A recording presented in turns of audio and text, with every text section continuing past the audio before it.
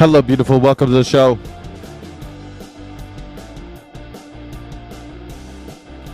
Oh my gosh, thank you so much for being here. It's a beautiful day. I am glad that you're alive. It's the day after Memorial Day weekend, and I'm sure that you had a great day. I'm sure that you were having fun with your family. You know, I'm sure that you were out there making sure that everybody was remembering the dead. It's Taco Tuesday. Trump always chimps out Tuesday. Indeed. Whoop, whoop. How you doing? How you doing? Hey, how you doing? The Dread Pirate Rob. How the heck are you? I'm Rob, going through a breakup, so I come and go life sucking right now. Not really, but you know what I mean. Oh man, I know what you mean, the Dread Pirate Rob. It's not hard going through it's not hard going through life single, but it's hard going through a breakup for some reason. It's I know what you mean, man. Breaking up is a hard thing to do, buddy boy. It's hard. It ain't for everybody, Dread Pirate Rob. It's difficult. I guess it is for everybody. Everyone has to do it, right? Most people have to do it. Most people have to go through a breakup, and it sucks. It feels like something's been stolen from you. It feels like someone's died. But a friend of mine told me that unlike when people actually die, you will get over this. You will get over it, and then you'll have somebody new, and you'll be like, who's that other person? Why did I care so much? Why was I so upset? You know, some wounds are deep. But hopefully you will learn from them, you know? That's all we can do. Hey, Chai Pixie, what's up? Hey, another damn vegan. Hey, I'm in the empty room again. You're in an empty room? I'm in the waiting room. I'm always in the waiting. It feels like something is missing. Yes, I know how it feels. It feels like your arm's been chopped off. It feels like something's been going there. It feels like something was there that isn't there anymore. It's difficult. Your memory feels like there's parts missing because you backed up your memory in somebody else. Yeah, man, it's hard. I was looking for something yesterday, and I was like, wow, I wish I still had my ex-girlfriend here. She would know where something is. And then I started blaming her for misplacing it. Because in my head, I didn't misplace it. It must have been her. And she would know where it is, but I'm not going to reach out and ask.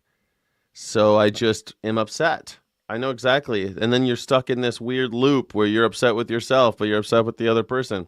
It's horrible, man. It's horrible. You're waiting for this moment too. I feel you. You've been waiting for this moment. It's a difficult life out there. Well, you don't have to be a loner, but you do have to be a rebel. And I hope that you are here as a rebel. Thank you, Sky City Rebels, for being here. This is the #1 news reaction show on YouTube. And this is the Morning Sky Show. But I don't want to get mixed up with a guy like you don't have to be. I'm a loner, Daddy. A rebel. That's it. You got it. Way to go. That's it. My for some reason my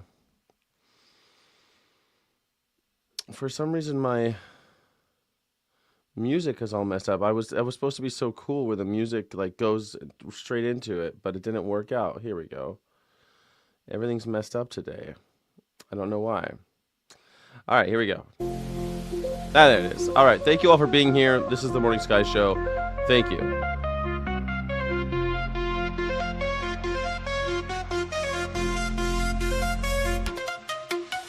Yeah. Sky is blue, no denying. News with Skyjack Morgan. Bright and early new dawn. Every headline, every story. Gives your morning some glory. Stay informed, stay tuned as the day greets new blue. Good morning headlines with Skyjack Morgan. Start your day just fine. Information for you, darling. With coffee in your cup, used to feel it right. Cleansing weather on the go. Morning shows you need to know. Join us on this daily ride with your morning side by side. Catch the latest, feel the vibe. Sky will keep you well supplied. Good morning headlines.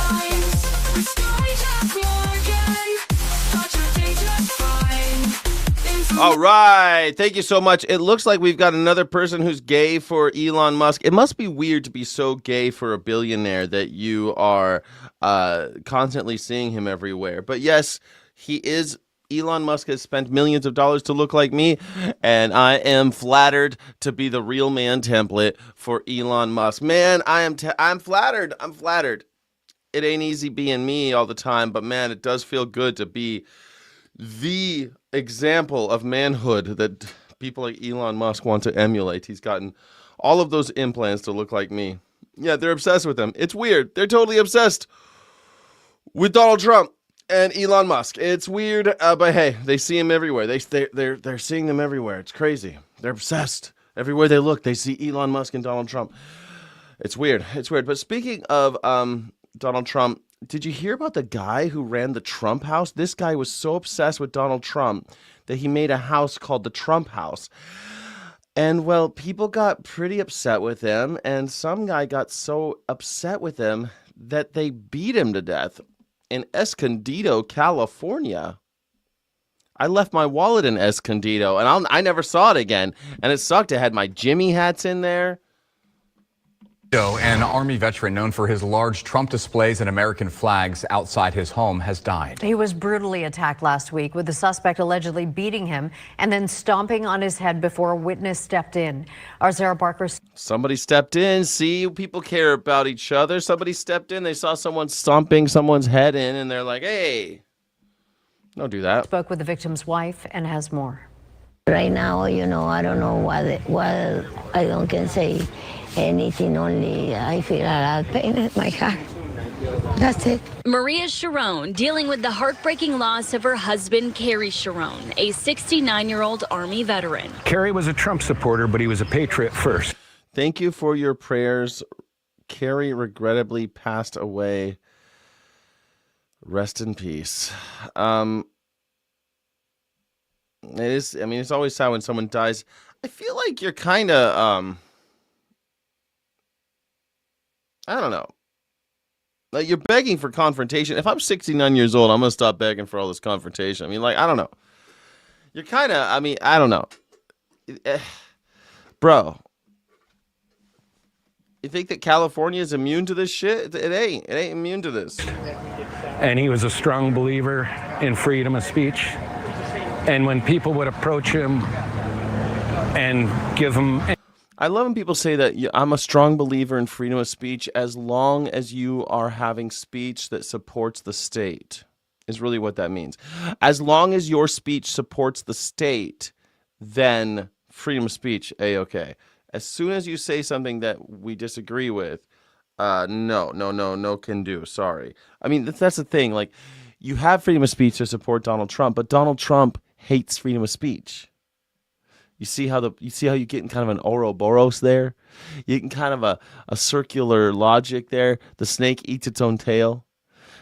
The snake is always going to eat his own tail with that stuff like that. I support Donald Trump, and I have the freedom of speech to say so.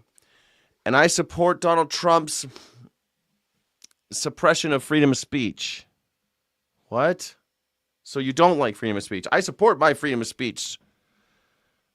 I love freedom of speech as long as it's supporting Donald Trump. If you say anything against Donald Trump, then we want to cancel you. We'll threaten your boss. We will literally go to your boss and tell your boss to fire you. We will. Oh, Jimmy Kimmel, if you tell a joke like Stephen Colbert about Donald Trump, kibosh, destruction. We will destroy you. We will threaten your bosses with billion-dollar lawsuits. We will sue you for billions of dollars. Completely bullshit lawsuits that we know we can't win, but we know they'll settle. So just to fuck with you, just to make it really hard for you, that ain't freedom of speech. That is not freedom of speech. They hate freedom of speech. Donald Trump despises freedom of speech. It's his, he hates all of the Constitution, but freedom of speech is his worst one. He hates it. Unless, of course, you are supporting Donald Trump or, white supremacy or any of those things. Then freedom of speech is A-okay. But if you dare say Antifa, you are a terrorist. If you go to a protest against ICE, You're a terrorist. You're not a free speech. You're not exercising your free speech. He thinks the world only falls into three categories: the taxpayer, the consumer, and the terrorist. That's it. There is no freedom of speech in there. And those people are often the same person. The terrorist, the consumer, and the taxpayer are often the same guy. But Donald Trump doesn't see the world like that. He hates it. He hates freedom of speech. Thank you so much. I appreciate this. One of my favorite things is watching maggers say you're a clown or you're a whatever, and they can't spell your. I love the insults when you can't, you're illiterate. You know what I mean? It's upsetting, but the system has failed you. The education system has failed you. And Donald Trump has done away with the Department of Education. He's making it worse. I'm sorry, you're probably from Missouri or something where they don't teach you how to read, but you know how it goes. You know how it goes. And I love the idea of a clown.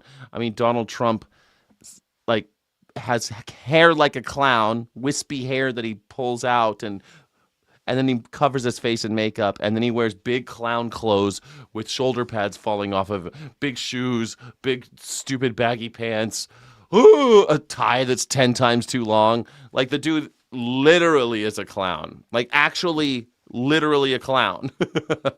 All kayfabe, just like pratfalls and just stumbling through, falling asleep in meetings, faking assassination attempts. It's really quite the entertainment. So, thank you for that. I appreciate that. Keeping up that wonderful tradition of maggers not being able to spell while insulting people's intelligence. Any guff over his opinions, he didn't let it get under his skin. He would just say they're entitled to their free speech just like I am. Kerry died from his injuries Sunday night after being attacked last week outside of his Escondido. I know they're showing only young pictures of him. How come they're only showing pictures of him in his 30s and 40s?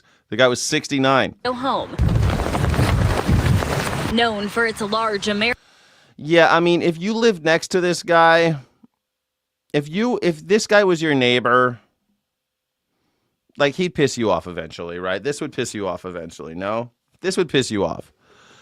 Like, every day you got to wake up and look at this asshole's house. You're like, oh my God, this is my neighborhood. No one wants to, I can never sell my house. If you live next to this guy, you will never be able to sell your house. Your house is now worth nothing because this dude has completely driven down home prices. Thanks, buddy. Can you ixnay on the Ags flays? Look, I mean, we don't need that many flags, bro. It's freedom of speech, though. Yeah, exactly. This is freedom of speech. This is what freedom of speech looks like. But if you say something against Donald Trump, arrested, immediately to jail. Go to jail. You're a terrorist. Shoot you in the face. You say something about Donald Trump, shot in the face. This is freedom of speech, though. This is what they mean when they say freedom of speech. This is the kind of freedom of speech they're all about, as long as you're propagandizing for the state. American flag displays and supporting. Yeah, you wouldn't want to live there. Of course you wouldn't want to. Who would want to live near this guy? Who would want to live near this guy? You would never. Look at this Trump.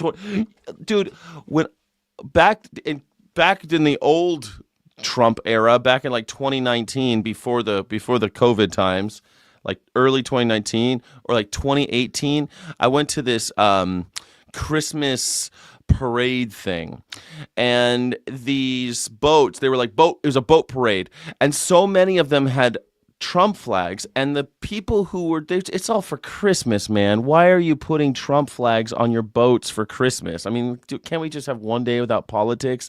It's like in the middle of his first term. And it got to be the point where it became so contentious and people were so pissed about it that they started saying, well, you can't put different flags up at in the harbor. And that became a whole thing because people were like, oh, I want my Trump flags. I want my Trump flags. And then finally they said, okay, no Trump flags, no flags of any kind, no flags other than the American flag. That's all you're allowed in the parades. God damn it. Why can't we just have a little we can't even have a parade in America because of Donald Trump. Donald Trump has ruined everything. We can't even have Christmas. Donald Trump has literally ruined Christmas. I don't ever remember anyone on a Christmas parade float doing anything, having Obama flags. I don't remember that shit. I don't remember any Obama flags. God damn. And so then they made this thing where like you can only have the flags during like November, like whatever, in the lead up to the election. So then you saw Biden and Donald Trump flags and people arguing with their neighbors. For fuck's sake. Donald Trump ruined Christmas. President Donald Trump. If you don't agree, it doesn't give you the right to vandalize or do violence, and that goes. Only the state's allowed to do violence. You are not allowed to do violence. Any violence on your part, directly to jail. They are allowed to shoot you in the face, though. Trump is allowed to shoot you in the face. He's done it. We've had more interactions with federal agents, more shootouts with federal agents in 2025 than in the history of America. In 2025, more people were killed by ICE than in the history of ICE in 2025. Violence is okay as long as it's the state doing it. But if you do it, it's your ass. Both sides. Both sides. Both sides shouldn't do violence. Unless it's, of course, Trump's side. Thank you. There's too much violence, so it's a sad day. God bless Carrie. God bless Maria. Now, oh, no. God bless. You've been talking about this house for years? Yeah. And now he's dead. Yeah. He's dead, though. Dead as a doornail, that guy. Someone stomped his head in. They stomped his head in, man. I feel like you're begging for confrontation. You got a house like this. I don't think the guy should have got his head stomped in. But I'm saying if I had a house shit. You wouldn't even, if you came in my neighborhood, you wouldn't even know where I live. I don't advertise, but I still got guns. And if you came heavy, I'd shoot you. If you came in, you'd be done. friends and neighbors are standing outside of his home, just as he would be doing this Memorial Day weekend. Used to see him every morning when I'd go pick up grandkids. And I would stop by on the way back and talk to him sometimes. We've had people drive by, lots of support. And then there's a few that drive by like they act like they're going to run into you and they're flipping you off or they're wailing on the horn all angry. And that needs to stop. I thought wailing on the horn was a good thing in these situations. I think wailing on the horn is a good thing, lady. Stop. I think you just stop. Just stop. Why? It needs to stop. You can have a different belief, but you don't have to threaten people. Literally half of America feels like they're being threatened every day right now. Right now, you want to just take any group, any minority right now feels like they're being threatened. But the white person feels threatened now. So, but why? It's got to stop. Intimidate people. Even as Maria goes through the pain of losing her husband, she says she feels bad for the suspect's family. I feeling bad for the mother, for the guy who do that, because for him too, because I ruined his life. Have a kid, have a girlfriend, have a mom. I'm feeling bad for her, but the stuff he do with my husband is terrible. The suspect, 32-year-old Thomas Butler, pleaded not guilty in court on Friday when he faced charges of attempted murder. Only when he say. Ooh, but then he died later. I mean, he didn't die right there. He got attempted murder, so now he's going to go up for murder. He'll be in jail for a long time. He's going to prison forever. Thank you for us, a sponsor, and all my friends coming, and thank you very much. I reached out to the district attorney's office to see if any of the suspect's charges will be. Yeah, I mean, her shirt, she's there, seriously just found out that her husband's dead. And she's got the Trump kayfabe thing where he's like, fight, fight, fight t-shirt on. Like these people are cultists. They don't like. She still cares more about Donald Trump than she does her own husband. It's shocking. It's sad. He changed now that the victim has died. We haven't heard back yet, but courts are closed for the Memorial Day holiday. Meantime, I had a chance to talk with more members of the victim's family, and they have started a GoFundMe to help support his wife. One thing she says she's worried about is making sure she can keep the home that they've lived in, as he was the breadwinner. We have a link to that GoFundMe up on our website. Just click the Scene On tab. I thought that they were trying to get rid of GoFundMe things like this, weren't they? Weren't the Republicans trying to get rid of the GoFundMe stuff? You can't tell where the money's coming from. You're not allowed to take money from GoFundMe. Can't do it. Can't tell where the money's coming from. But we could take all the money we want, unlimited amounts from AIPAC. That was fun. It is kind of sad that when these cultists die. I feel sorry when the cultist dies, because it's like they've been hoodwinked. They've been swept up into this mayhem, into this mass hysteria. I mean, obviously someone who puts that many flags on their house and has all the Trump shit, they're clearly not okay. Clearly something's going on upstairs. Something fell a little loose, you know what I mean? Got a screw loose. Maybe it happened when he was in the service. Maybe it happened, who knows, man. But of course, these cultists, they're going to die. And they keep on dying for Donald Trump. And they think it's like, I don't know, they think they're going to get 72 virgins or something. They're all in. They're all in. And it's tragic. It's a tragedy. Victims are MAGA. I mean, the victims are MAGA. It really is. Of course, the MAGAs, they're victims as much as Donald Trump is the guy in Times Square with the fake Rolex selling it to you. He sells fake sneakers, fake watches, fake phones, fake university, fake steaks. And these hayseeds and rubes, these people from like Louisiana, they come in and they're like, oh my gosh, look at all these pretty buildings. I just think this is amazing. New York City, here I come. And then these people in New York take advantage of them. Well, it's different now. Donald Trump doesn't wait for you to blow into New York City like a hayseed. He goes to your houses now through the miracle of mass communication, miracle of mass communicating. And he comes in and he says, I got the best watches. It's the best watches. Trump watch. Like literally the URL is the bestwatchesoftheworld.com. bestwatchesintheworld.com or something. That's the URL for Trump watches. And these people fall for it. They fall for it. They get hook, line, and sinker, man. And they're done. They sign over their souls to Donald Trump. I mean, it's just like these Heaven's Gate people. Remember Heaven's Gate? They all thought that the Hale-Bopp comet was going to there was a spaceship in the tail of the Hale-Bopp comet. These people thought that the aliens were coming for years. They were in, man.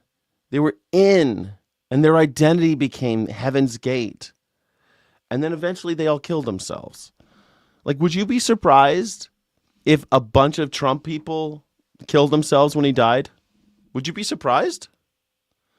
Like, honestly, would that... You got six, I got 6 of his watches. Yeah, I got as many as I could, man. I also bought Melania coin.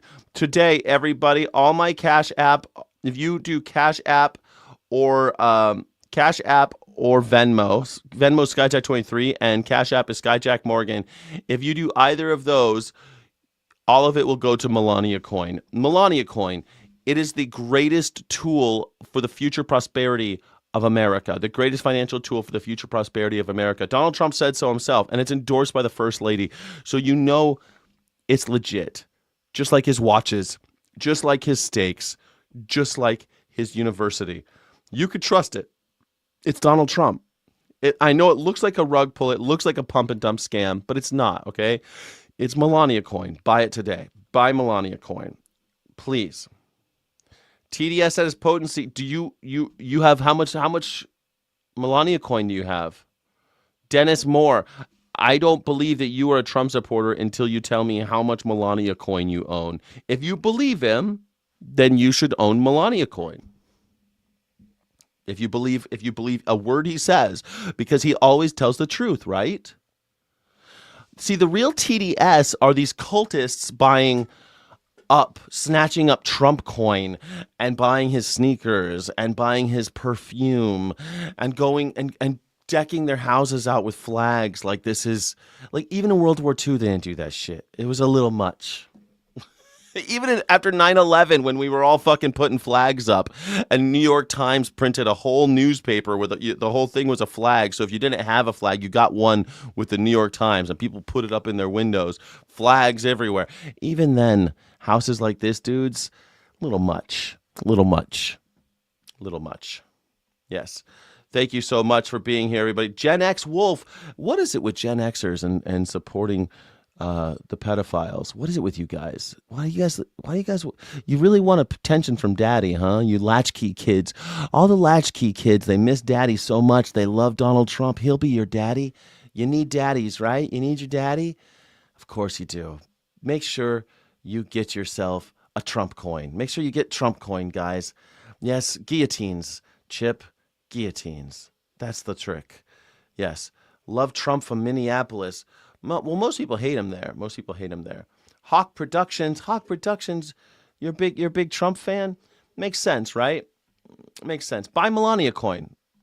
I hope that no, I won't say that. But I do feel sorry for the Trump cultists that end up like this guy with his head stomped in. Who knows what their argument was about?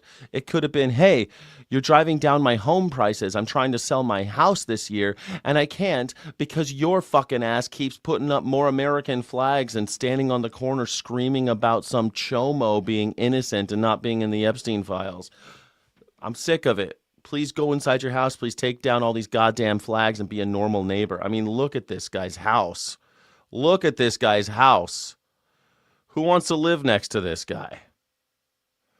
Jesus. The left that promotes MAPs.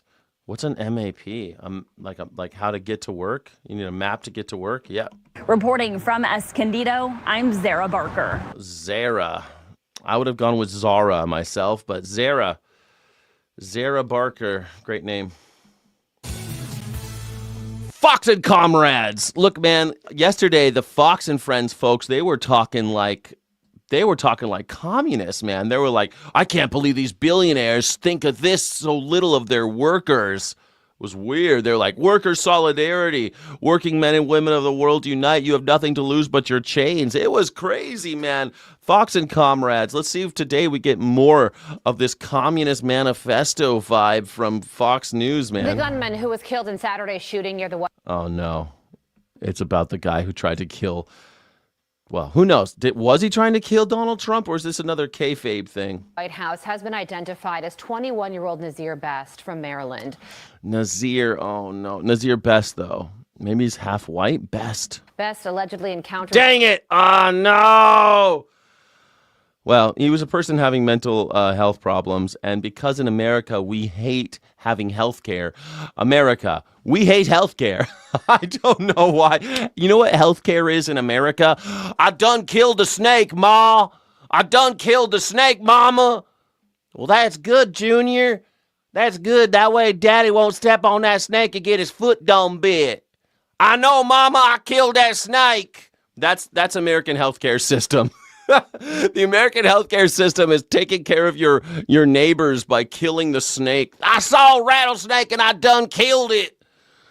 Thanks, Junior. You really did your community a favor. Thank you, Crazy Jackdaw, for supporting the channel.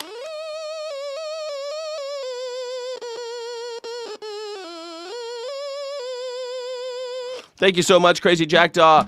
Please, can I have some jubilation in the chat for Crazy Jackdaw? Jubilation ensues. Thank you. Let's listen to what happened with this person who should have found help in the American system of health. This person who needed health care ended up getting shot to death. That's the American healthcare system. Mama, I need help. I don't feel so good. I'm starting to feel a little violent. That's okay. I'm going to call the police. They're going to put you down, Junior. Mama, I don't want to die. I just don't feel good. I feel like I'm confused and scared. I think I might be hearing voices, Mama. Something's wrong with me. I think I got me one of them chemical imbalances. That's okay, Junior. I'm going to call the police. They going to do one trick real quick. They're going to put you down like Old Yeller. Okay, Mama, if that's the only way. That's the American healthcare system. And that's what happened to this guy. Secret Service at least twice last year and had a history of mental health issues. He also told authorities. Oh, that Chip guy says, my mom says she feels like puking when she sees Trump. He's so disconnected from the regular man's troubles. Fucking billionaire. Guillotines. Wood chippers and guillotines.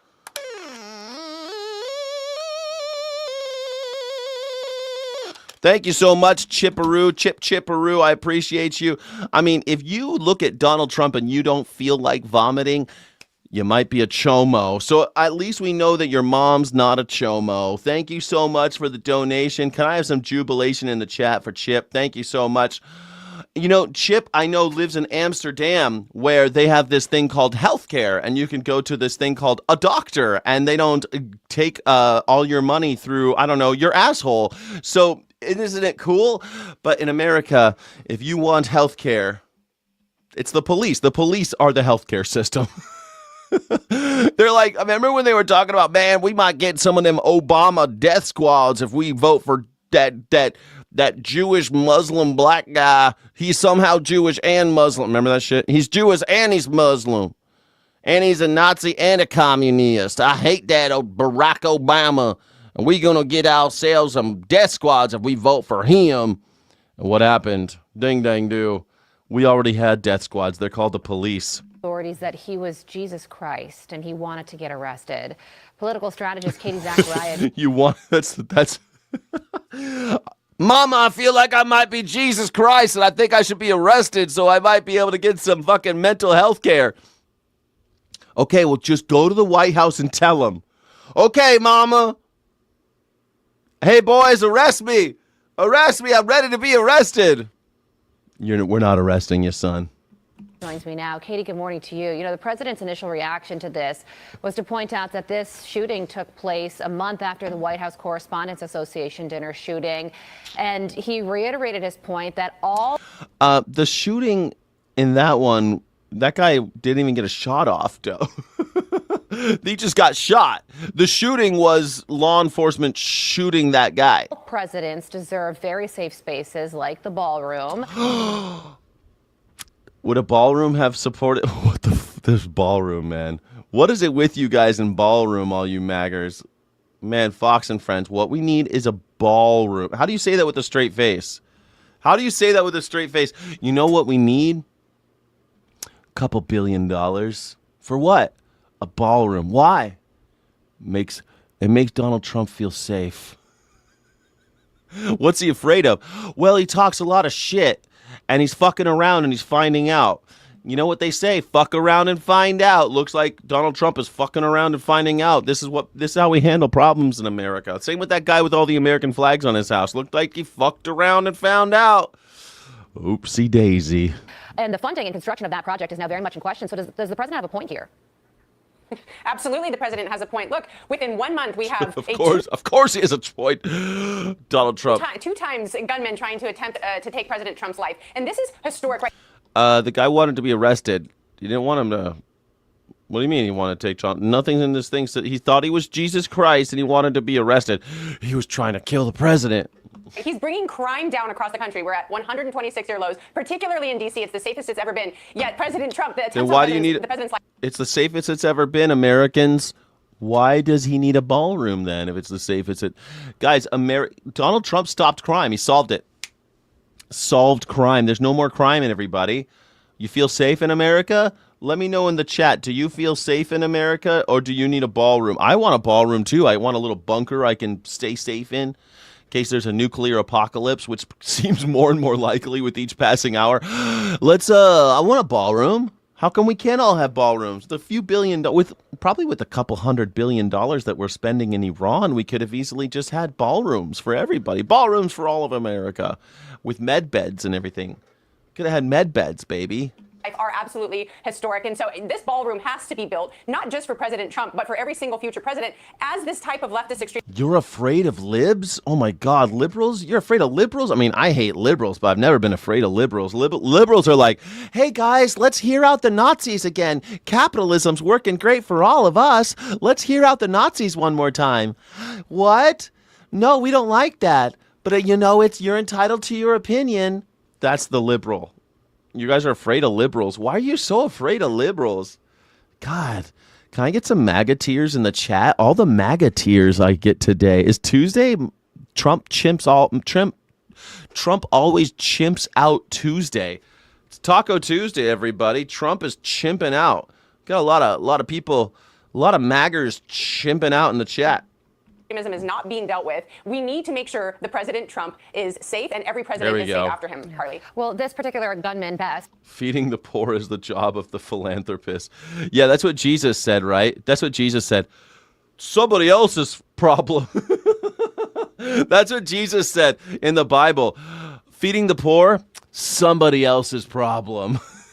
I love that. I love that for you.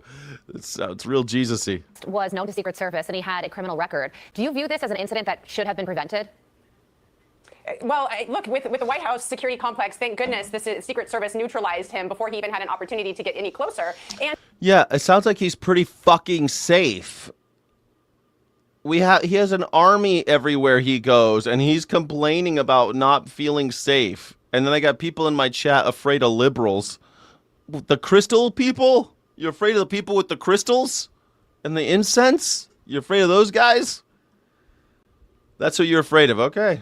I think what we have to address is the fact that we have a problem in this country with leftist hate. We've had so many attempts. I was at Mar-a-Lago when they had to. Yeah. Leftist hate. That's the problem, guys. This dude thought he was Jesus. We have a healthcare problem in America. That's it. Listen, we don't have a problem with leftist hate or, even the Trump weirdos. Those people, a lot of them probably just want someplace to go so they feel like they can be treated like a human being. And they're being pushed into the arms of someone like Donald Trump who says, I am your retribution. I am your salvation. I mean, this is the shit that this guy says. What these people need is help, but he'll never get it because we live in America where we don't have health care.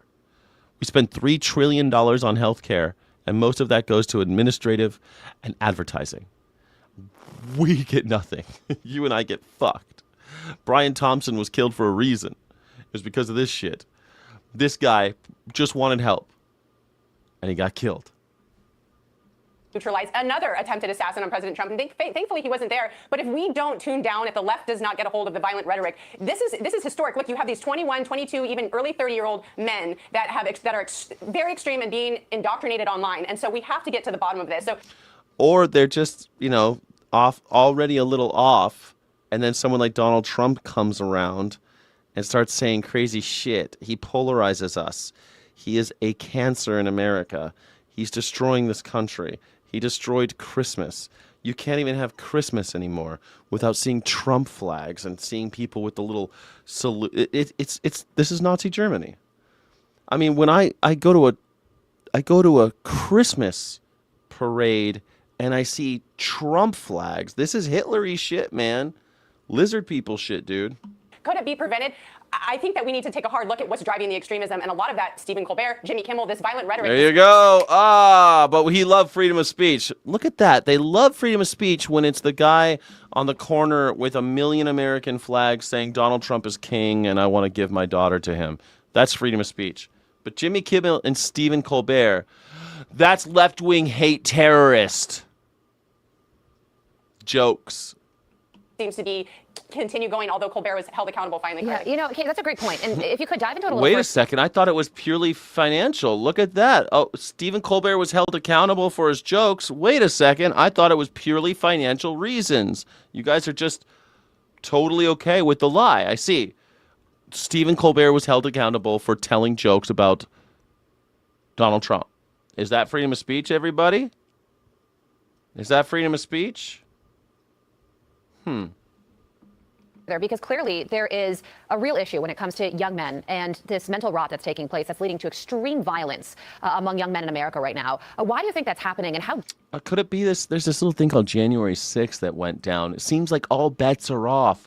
There is no use for decorum anymore. There's no use. Donald Trump ended a 250-year tradition of the peaceful transfer of power. The peaceful transfer of power is something that Americans can no longer rely on. Americans can no longer rely on their neighbors because they've been taught to hate their neighbors.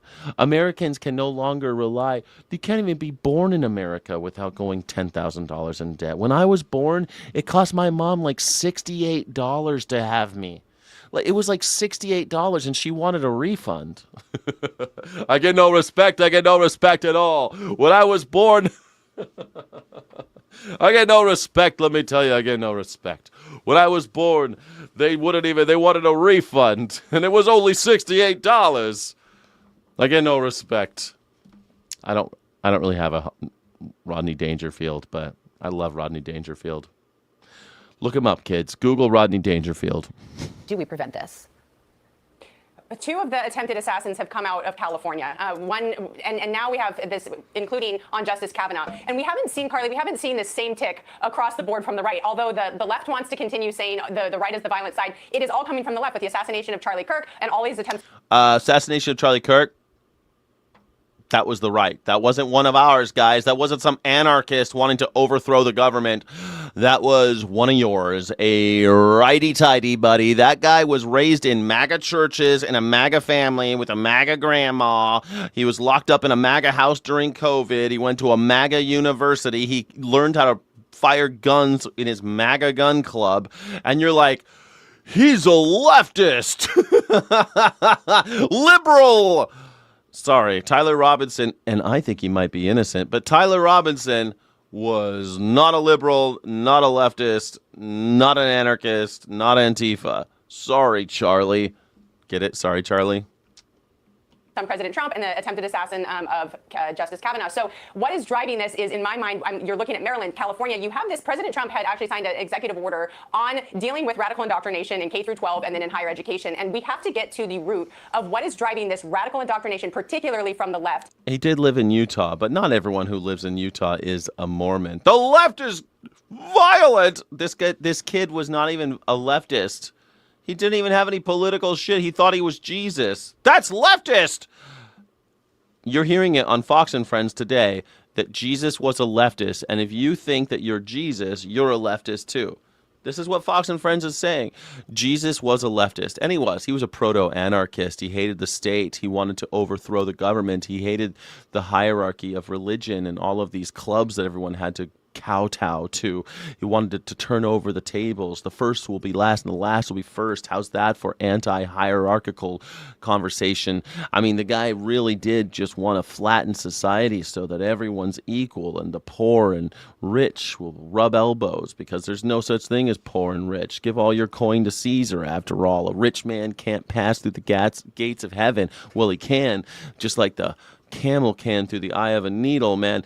Donald Trump doesn't know about Jesus Christ. Donald Trump hates mercy. He hates compassion. He hates charity. He loves theft. He loves getting something over on somebody else. He loves avarice. He loves greed. He's a rapacious gentleman. Not a gentleman. He's a rapacious animal. Not an animal. He's a rapacious demon. Jesus would not get along with Donald Trump, I'll tell you that much right now. And they're saying on Fox and Friends that Jesus was a leftist. And if you think you're Jesus, you're a leftist. If you worship Jesus, you're a leftist. Sorry. Among young men and why they think that they have the opportunity to take these types of situations into their own hands and portray violence on American people. This is also Mangione. And also Hey, don't you talk about Luigi like that. He didn't have anything to do. We don't even know how Luigi feels about Donald Trump. We have no idea. And how would a ballroom help Brian Thompson? Well, all the billionaires can hang out in our ballroom. They can have like little work groups. They can jerk each other off in there. They can have great time. How would a ballroom help Brian Thompson? How dare you bring Luigi Mangione into this? My beautiful little Luigi. Pacific Palisades arson. Pacific Palisades arson. That little kid, that small man, that little guy who watched a music video of a French rapist, a French rapper was lighting paper, and he was watching it, and he thought it'd be cool to also light things on fire, and then he started the Palisades fire. That is what happened. Is that a leftist? What the fuck? But this fire with the same leftist extremism that led to $250 billion of damage and lives lost, Carly. So it's widespread and systemic, and we need to deal with the root causes. I think it's widespread and systemic. The root cause in all of these things is lack of health care. Mental health care. Health care is health care. Whether it be mental or physical, whatever, mental health care is health care. And we don't have it in America, which is why we're having these problems. Maybe even Luigi, who knows what mental issue. But you know what? He killed a healthcare guy. So, allegedly killed a healthcare guy. So, if we had healthcare in America, he wouldn't have done that. Problem solved. This guy who thought he was Jesus, he should have a place to go and tell somebody, hey, man, I'm feeling like I'm Jesus. I'm freaking out. All right, come with us. We'll figure it out. Here's Dr. Jones. Dr. Jones, he's going to help you out. All right, thanks, mister. You don't call him mister. You call him Dr. Jones. That was a Indiana Jones reference, everybody. Thank you. Thank you. Short round? Nobody remembers short round? Damn it. President Trump heading to Walter Reed National Military Medical Center this morning for what the White House calls a medical and dental checkup. It's his third. We have health.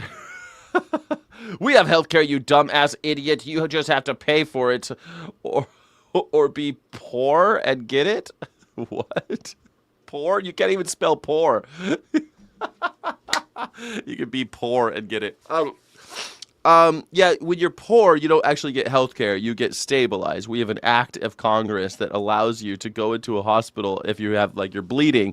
They'll patch you up and they'll send you on your way. That's not healthcare, buddy. That's not healthcare. You don't get, you have to be rich. Well, you have healthcare, you idiot, you dumbass idiot. You just have to pay for it. People are going bankrupt for healthcare. People can't get fucking fixed up, dude. They're dying. People are dying because healthcare, even when they do have health insurance, the health insurance companies don't want to pay it. They deny, depose, and defend. That's why it was written on those bullets. There's a whole book about it. You're very, very stupid if you think America has health care. We spend $3 trillion a year on health care, but really it's just taking money away from us and giving it to the oligarchs, and they just do what they will with it.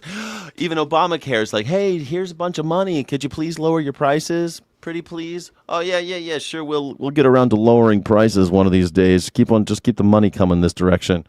Okay. That's how American healthcare system works. Brilliant. It's going to work out great. Keep giving money to billionaires. It's always going to work out. For some reason, in Iran, they have the constitutional right to go see a doctor. In Israel as well, they can go to a doctor. In Iraq as well, they can go. They have health care. For a while in Iraq, we were paying for their health care. I loved it, man. Isn't that cool? In Afghanistan, too, for 20 years, they all had health care. Guess who paid for it? You and me. We could pay for their health care. We could pay for Israel's health care, but not your neighbors. Nope. Not your neighbors. We just can't figure it out. Can't be done. They say it would only cost about $50 billion for a year.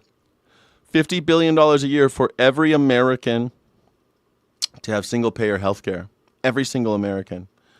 But instead, we want to kill Iranians. Why? Why would we do that? Why would we choose that? Can't figure it out. Why? Why would we choose that? Who stands to gain by putting billions of dollars in the deserts of Iran by killing school children? And who stands to gain by Americans not having health insurance?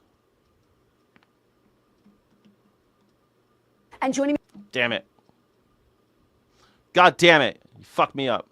Here we go. President Trump heading to Walter Reed National Military Medical Center this morning for what the White House calls a medical and dental checkup.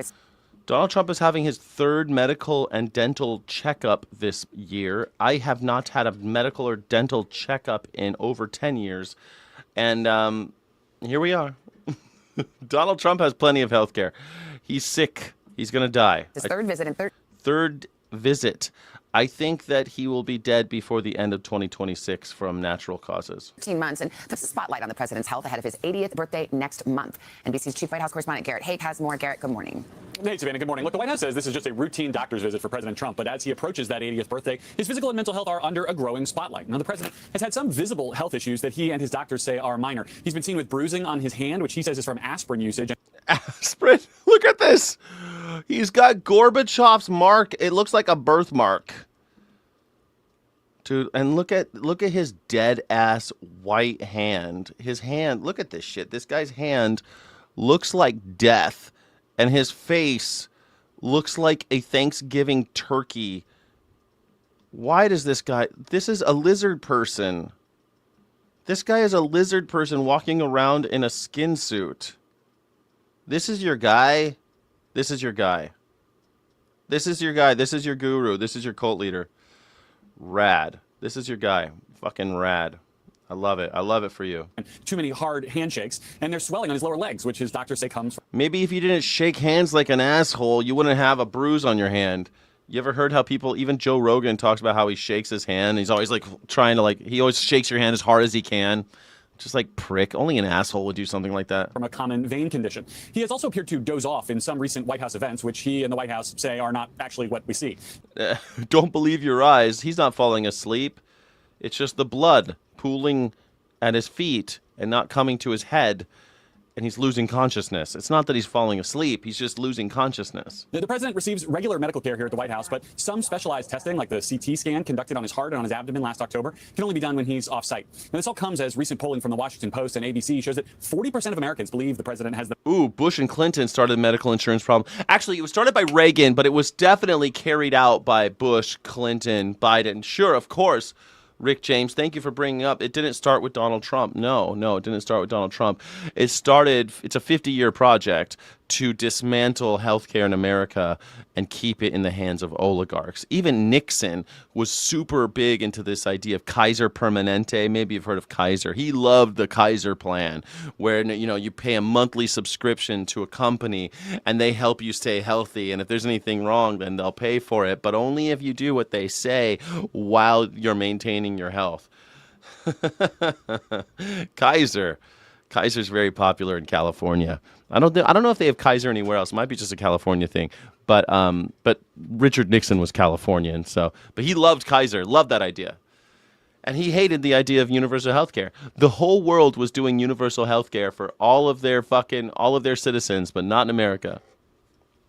Maybe because of Nixon, but it's gotten worse. And it really got going during the Reagan years when he deinstitutionalized anyone with mental health issues. Any mental health patients, he just deinstitutionalized everybody and said that, don't worry, we're going to give money to the communities to take care of this.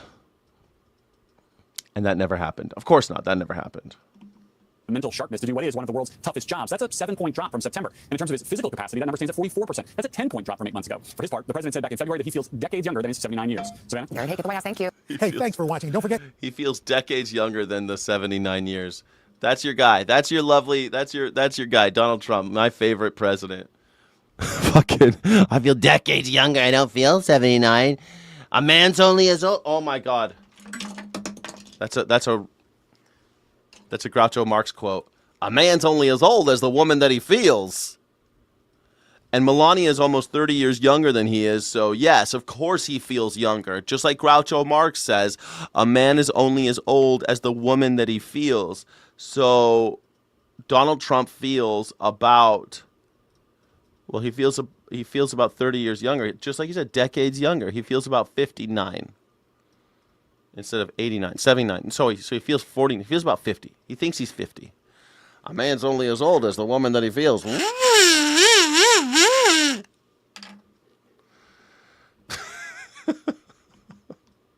And joining me now is Republican Congressman Thomas Massie of Kentucky. Hey, look at that Republican. That was a guy, freedom of speech. He said he wanted the Epstein files released, and he got fired. They primaried him. They did the most expensive primary in the history of America.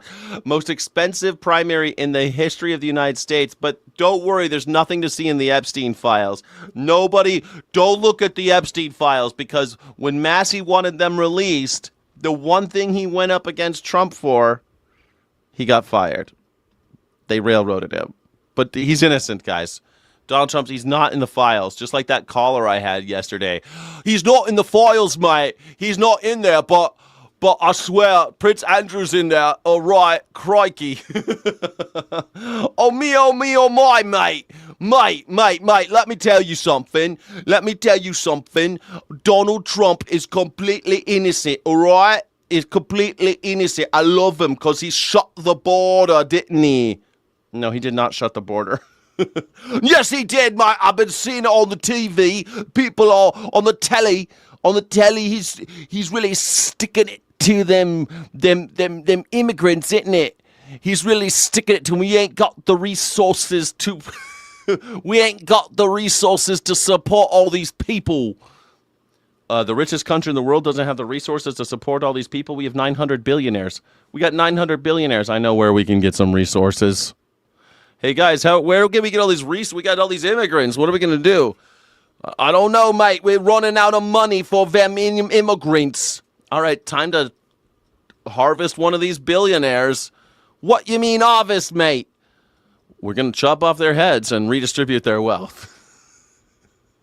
We just got too many immigrants. Got to start paying these immigrants something. Kentucky, Congressman Massey, welcome back to Meet the Press. Thanks, Kristen. Thank you so much for being here. I do want to get to your race in just a moment, but I have to start with that developing news on Iran. President Trump posting on Saturday that an agreement with Iran has, quote, largely been negotiated. It's unclear what exactly has been agreed to, whether any deal would directly address the issue of the nuclear program, which, of course, is at the center of the war with Iran. So far, no final deal has been announced. But, Congressman, would you support a short-term deal with Iran? Well, I was the author of the first War Powers resolution to get us out of Iran. My constituents are hurting. Gas is almost $5 a gallon. Diesel's almost $6 a gallon. Listen to this guy from Kentucky talking about his constituents, talking about the people. Don't you know Donald Trump says that's peanuts. $5 a gallon, peanuts. Donald Trump says it's peanuts. That's peanuts. Can't be bothered with this gas price bullshit. And the farmers here in Kentucky can't afford the fertilizer to put on their fields. So, heck yes, I would support it. We don't know what the terms of it are, but if Lindsey Graham and Ted Cruz are crashing out last night, I'd say it's probably a pretty good deal. All right. Well, let's turn to the big news. The reason why you're here, you did lose your bid for re-election this past Tuesday after serving 7 terms in Congress. Why do you think you lost this race, Congressman? You blocked him? Well, you blocked him, poor guy. You blocked poor Waffles. Waffles, I don't think he's in the chat. I don't think he's a normal one who watches. He's just a guy who was passing by, isn't he? Just passing by. All right, why do you think that Thomas Massey lost? Thomas Massey, in his own words. I hope he says, because I tried to release the Epstein files. Well, listen, since the day I got to Washington, D.C., I've been doing this job like I thought people wanted you to do it. I read the bills. I didn't give my voting card to the speaker. I've never given it to a president. I don't even give my voting card to the Freedom Caucus. I vote for people over party. And, you know, that means 10% of the time I vote against the party. I've exposed a lot of things in Washington, D.C., the cronyism. I would say, you know, and also bankrupting our country, whether it's Republicans or Democrats. I point out how they're bankrupting our country and how these are all fake fights. They love to divide us. I think the biggest crime I committed against the swamp, Kristen, was showing the American people that somebody on the right could join somebody on the left and get. That's code word for Donald Trump. When you say the worst thing I did against the swamp, he means Donald Trump. The worst thing he ever did against Donald Trump, who is the swamp. Something done, which is releasing the Epstein files that everybody knew needed to be done. That's probably the only bill that's passed Washington, D.C. in the last 10 years that lobbyists haven't written. It was written by me and Ro Khanna, and we used the pressure of the American people to cross the aisle and get things done. That's when they decided I had to be taken out, that I was becoming effective. So they wanted to eliminate me. And by the way, they couldn't buy my vote in 14 years, so they bought this seat. This was the most expensive race in congressional primary history. And at the end of this race, we were spending more per day, my side and the opposing side. We were spending more per day than most entire congressional races are spent for the entire cycle. Yeah, it's true. Look at those eyes. We were spending so much fucking money. We can't believe it. Nurse Rod says 10%, ain't you a rebel, Massey? Yeah, that's a thing. Thomas Massey ain't no rebel. That's what he's trying to say. I didn't rock a boat, man. I voted with my party 90% of the time. I'm still a party man, but I choose people over party. I voted against him 10% of the time. And Thomas Massey's like, well, but I did vote for that Epstein thing. That's what got him fucked. They crucified him over Epstein. They crucified him. And, well, it's perfect. It's perfect. Crucify him over Epstein. Oh, yeah, don't forget to like the video. Hit that like button. Hit that subscribe button. This is the #1 news reaction show on YouTube. This is the #1 news reaction show in YouTube history. My name is Skyjack Morgan, independent news and culture commentator, free speech and critical thinking advocate. Thank you so much for being here. I really do appreciate it. It's the Morning Sky Show. Every morning, Monday through Friday, we hit the internet. It's pretty rad. It's actually less than 10%. I know, it's ridiculous, but that's exactly the thing. It's ridiculous to call him anything other than a MAGA Republican. The only thing he did was, they crucified him with $32 million. They spent millions and millions of dollars in order to get rid of him because he had the audacity to say, hey, maybe we should look into this Epstein thing. Wow, it's just extraordinary to put it into that context. You reference the Epstein files, the fact that you and Congressman Khanna, who I'll be speaking to next, pushed to have those files released. You also broke with President Trump on other key issues, voting against the so-called big, beautiful bill. You're opposed to the Iran war, as you just stated. Congressman Massey, was it all worth it? It was absolutely worth it for me. Now, I don't think it's going to be worth it for the party. Look, the left, some people on the left have Trump derangement syndrome. They call it TDS. But there's a growing number of people on the right who have a form of TDS called Trump disappointment syndrome. And I think what's going to happen to the party this fall is they've disenfranchised a large portion of that constituency that Trump assembled to get us in the White House, in the Senate majority, and in the House majority. They've alienated MAHA by kowtowing to the pesticide manufacturers and the pharmaceutical manufacturers. They've alienated the fiscal hawks by running Doge out of town. They've alienated the people who don't want to fight another war for other countries. He wasn't bending the knee to Israel, you morons. Yes, okay, fine. Yeah, Massey's a freedom fighter against them. Israel, sure, whatever. Israel. Is it enough? Israel. And so I'm worried that in November, this is going to cost the party a lot. But for me, it was completely worth it. And I've got 7 more months to keep going against the grain, which means voting for principles and for people over party. Let me ask you, big picture, because you... People over party. Does anybody believe that anymore? People over party? It's all cultist shit, man. Red or blue, red or blue, red or blue. That's all I hear. Every time I hear someone say it's blue or nothing or something like blue until I die, it's like, you're just a cultist like MAGA. Why don't you just paint your face just like Donald Trump? Just start waving flags with your guru on the flag. I mean, it's weird. It's weird to see people waving flags with another man's name on it. What the hell, dude? We're Americans. We don't do that shit here. Now we do. We're a country of cultists. It's crazy. You have said that you vote with Republicans more than 90% of the time. You split when you think it better serves your constituents. One of your constituents told a local reporter this, quote, I just got to the point where I couldn't support him anymore. I saw Massey as almost what they would popularly call a rhino, Republican in name only. What do you say to that voter and others of your... Damn, Republican name only used to mean something totally different. Like, it's a Republican name only would be like Arnold Schwarzenegger, who's Republican. He's a fiscal Republican, but he doesn't really go along with all their culture war shit. And there's a lot of Republicans like that around America who just don't go in for all that bullshit when it comes to like the gays are going to take our children or, crazy shit. But they love, low taxes on billionaires. They love that. That's a rhino. Used to be. Now a rhino is anyone who doesn't support Donald Trump. Anyone who isn't MAGA is a rhino. That is a dangerous place to be. Getting real Hitlery in America these days. Constituents who might agree with him. Well, they spent at least 20 million, maybe 25 million against me. And what they did is they expanded the pool of voters. And there were a lot of misinformed, uninformed voters. In fact, my daughter, who lives outside of my congressional district, she heard somebody in the voting booth next to her trying to find my opponent's name on the ballot because he didn't even know I wasn't his congressman. That's how much they've bamboozled the people here in Kentucky. They used artificial intelligence to create a video, lifelike video, that showed me checking into a hotel room with AOC and Ilhan Omar and holding hands with them. It was actually very effective on the boomers. But here's the thing, Kristen, that's only going to work for a little bit longer. The boomers are going to, leave this country to the Gen X and the Gen Z and the Gen... They're going to, leave this country. The boomers, they're going to, shuffle off this mortal coil. They will eventually venture to the undiscovered country from whose bourne no traveler returns, if you know what I mean, and I think that you do. Leave this country to us. And when was Thomas Massey born? What year was Thomas Massey born? Thomas Massey was born in 71, Gen X, a pretty young Gen X too. Actually, right in the middle, Gen X. 71 years old, Thomas Massey. We still have not had a Generation X president. It's been baby boomer and older. Eventually, the boomers will, eventually. And the millennials. And those folks are the ones that I won overwhelmingly. That makes me really hopeful for this country. They don't get fooled by artificial intelligence, and they check the news. Well, every time I look this up, everybody, Gen X is between 1960 and 1980, and millennials 80 to 2000. And then we can argue about what's after that. It doesn't really matter. Those people can't vote yet. Actually, some of them can, can't they? But it doesn't matter. Gen X is 60 to 80, and he's born 71, so it's like right there in the middle. And so he's a Gen X. Good for you. He looks good, doesn't he?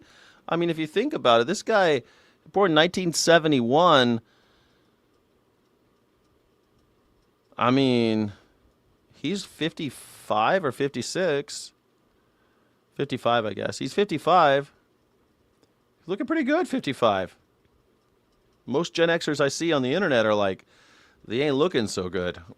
They don't look like they're taking care of themselves. They get news sources like from podcasts and other sources. So they won this race by fooling my voters and expanding the base of people who vote to the uninformed voters. But look, I got 45% of the vote in spite of this tremendous headwind. That means 45% of the party still believe in the ideals that I believe in and have espoused in Washington, D.C. Let me ask you about something that you said in your speech on Tuesday night. You said, quote, if the legislative branch always votes with the president, we do have a king. Do you believe there is still room in the Republican Party for Republicans who vote independently?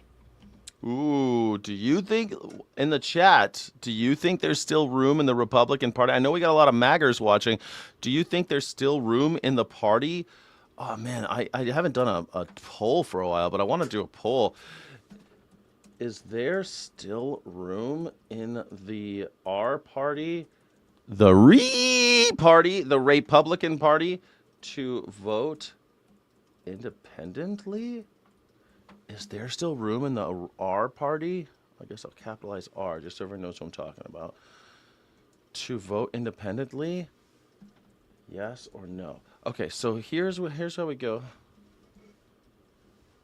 Before he answers, I want to ask how you guys feel about it.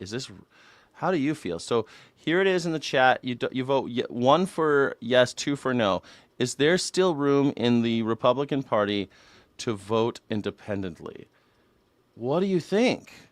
I'd love to know what you think, because I think that's a really good question. She always asks great questions on Meet the Press. No. First we got no. Everyone's saying no, huh? No? What about you guys on Kick and Twitch? We got a couple people watching on Kick and Twitch. Well, you guys can vote too. On Kick and Twitch, you can vote. Yes? Okay. There's still some people who think that the Republicans, can you vote independently in there? Yes. Yes, he was born in 71. He's not. I said he was born in 71. He's 55, guys. What are you doing? He's 55. Take it easy. Take it easy. You vote 3. Ooh, tied. It's tied. You can't write yes. You have to write 1 or 2, guys. 1 or 2. You can't write yes. If it's yes, you got to put 1. You got to put there's the number 1 in the chat. That's how it works. It's 1 or 2 in the chat. That's how the widget works, okay? DOS, it's DOS, yes.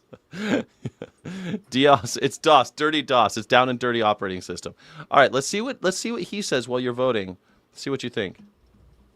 You know what? Even the Freedom Caucus has caved at this point. They used to, basically the Freedom Caucus was formed so that 30 or 40 Republicans would have safety in numbers. They have no safety in numbers now. The principal ones are running for statewide office. They're getting out of Congress. I think there is room, though.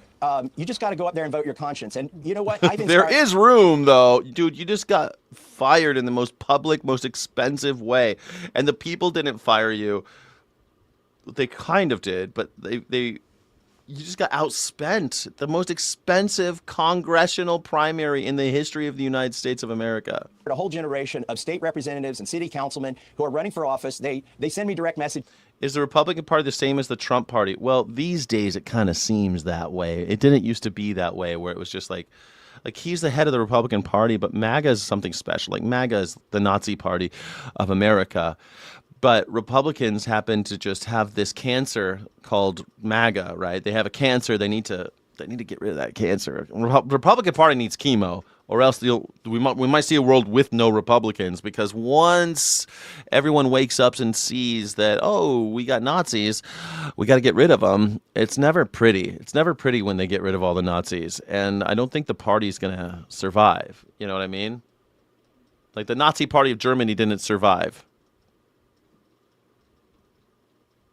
They send me emails. They've been inspired. I do believe there's room in the party. Maybe not in Washington right now, but the next wave that's coming up, they're going to vote for people over parties. Well, I want to ask you about some of the issues now, Congressman. As you know, this week we did see Republicans in Congress actually reject some of President Trump's priorities, refusing to vote on funding for both his ballroom and that $1.8 billion so-called anti-weaponization fund. Some of the strongest opposition, quite frankly, that we have seen from members of Congress, Republicans, to President Trump to date. Do you think that the party is... Oh, the Republicans are already eating each other. Look what just happened. They might be losing. They probably won't lose this seat, but they might be losing in Texas because of this Cornyn-Paxton thing. Because Donald Trump just endorsed this closet case Ken Paxton over Cornyn, who's like a very popular Texan senator. And so it could be that we get Tellerico, the first Democrat in Texas. And honestly, like, I don't like Democrats, but I like that James Teller. Is it James? I forget his first name. Tellerico. Every time he talks, I'm like, man, I'm liking this guy more and more. He's still a Democrat, but I mean, things are changing. They're eating each other. The Republicans are eating each other. Tulsi Gabbard just got fired. You know, just speaking of cancer, Tulsi Gabbard just got fired. I mean, if her husband really does have bone cancer, that sucks. I know a person who died of bone cancer, and it's horrible. Bone cancer is fucking terrifying. Look up what people's skeletons look like with bone cancer. Oh my God, dude. It's fucking, oh man, I had this friend. He was more of like a friend's boyfriend. He was a friend's boyfriend, and he had back pain. And he had bone cancer. He just had a little pain in his back. He's like, oh man, my back hurts. Bone cancer. Cancer of the bone. And they start getting these nodules and spikes. It's fucking terrifying, man. Bone cancer. Holy shit! I hope Tulsi Gabbard's husband's okay, but I'm still going to laugh about Tulsi Gabbard getting fired because I called it from a mile away. Is beginning to break with President Trump? Well, listen, they're worried about their own political mortality. It's true you can take out Republicans in primaries, but Republicans are going to be very vulnerable this fall. The ballroom, I mean, that is such an egregious waste of money. We were told it would be funded with private money initially. I like to joke that Miriam... Which is ridiculous anyway. Why are you taking money from billionaires to build a party palace? Get to fucking work. My gas prices are at $6.50. What the fuck are you doing? Stop building party palaces, asshole. Miriam Adelson spent so much money in my race, they have to ask for taxpayer money for the ballroom now. And I think it's a slap in the face of Americans. The president was bragging on the Roman architecture, when in fact we're operating like a Roman empire. We're overextended overseas with our foreign aid, with our foreign bases. We're spending money that we don't have. And the gasoline and rent and groceries are so high that people can't afford it. I do think it's dangerous to indulge in these things like a gold-plated ballroom in Washington, D.C. while Americans are suffering. Let me ask you a little bit more deeply about the anti-weaponization fund. The president... Dude, he literally can't dance. This is why he does this dance like this. YMCA. Like, the reason why he dances like this is because he can't do this. YMCA. Like, he can't do that. So he does this. It's like when you have a little baby and you're trying to teach a little baby how to dance and they're like, that's what we have in America. YMCA, YMCA. And he used to make fun of John McCain, who couldn't use his arms because he was tortured in a POW camp. Donald Trump made fun of John McCain because he couldn't use his arms because he was tortured in a POW camp. But Donald Trump can't do the YMCA dance. Is asking for $1.8 billion to support people who he says have been unfairly treated under the previous administration. This would include January 6th rioters. Damn, you guys, it looks like you guys are saying that Republicans, there's no room. And there's Republicans voting in this, like, this, there's maggers here who voted. I saw some of you maggers vote. And you're telling me there's no room in the Republican Party to vote independently. Damn, man. Even the Republicans know you're a cult. You're a cult. If there's no room to vote independently in your party, you're a cult. Congressman, do you support taxpayer dollars going to those who attacked police at the Capitol and attacked the Capitol on January 6th? Well, Give me a create fucking fund, break. it has to be voted on by Congress. The president can't do this by executive authority. Our founders would say, no, you can't do that. Listen, though, people have been harmed on the left and the right. Their First Amendment, Second Amendment, Fourth Amendment, Fifth Amendment rights have been violated. And I do think that they should have some recourse. But the would you solution rule out isn't to giving hand money? out Would you rule out giving money to those who attacked or assaulted police officers? The solution isn't to hand out money. The solution is to change the laws of this country where if you have been harmed, that you go before court and you hear both sides of this. And you could. We already have that. We have that already. We have a way to get money if you were wronged by the government. It's called the court system. You can sue them. We have that already. Adjudicate those things about whether the person deserves the money or not. But that's what's so hard is it's so hard to go against the federal government, whether you're on the left or the right. We need to change the laws when they infringe on your First Amendment, for instance, or your freedom to travel, or your freedom not to be vaccinated, that you put in laws where there's liability for the people that force that, whether it's private or government. Congressman, we're almost out of time. A couple more here. I want to ask about the Epstein files. As you've noted, the speech and debate clause actually protects you from being prosecuted for whatever you say on the floor of the House. You have named names in the Epstein files in the past. Can we expect you to name more names in the coming weeks and months? Please? Yes. Todd Blanche is violating the law. There's still millions of files they haven't released. We know from talking to the victims' lawyers that their own 302 forms haven't been released. We know the files have been overread. Why haven't they been released? How come they're not releasing? How come Donald Trump's not following the law? How come Todd Blanche is breaking the law? I have released at least 3 names of billionaires who are implicated in this. I don't think it's possible to get to convictions with Todd Blanche. Oh, wait a second. 15% of ethanol destroys engines, period. Vehicles are not designed to run on 15% ethanol without shortening the life of the engine. Well, great. Well, that's a job creator, right? That'll make Detroit make better engines, right? Or make more cars because we'll have more cars failing. And then we'll have all these auto shops open back up. Aren't you happy? Aren't you happy? I mean, we're going to 20% ethanol. And I'll push back a little bit. People who are using their cars a lot, ethanol won't be a problem. But people who, like me, my car sits. Like, I don't run my car every day. I run my car every few days. Sometimes I run the car just because I want to run the car, just because I don't want the engine to sit, you know? Those cars will be toast. If you don't run that car every day and you try to run it with old ethanol in there, you're basically putting water through your engine. You're going to destroy your engine. But hey, you know what? It'll create more jobs. You don't know why you get shit about why Donald Trump can or can't dance. He has a rhythm. All he can do is hit a tiny ball in a big green bat.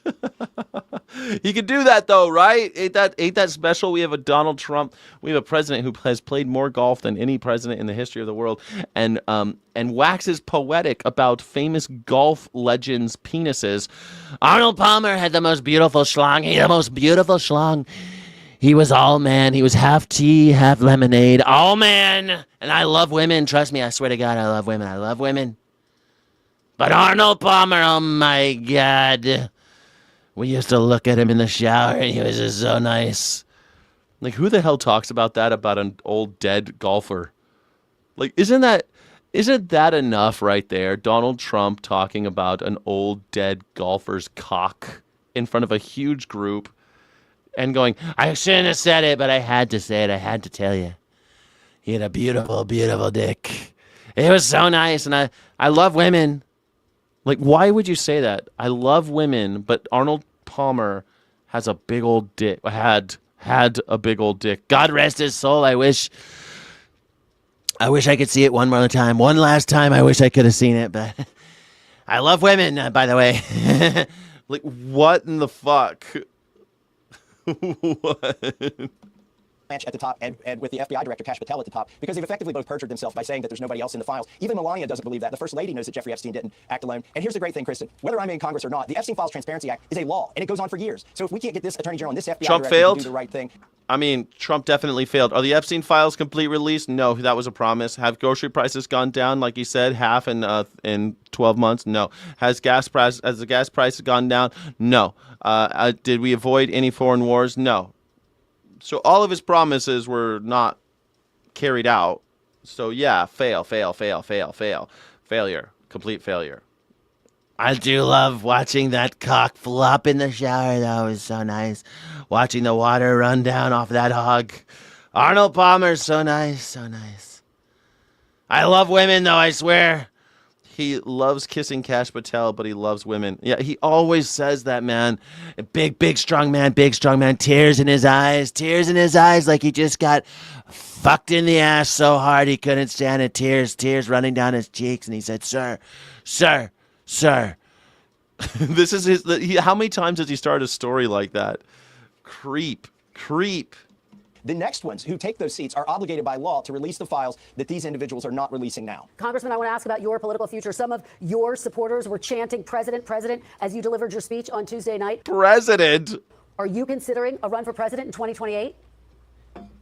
I will not rule out anything, and right now I'm not going to rule in anything. Look, I've spent the last 5 days on my farm with my grandkids and my cattle and my peach trees, and it's a pretty nice life. I don't know if I want to screw that up again. I've been in Congress 14 years fighting. Every hour that passes, I get decompressed a little bit more. It's like... That's the thing, man. Congress, you can't stay at... One thing I like about Congress, well...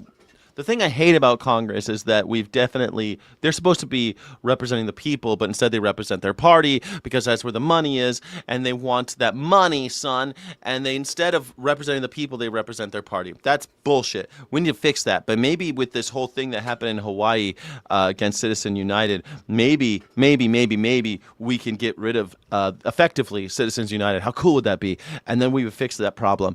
But the thing I like about Congress is that they ostensibly do represent the people, and every 2 years, he said he was in office for 14 years, he had to do 7 campaigns. That is fucking crazy. 7 campaigns. Imagine every 2 years you have to fight for your job tooth and nail. You have to fight so hard just to keep your job every 2 years. I like that about Congress. I wish we would do that for all of them. Senate gets 6 years. Bullshit. Make it 2 years. Do the same thing with the judges. Lifetime? No, 2 years. Do the same thing with the president. 2 years. You get 2 years, asshole. And sure, you could stay for 8. Go ahead, but 2 years. That's it. Every 2 years, we want a new vote because we hate you. Like, I love that. I love that about Congress. Well, the House of Representatives, at least. Coming up from the bottom of the ocean. And I'll take some time and decide what's next. But I think I will stay engaged in some way or shape. Maybe it's from the out. Look, I get so offended by this. This is the worst one. Timu Elon Musk. Elon Musk is Timu Skyjack. Elon Musk is skymaxing every day. The dude tries to look like me every day. He spent millions of dollars to look like me. Look at before and after. Just Google Elon Musk before and after surgery to see what he used to look like. And now he's gotten hair plugs, teeth. He's got the fake teeth. He's got a new jaw. He's got a new penis implant, all to try to look like me. And he's got the height thing too. I'm 6'5". He's still only 6'3". He's the Timu version of me. He is the wannabe. Elon Musk is constantly trying to look like me. And by the way, the fact that you even notice that is weird. You guys are obsessed with Elon Musk. What is up with you guys? Always fucking thinking about Elon Musk. What's wrong with you? Constantly, everywhere you look, there's Elon Musk.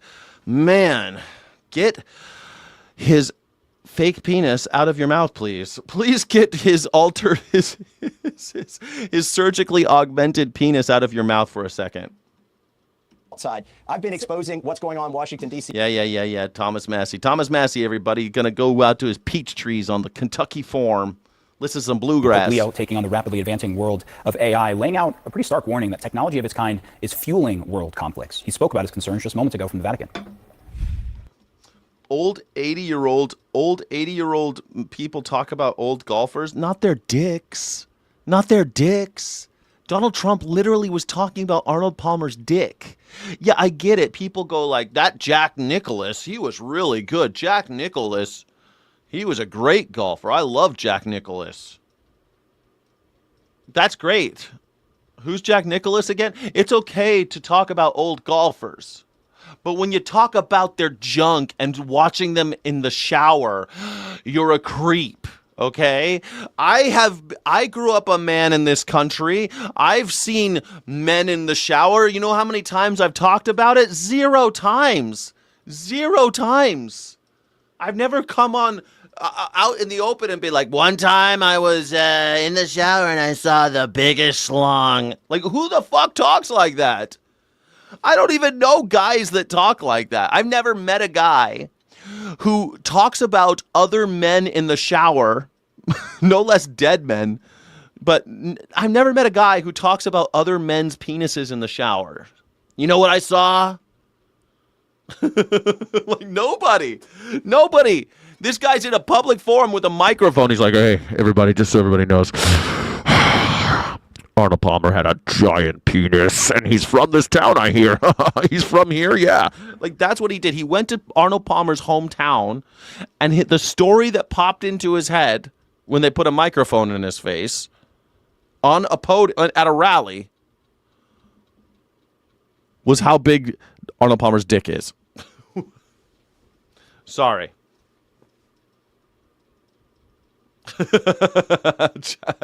That's because Jack Nicklaus had a small penis. I mean,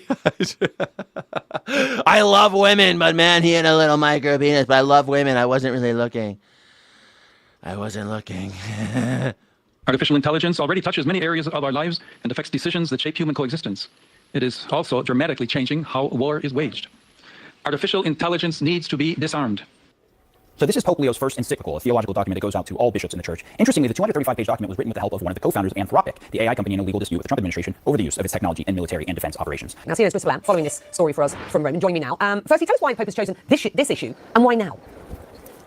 Well, Becky, he's been concerned about the development of AI really since the beginning of his pontificate, and he does believe that the church has a role to play in essentially trying to offer a more ethical development of this technology and to... All right.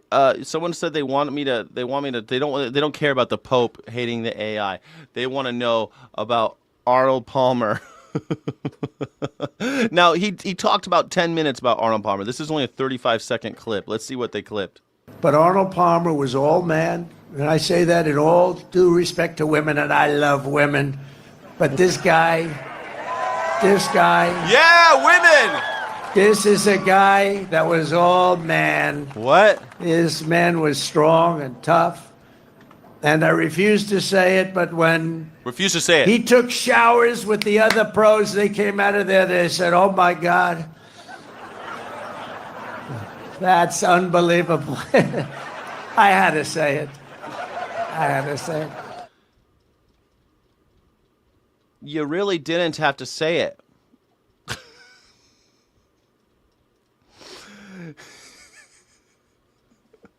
He was a man. I mean, that shit never gets old to me. This is who your president is. That's who you... I love women, with all due respect to women. His dick was so big. Why would you say with all due respect to women? How does that make any sense? I love women. Yeah! I shouldn't say it, but I can't say it. They told me not to say this shit, but his dick. Oh my God. What the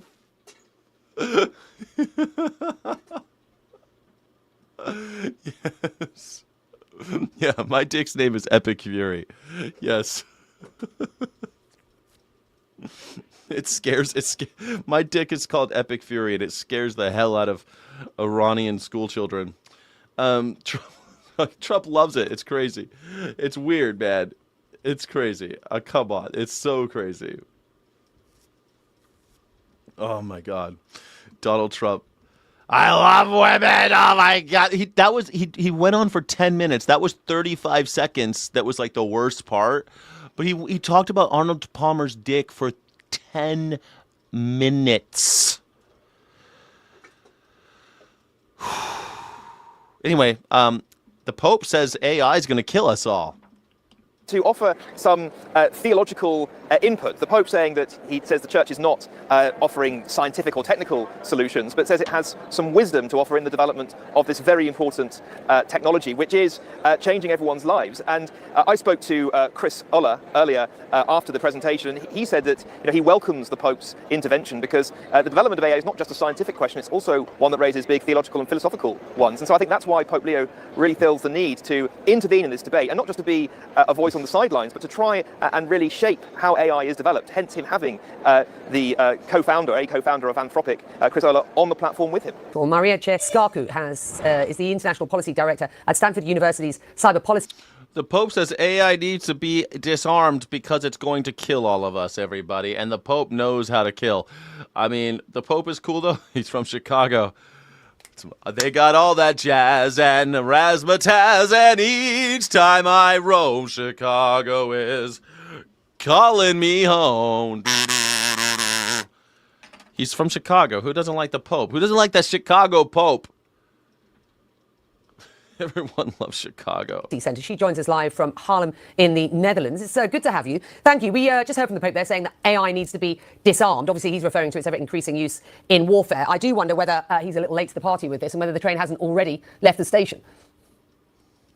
Well, I mean, yes, a lot of developments have raced ahead, especially between a handful of big players, companies, countries that are, risking a race to the bottom in their eagerness to think about their own. It says that she's from Haarlem, but Haarlem's changed. Oh, it's Haarlem, Netherlands, the original Haarlem, not the, okay. Pole position, instead of thinking about people all around the world. And I think in that sense, the voice of the Pope here, coming from a moral leadership perspective, putting people at the heart of the consideration, not billionaires, not technology, not state power, is crucial. It's interesting. It's interesting that we're all going to die, and the Pope is saying, "Hey, everybody, maybe we shouldn't give these robots guns." I love that. Let's not give the robots guns. Let's disarm AI. We needed the Pope to tell us that. Hey, everybody, as the train left the station, I'm going to ask you in the chat. All right, I want to ask you. I want to ask another one. Let's do this one. How about this? Has the AI train left the station, or is there still time to disarm the robots? Let's find out. Still time. Too late. Okay, so here we go. I'm creating and showing this right now. Here is the new. All right, guys, please leave in the chat 1 or 2. Is there still time to stop the robot apocalypse, or is it too late? Are we all going to die? Is there still late? Don't write no. You got to write 1 or 2. 1 or 2. Fucking Christ. 1 or 2. 1 or 2. Still time or too late? What do you think? What do you think, people? Still time or too late? Oh, shit. Oh, some people still think it's still time. Oh, no, it's too late. It's too late. We're all going to die.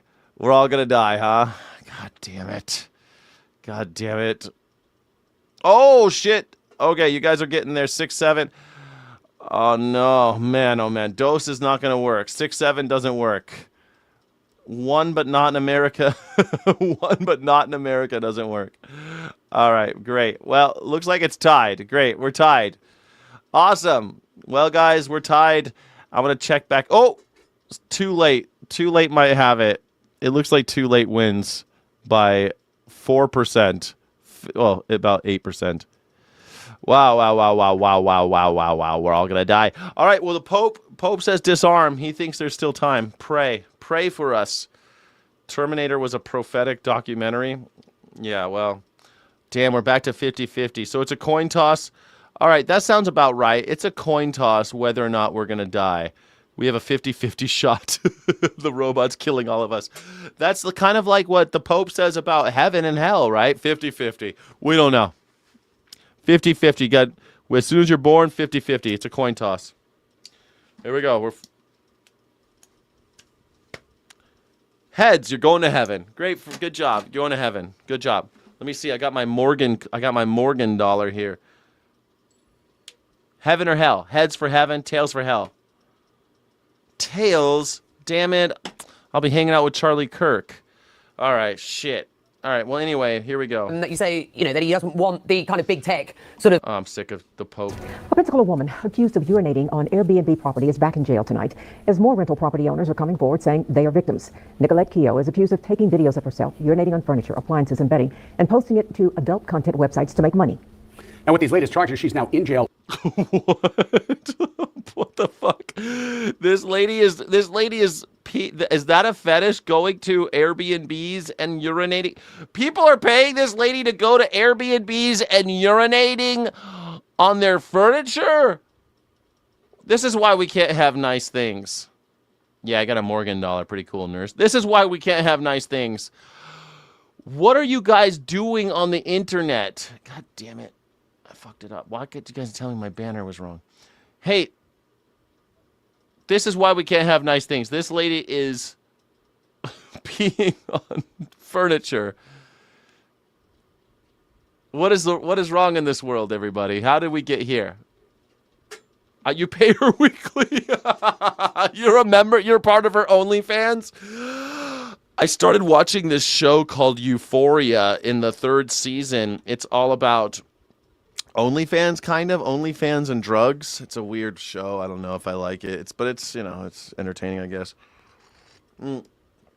Sydney Sweeney doing OnlyFans isn't that far off from what she was doing. Remember when she sold bathwater? She sold her bathwater in the form of a soap bar. I mean, if Sydney Sweeney is selling her bathwater, how is that different from what this lady's doing with peeing on furniture? I mean, off her nut. She's just making her money, man. She's just making money. Why you say she's off her nut? Is she a cat? Maybe she dresses like a cat. Oh, man. Maybe she dresses like a cat. Nicolette Kyogue. Nicolette Kyogue. Nicolette Kyogue. There she is. What kinds of videos did she make? I mean, did she get dressed up? I want to say she probably dressed like a cat. She was content creator involved in legal proceedings related to significant property damage in several rental locations. $22,000 damages, $23,000 in damages to furniture and appliances. Appliances. The videos were reportedly created for adult subscription platforms. What the heck? Did she wear a cat costume? What fetish was she serving? I'm gonna ask the Google AI, see if it'll give me an answer. It's getting kind of saucy. They don't like that shit. Specific niche she was serving is a sexual fetish known as urolagnia. Urolagnia, commonly referred to as piss play or water sports. I don't know if I like piss play. Which do you like better, America? Okay, first of all, this one, you guys, 53% say it's too late. Okay, we're going to stop that one. But we're going to do another one. Which do you like better, piss play or water sports? Which is a better name? Because I really think that piss play, water sports, I don't know which one's better, but I think they're both great. Which one do you like better, piss play or water sports, guys? Let's go, team. What do you think is a better name for what this lady did? Her name was Nicolette Kyogue. She did piss play and water sports. According to court and police records, she marketed her subscription content around outdoor urination and squirting. The property damage charges stemmed from her filming herself urinating directly onto indoor furniture, floor, and appliances inside multiple rented Airbnb homes. Holy crap. I mean, that makes perfect sense, right? I mean, hold on. Let's go. This is what she looks like. Oh, everyone's into water sports. Okay. I'm with it. Okay, water sports. We're doing water sports. Here's what this is her. This is her OnlyFans picture, I guess. I don't know this is her in like an evening gown. This is a good-looking woman. There she is at a body of water. Look out, she's with a body of water here. She's ready for some water sports. And there she is arrested. She looks like she might have been recently wet. She smiles when she had a mugshot taken. That's how you take a mugshot, MAGA. This is how you do it. Remember when Donald Trump got peed on? All right, so there was a young lady inside making money in a very unusual way that damaged someone else's property. Oh, no. Oh, this poor girl. Nicola tells followers she loves to pee outside and more. People pay to see this pretty woman pee on stuff. You know what? This is America, man. You can't get health care in America. This is how you get your health care, America. Go pee someplace. Oh, man, you guys are into... Okay, one person likes the piss play. Everyone else likes water sports. Yeah, I'm torn. I kind of like piss play because I like the PP, the double P, the piss play. I mean, that's great, right? So she is definitely in on this poor woman.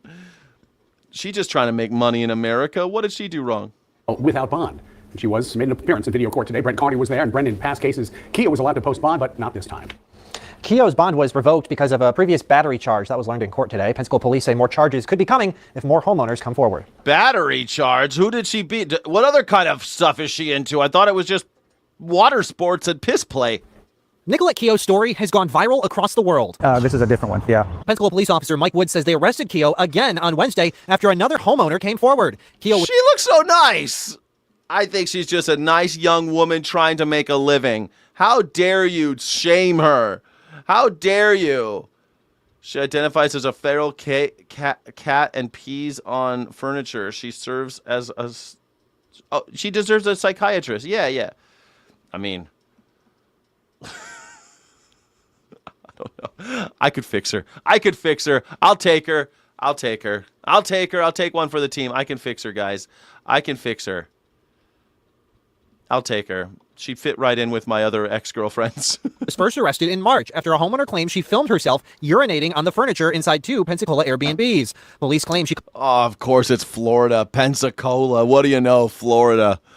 What do you know? Pensacola. I love Pensacola. You ever been to Pensacola? It's such a nice little town. Caused more than $5,000 in damage. This time, the arrest report states she urinated on a leather sofa. Leather sofa? What do you mean? It's dead animal skin. What was the problem? It could take it. Sleeper sofa? $17,000. A blue coral chair? King-size Spartan copper mattress? $4,000? Multiple luxury mattresses and a chair at a different rental on Riddick Street. The homeowner told police the damage was $17,395. If you put all the reported... I could fix her. I'll just get some rubber sheets. Poor Nicolette. Nicolette, let's meet up. Nicolette. Crimes together, police say Keogh's urine caused $22,750 in damage. This has been going on for several months, involving several different properties. And with this latest arrest, there's one more, and we do believe that there's going to be... She's just a young girl. She just needs to be housebroken, gents. She's... No one ever taught her that she's got to pee in the toilet, man. Puppy pads. There you go. Puppy pads. Those prices, wow, I can pee on stuff. Yeah, man, she's getting paid. She peed on the coffee maker. Damn it! Okay, that's where I draw the line, Nicolette. It's over. This relationship isn't going to last. You peed on the coffee maker? Don't you know how serious I take my coffee? Fruity. She adds a little something to my coffee every morning. I don't know what it is. It's a little pump of something. I don't know what she puts in my coffee every morning, but it's delicious. Thank you, Nicolette. You're really taking care of your man. Don't forget to like and subscribe for more Piss Play news right here on the Skyjack Morgan channel. It's the Morning Sky Show. It's the #1 news reaction show on YouTube. Thank you so much for watching. It's the #1 news reaction show on YouTube. The #1 news reaction show in YouTube history. Thank you. Piss play. More than that. Keogh appeared in piss play and water sports in Escambia County Video Court to face charges of criminal mischief and felony. I don't know. She seems like a nice lady. Property damage. She's being held in jail without bond. Pensacola police say social media companies should not allow users to profit off of actions like this. What? Social media platforms, even adult sites, have rules, and if they have... They don't have rules about pee-pee parties, man. Pee-pee parties. Piss play parties, water sports. the rule that something like this was not permitted, that would help a lot, because then people are not able to make money doing this type of thing, and hopefully that would put a stop to this. But right now, some of these sites are permitting this sort of thing. Why don't we just have health care in America? She probably would love to go get some health care. She'd love to go get some mental health care. She'd love to, I bet. She's probably like, man, I'm making money pissing on stuff, and I'm just not as fulfilled as I used to be. I thought I might be somebody. Mama told me I could be an astronaut, and I'm pissing on furniture and on fucking OnlyFans. Oh my God. I thought I could be somebody, Mama. I could have been a contender. If you were just looking out for me a little bit, I could have been a contender. Now I'm pissing on furniture. Pissing on the coffee maker. I don't know how I look myself in the mirror, Mama. I don't know how I do it. And these people are making money, and that's the problem. The judge ordered Keogh to not use... The problem is the money. Well, you're right and you're wrong, officer. The problem is... Nobody can make any money. There's no fucking money. Elon Musk has all the money. We printed all this money with our money, and then we all gave it to people like Elon Musk and the other 899 billionaires, and no one's got any money. Now our daughters, our wives, our cousins, our aunts, they're all pissing on stuff for money. Because that's all we could do now. Somehow there's money in pissing on stuff. I mean, I've pissed outside before. I wish I could have gotten paid for that. Shit, maybe I should start an OnlyFans account. How would a man, I wonder if what can I do? I heard there's some women, they just sit on cakes. They just sit on cakes and they're making money.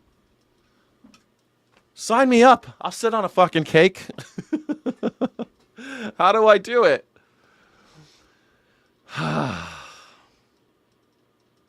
How do I get in on that? Because I don't have any fucking money. I need Let me Google. This is going to be a weird Google. All right. I've been reading about Nicolette Keogh and how her piss play... Oh, damn it. I've been reading about Nicolette Keogh and how her piss play content made lots of money. How could a man get into fetish in content, and what kind of content would he make if he wanted to make that type of money on OnlyFans? Dude, it won't answer. It won't answer. Come on, man. Let's try it again. Hold on. If Nicolette Keogh can make all that money doing piss play content, what kind of fetishes and content niches can a man fulfill on something like OnlyFans to make real money?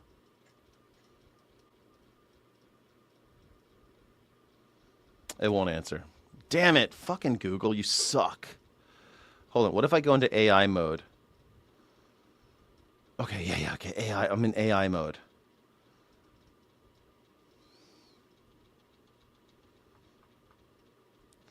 If Nicolette Keogh can make all that money selling piss play content in niche audiences in OnlyFans, how can a man fulfill niche content on OnlyFans and make equal types of money?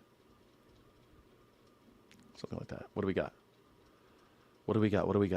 To make comparable high-tier income on OnlyFans as a male creator, you must treat the platform like a scalable business rather than a passive hobby. Top male creators pull in 6 figures annually, but the income distribution to OnlyFans is highly concentrated. The top 1% of creators capture a massive share of the revenue, while the average creator only makes about $150 to $180 a month. That ain't Nicolette Keogh money. Okay. Understand your core playing demographics. OnlyFans economics is that men buy the vast majority of adult content on the platform, even for top-tier male creators. The audience willing to pay for a premium for individual messages, tips, and everything else comprised of gay, bisexual, or bi-curious men, overwhelmingly. Shit. Okay, straight guy paradox. There's a highly lucrative established sub-niche on OnlyFans where ostensibly straight male creators market their content directly to an LGBTQ plus audience. To make equivalent top-tier money, you must be comfortable knowing who your primary paying customers are and actively catering your marketing and direct messaging interactions to them. Okay, that makes sense, right? The himbo, fitness and bodybuilding niche. Ooh, that's how you do it. You just get ripped. Muscle growth and fitness coaching, highly sexualized teases. The archetype, daddy bear or jock? Oh, I don't know. Am I a daddy, a bear, or a jock? I don't even know which one I am. Leaning heavily into a specific physical or age-based fantasy. For example, the daddy archetype relies heavily on dominance, deep voice notes, and authority-based role play. Man, I feel like this is too much studying. I can't do all this. I don't know how to make money doing. I thought I could just piss on stuff. Damn it. Boyfriend experience, archetype fetish, kink and taboo BDSM. Damn. That's it. I can't do it. It's not for me. Dang it. I'm out again. See, this is just goes to show white men just can't get a break. White straight men just can't get a break. Dang it.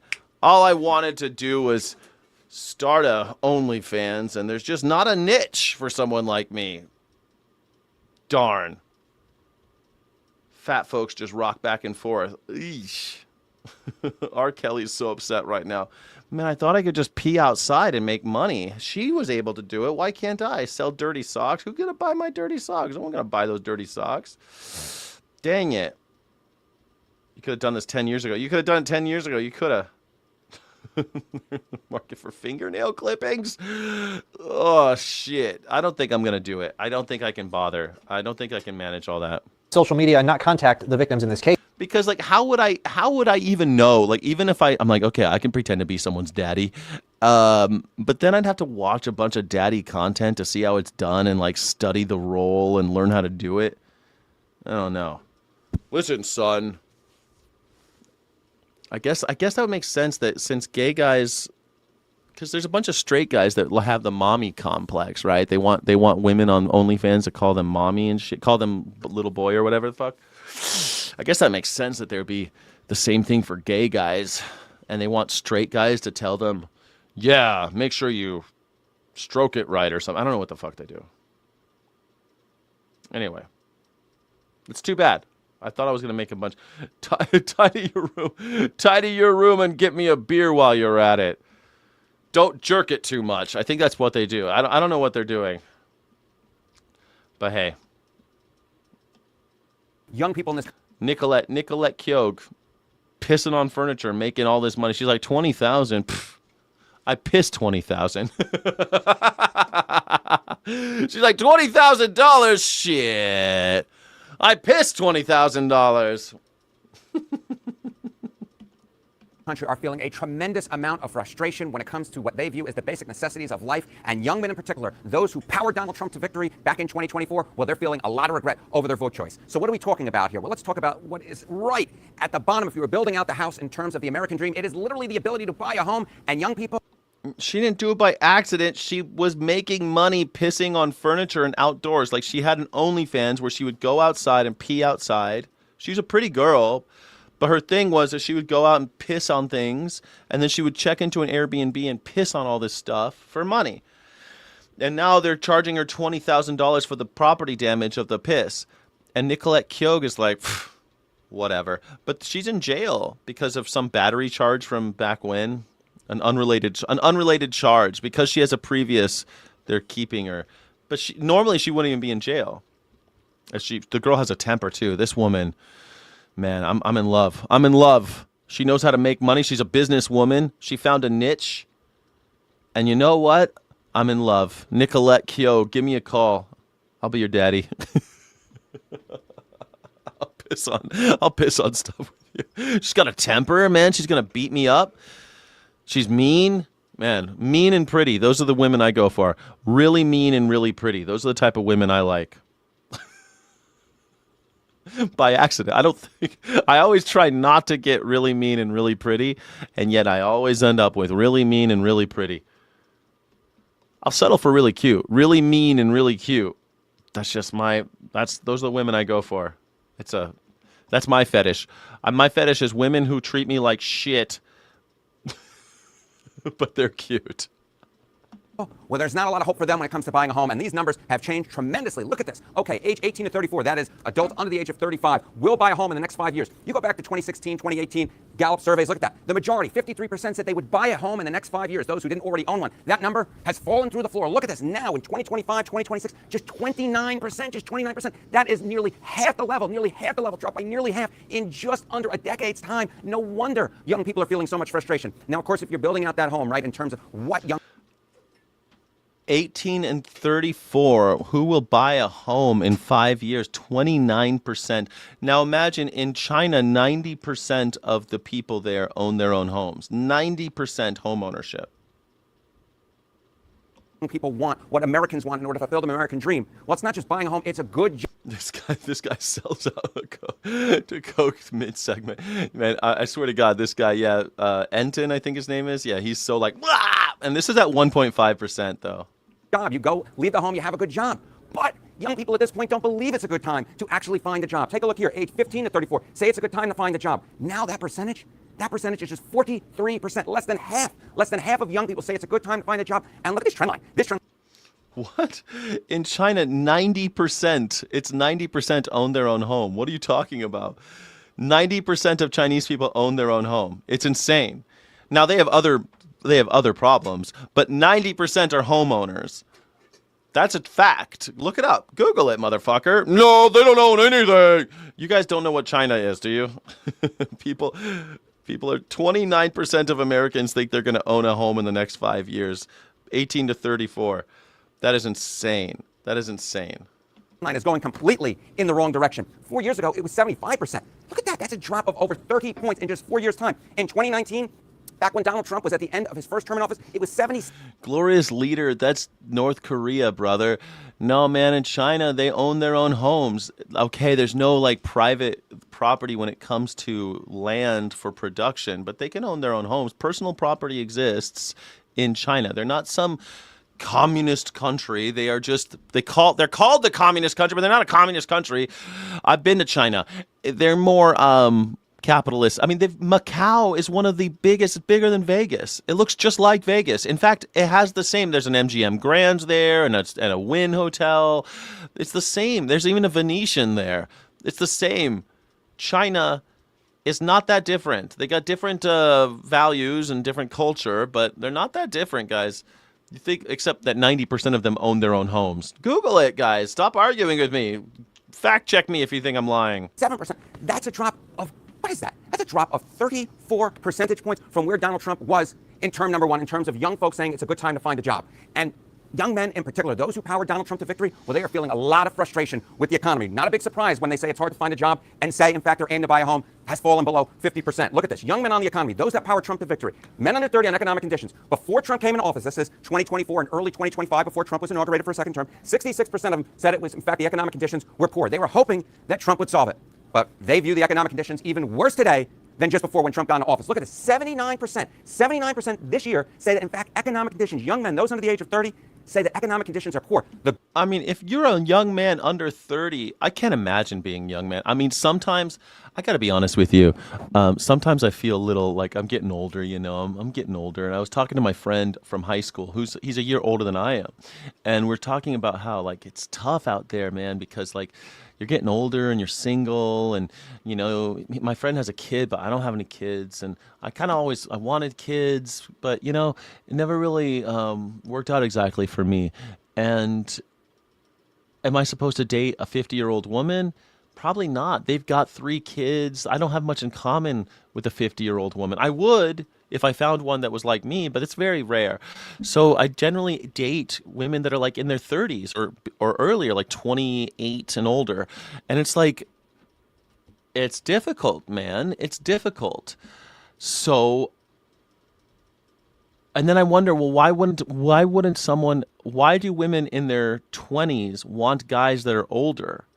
Well, shit, if you're a guy in your 20s and you have 0 prospects and you have no money, and even if you are in college, you're in college hoping that maybe you'll get some shitty job that pays you nothing, like you've got no hope. Holy shit, man. It's got to be rough out there. I am so glad that I'm not in my 20s right now. Especially like when I was in my 20s, I was living in Europe. I just left, and when I was 19 years old, I left the country. And like they can't even do that anymore. You can't just show up in somebody else's country and just start living there like I did. Americans, you used to be able to just show up anywhere you wanted to, and everyone's like, "Oh, America. Okay, cool. Love Americans." Not anymore. Donald Trump ruined that. George W. Bush ruined that too, but our wars ruined that, our foreign policy. But man, it would suck. My girlfriend likes stability. Yeah, that's the other thing. Yeah, girlfriends like stabilities. I'm 67, 68 old and looking for a woman between 35 and 50. That's what I'm talking about, Robert. It's weird, but it's weird, right? It feels weird. It feels weird to me. But it's like, what am I supposed to do? Where's my option? I'm supposed to find someone my age that has my experiences, has even read what I've read or done what I've done. No, it's impossible. So I might as well date someone younger because at least they won't have all the baggage, because it's going to be the same. Like to me, a woman who's 28 and a woman who's 50 are identical, except the 50-year-old has 3 kids and 2 ex-husbands. Like, but to me, they're the same. I have the same in common with them. Fucking weird, man. It's weird. It's weird. I have 6 kids and I date whoever, but they can't be under the age of my oldest kid, who is 27. Yeah, because it'd be weird, right? 40 years old and found the perfect partner in form of a Chihuahua. Well, that's good. That's good. Chihuahuas, they're friendly. They kind of shiver too much, but you know, girlfriends are like that too. They're always cold. You always got to worry. You want a jacket, baby? You want a jacket, baby? Good percentage? It was 34%. It was just 1 in 3. But now it's just 1 in 5. 21% say economic conditions are good. And you know who they're taking their frustrations out on? Well, it's the man 1600 Pennsylvania Avenue. That's who, because look at how they view Donald Trump and the economy. Men under 30. These again are the voters who powered Trump to victory back in 2024. In the fall of 2024 versus Kamala Harris, Trump was more trusted on the economy than Harris by, get this, a 7-point margin. Holy Toledo, look at that percentage now. Look at how young men have turned. The net approval among young men for Donald Trump and the economy, minus 59 points. What? I'm laughing because the turn is so absurd. This is a turnaround. That is absurd. Holy shit. Under 30 plus 7. 2026, negative 59 points? What is this? Do the math with me right here. Of 66 points. 66 points in less than 2 years' time, just a year and a half, in terms of feeling towards Trump and the economy. That's insane. That is insane. I totally agree. I saw someone say, go read The Third Chimpanzee by Jared Diamond. I'll read it. But I'm not really that interested in the biology of it. Because I would date an older woman if I had something in common with her. And she didn't have... Like, she would have to be like a soulmate type person if I'm going to be with someone with 2 ex-husbands and 3 kids. You know what I'm saying? She'd have to be like, she'd have to be incredible to me. It'd have to be like, the standard is far too high, I guess is what I'm saying. Anyway, there's still maggers in the chats. I know. Well, they're all over 50. Like, the only maggers left are like baby boomers and and older Gen Xers. That's the only people left. Gen Xers and baby boomers love Donald Trump, but everyone younger hates him. So I have 3 ex-husbands, LOL. Yeah, there you go. I mean, like, I don't want to deal with your 3 ex-husbands. You know what I'm saying? I just don't want to fucking deal with it. I do not want to deal with, like, if your husbands are dead, that'd be fine. I don't mind the kids. The kids are fine. I don't have a problem with the kids, really. I mean, they're kind of annoying, and I always, I wonder who the kids are. Fucking, are they gotta go to practice or whatever they got going on, you know? Kids are okay, though. But it's the husbands, man. The ex-husbands. I've been there. I do not want to have any conversations with your ex-husband. I want nothing to do with any of your exes. I don't want to know about them. I don't want to know them. I don't want to have conversations with them. And if you want to say I'm immature because of that, that's fine. But it just annoys me. It's just like, it ruins my whole day dealing with your ex. And I don't want to fucking have to deal with it. It's not worth it. It's just not worth it. No amount of companionship or pussy is going to be worth me hanging out with your ex-husband. Let's all go to the ball game together. No. Like, I'm so glad there's other people who can do it. That's so cool. Some people, they get these blended families, and the exes are friends, and they all go to the ball game together on Memorial Day weekend, and they clap for the LA Dodgers or whatever. Not me. Not me. Not me. I can't handle it. Maybe I'm crazy. 5-year relationships make more sense than for lifelong pair bonding if you live to 45 evolutionarily. Yeah, I mean, my longest relationship 7 years, so, and most of my relationships are around 5 or 6 years. Most of my long-term relationships. Among young men. And when you put it together, right, the economy being the number one issue, how do they feel about Donald Trump overall? Well, it's a different world, Yeah. and I loved. Dude, yeah. Dude, I once got with a woman. We were doing fine. She had 2 kids and an ex. And this guy would like text me crazy shit, like, you're going to taste my cum, and like weird shit, bro. This guy was clearly fucking losing his mind. And I was like, yeah, that's not worth it for me. I don't need, why, how did he get my number? Well, he looked at my phone. And then I started blaming her. I'm like, you let this idiot get my fucking phone number? And now I'm getting texts from this asshole? Nah. Not worth it. Not worth it. Not worth it. 11.5 and counting. Way to go, Sayar Giannis. That was with my first wife for 25 years. That's rad. Good for you. Sometimes kids can keep it going, you know. You had kids with her probably, or him? Yeah. Love that sitcom back in the 1980s and into the early 1990s. Great theme song. Men under 30 on Trump. Look at this. In the 2024 election, Donald Trump won that vote by 1 point. He was the first Republican nominee to win young men this entire century. But now it's a different tune. His net approval rating among young men, look at this. Minus 55 points. Minus 55 points. That's a switcheroo of what this? That's 56 points. 56 points in just a year and a half. And you know, I'm a little thirsty here. Ooh. Today's soft drink of the day is Coca-Cola cherry float. Let's take a drink. Ah, that's nice. I do enjoy a good Coca-Cola cherry float. Now, what? Of course, it's not just the economy.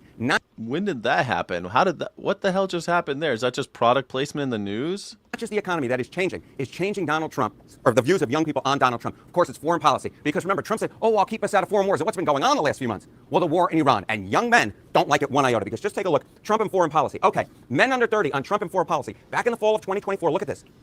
Hey, everybody, I think it's great. You stay in long-term relationships. I think it's wonderful. If I could have stayed, I would have stayed with my ex. I would have stayed. And I have a woman that I talk to pretty frequently who's an ex, and I've known her for coming up on 25 years or something. I think I've known her, and I wish that we were together, but guess what? She broke up because she wanted to be with her family, and she was from another country, and all this shit happened. And she still loves me, and I still love her, but it's never going to work out now. She's got a kid with an ex that she hates, and she lives in another country. And as much as I would love to go sweep her off her feet, that's impossible now. That's never going to happen.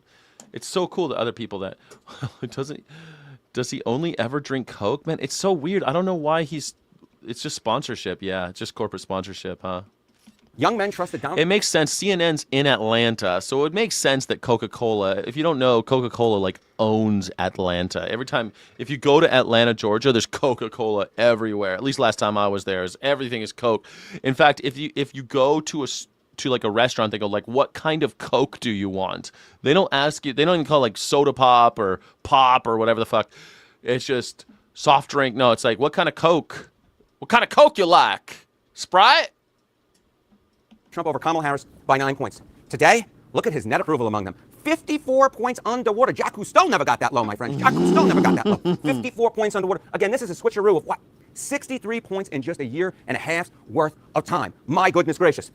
And of course, everything that flows from the presidency. Trump is not on the ballot this fall, but it all flows downhill to those members. Yeah, that's true. You're right, Positrack. You're totally right. But it's, you know, it's always, but we've got a good relationship over the years, and it's just one of those like the one who got away type of situations. You know, I was young, and it was hard to try to get someone into the country, and I was living in Europe. I wanted to go to university in America and then come back to Europe, and then her family, actually her sister was like, but you're missing all the important years of your niece. And she's like, I miss my niece.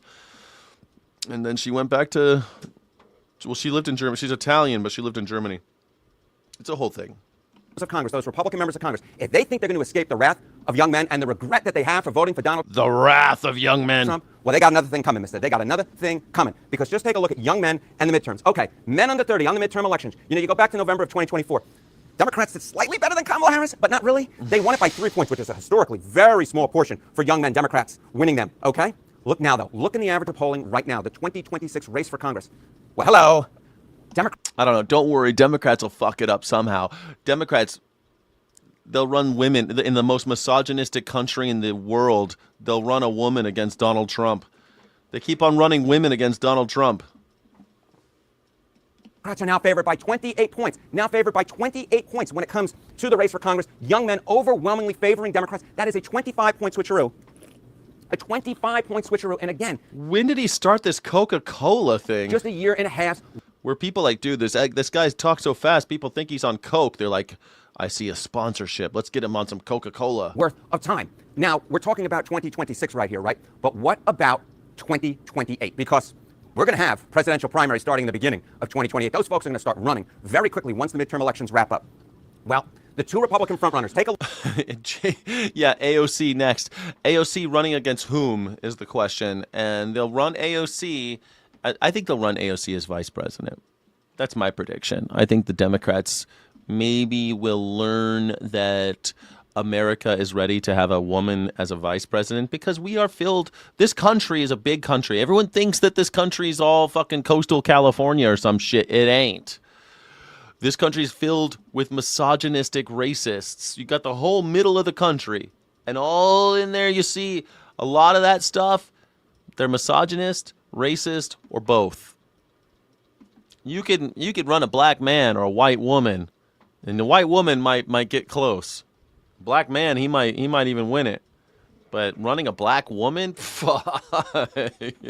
in America? Look at the net approval among men under 30, 2028 GOP contenders.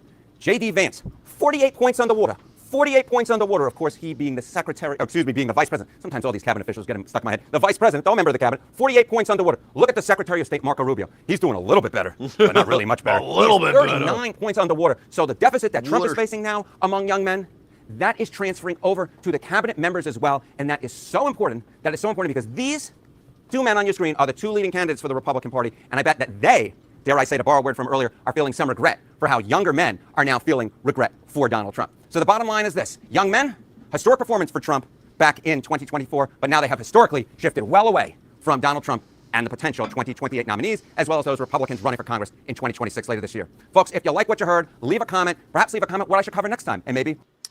I'm surprised that CNN has leaned so heavily into this influencer vibe with the Coca-Cola and asking for comments. Wow, CNN, they've gone full Happy Jack. I almost said the R word. I don't hardly ever say that, but I always like that part in Tropic Thunder is like, don't ever go full rrr. Anyway, thank you all for watching. Make sure you double tap the screen and hit that like button. Make sure you leave a comment, leave a chat. Let me know what city you're in, what's the deal, and how you feeling. We are going to open this up to the chat. If you guys want to call in, I forgot to put the link in. Here's the link. If you want to call in, you can call in and tell me how you feel about Donald Trump or anything else, anything that's on your mind about the news. Do you think that the Pope should we arm the robots? Do you think piss play or water sports? Which do you prefer, piss play or water sports? Do you think that Nicolette Kyogue might date me? Do you think I have a shot? She seems nice. A landlord in Michigan was supposed to be in his tenant's home making repairs, but the renter was shocked and sickened when security video showed what the landlord was really doing inside his home. Fox's Lauren Klein reports. Water sports. He walked back and forth through here naked and... What did you do in the kitchen? I saw him come out with some kind of rag or something. I don't know. I might have been trying to make a sandwich, but I don't know. It's creepy. Their landlord was supposed to be removing dead birds from the attic. Instead, he was giving a lesson on the birds and the bees on camera. What in the hell? The landlord's getting rid of the birds in my attic, and he goes walking around my house naked? What in the hell is going on with that? Sky, do you want to be a human toilet? No, I don't know what that means. I don't think so. My instinct is no on that one, is no. I live in America. I'm already a human content. a human toilet. I live in America. Oust all incumbents. Hey, Leaf, you know what? It used to be if someone was an incumbent, I have voted that way. When I'm voting, sometimes just vote anyone who's not incumbent. I've done that before. Just down the road, down the whole list. I've done that. Democrat. What's a Democrat? I don't like those Democrats. You're pro-Democrat? This guy's burning down the house is pro-Democrat. Way to go. I don't understand how you can be pro-Democrat. That's okay. Does he have an OnlyFans? I don't know.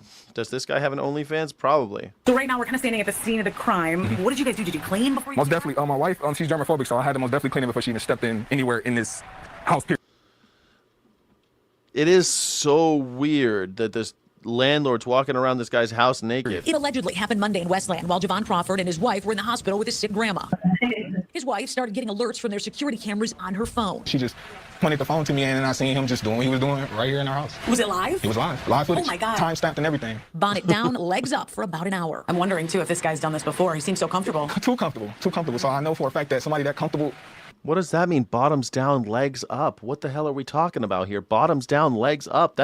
Did she just say bottom down, legs up? Does that make sense to anybody? I don't know what she means. What the fuck does that mean? Bottom down. I know face down, ass up.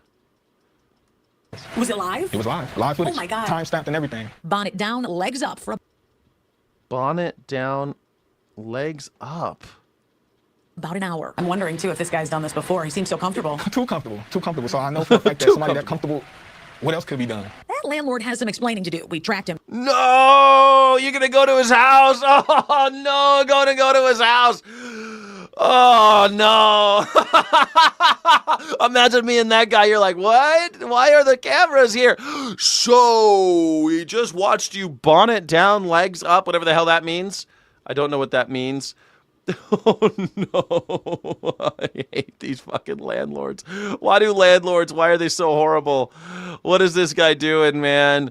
Why are you such a piece of garbage? To his Canton Township home. Is this you, naked in a tenant's home? What? The Crawfords have handed that X-rated film over to police. How hard is it going to be next month to cut that check to him? You know, it's gonna be hard. I'm gonna probably write some. Something else is hard too, huh?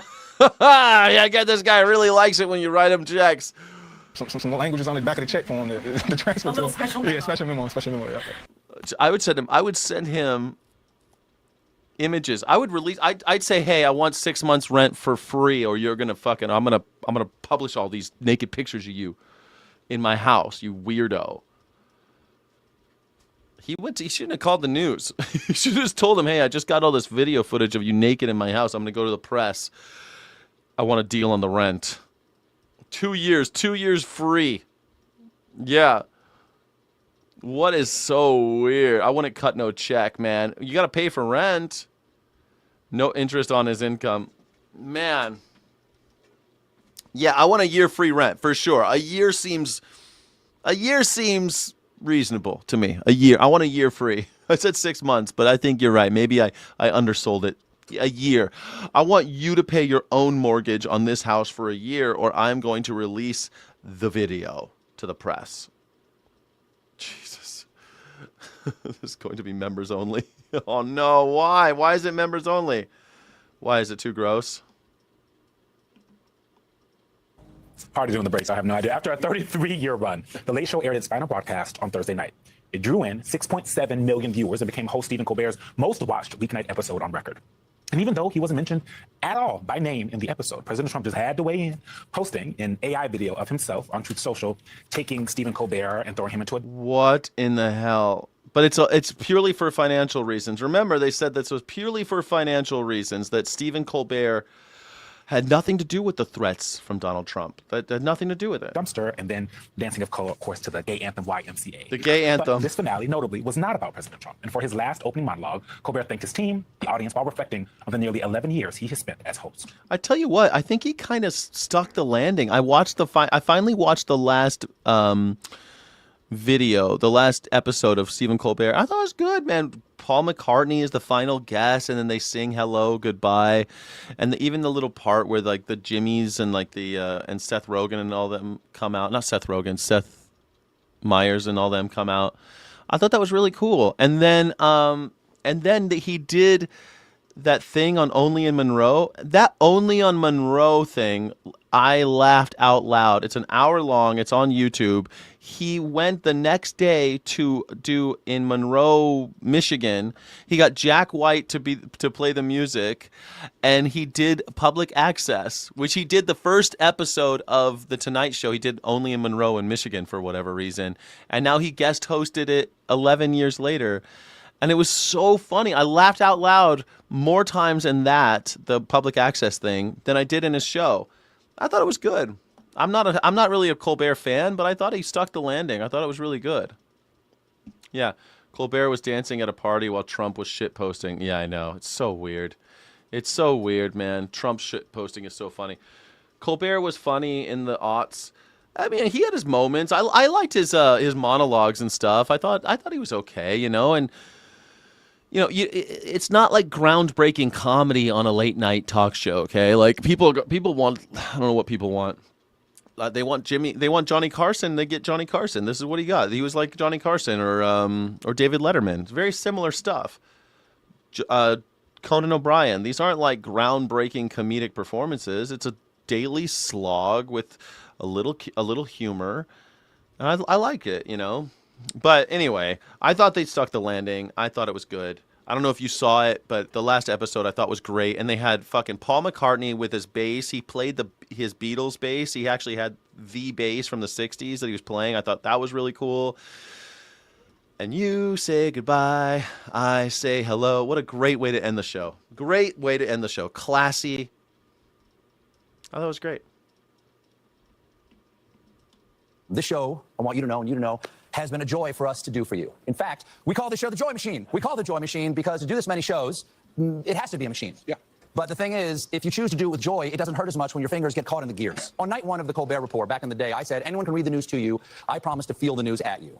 And I realized pretty soon in this job that our job over here was different. We were here to feel the news with you. And I don't know about you, but I sure have felt it. It sure has felt it. I mean, this guy got railroaded by the government. This guy lost his job because the government got involved. Because Donald Trump doesn't like jokes about him. And Donald Trump, imagine the president posting those shit things about you and stuff. That's gotta hurt, man. I have people posting shit about me every day. I've had people make AI videos of me. I've had people make YouTube videos about me. And, you know, it hurts sometimes, especially if like a big creator does it. But the president of the United States of America? Holy shit. And then he gets you fired? Conan used to write for SNL for years. His show was Riot. I mean, he also wrote for The Simpsons, by the way. I mean, Conan was a talented guy. After a series of surprise celebrity cameos. I mean, that was great, having Paul McCartney. What a great last... Paul McCartney, great. And bring the Englishman in. You know, fantastic. You know, he went to jail in Japan for marijuana. He's got a record. He's a criminal. He's a criminal, that Paul McCartney. Colbert brought out none other than the great Paul McCartney as his final guest. A direct callback to the Beatles' first live American TV performance on The Ed Sullivan Show on February 9th, 1960. I think that's so cool, too. That was the theater where he said he'd never been... And he played that bass. That was the bass that he played. He played the bass. No one talked about it, but I noticed it because I'm a weirdo. Maybe I'm a little autistic. He played that bass on stage for the last show, and that's the first bass he played in the United States of America. Isn't that crazy? Like, he'd never been to America before, and he went to that theater, the Ed Sullivan Theater. 64, which launched Beatlemania in the U.S. for decades to come. That performance took place on the very same stage as Colbert's show. In the show's last performance, Colbert and McCartney were joined by John Batiste and Elvis Costello as they signed off with a timely rendition of the... That was cool, too. The Elvis Costello came out, man. I liked it. I loved all the musical stuff. You know, like I said, I'm not crying about Colbert, but I think he got fucked, and he handled it with grace. That's more grace than I would have had. Beatles hit Hello, Goodbye. Look, that's Elvis Costello right there, man. These guys are legends. And that's John Baptiste right there. Super cool.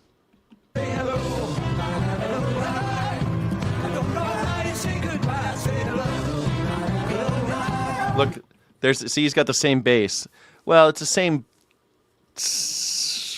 model. I thought it might be the actual same bass, but it's the same model. It looks like he doesn't have the same pick guard. It's a little bit different, but still, same bass. Pretty cool. Joining us now is Bill Carter, editor at large at Late Nighter, and author of 2 books centered on late night TV. An icon. How about that? We'll leave it there. Yeah, that's cool too. Yeah, and I failed to mention that the last guest was a famous animal rights activist, Paul McCartney. Like, the guy has stood up for animals for the last 50 years. And he's been vegan for 20 years because of his daughter. But he was vegetarian before that. Everyone loves Paul McCartney. Elvis Costello's cool as fuck. Yeah, Elvis Costello's great. Who doesn't love Elvis Costello? I mean, he writes songs that are very difficult to play, but I like Elvis Costello. Sir, thank you so much for joining us this morning. One of the things that I have taken away from just this whole, over the last, 4 months of conversation about Stephen Colbert is that late night. What's so funny about peace, love, and understanding? Whoa. Has always been political. Johnny Carson, to a certain extent, was even political. What does it mean that utilizing the First Amendment as a late night host in 2026 gets you the door? What does that mean for the rest of us? It's not a good development for the country, obviously. Certainly the idea that he throws a man in the dumpster at the end of it indicates. Yeah, I mean, he posts what kind of a little bitch is Donald Trump that he makes AI videos of Stephen Colbert getting thrown into a dumpster by Donald Trump, as if Donald Trump could throw a bag in a dumpster. Donald Trump can't lift his own McDonald's bag. He's too sick. He's a sick old man. He was personally involved. Really, the government was pushing to get rid of this man because he was a critic. And, that is, so alien to our values that I think most Americans, even people who are kind of neutral about it, maybe not his strong supporters. I mean, I don't think young people are able to learn about old music anymore. I was talking about this yesterday, that when I was a kid, you could go into a thrift store and they had used records and used tapes and even used 8-tracks, and you could pick them up for sometimes 25 cents, $1 for a record, and you had music. And when I was a kid, I loved music, so I would just pick up. I learned so much about reggae and jazz and blues because of that.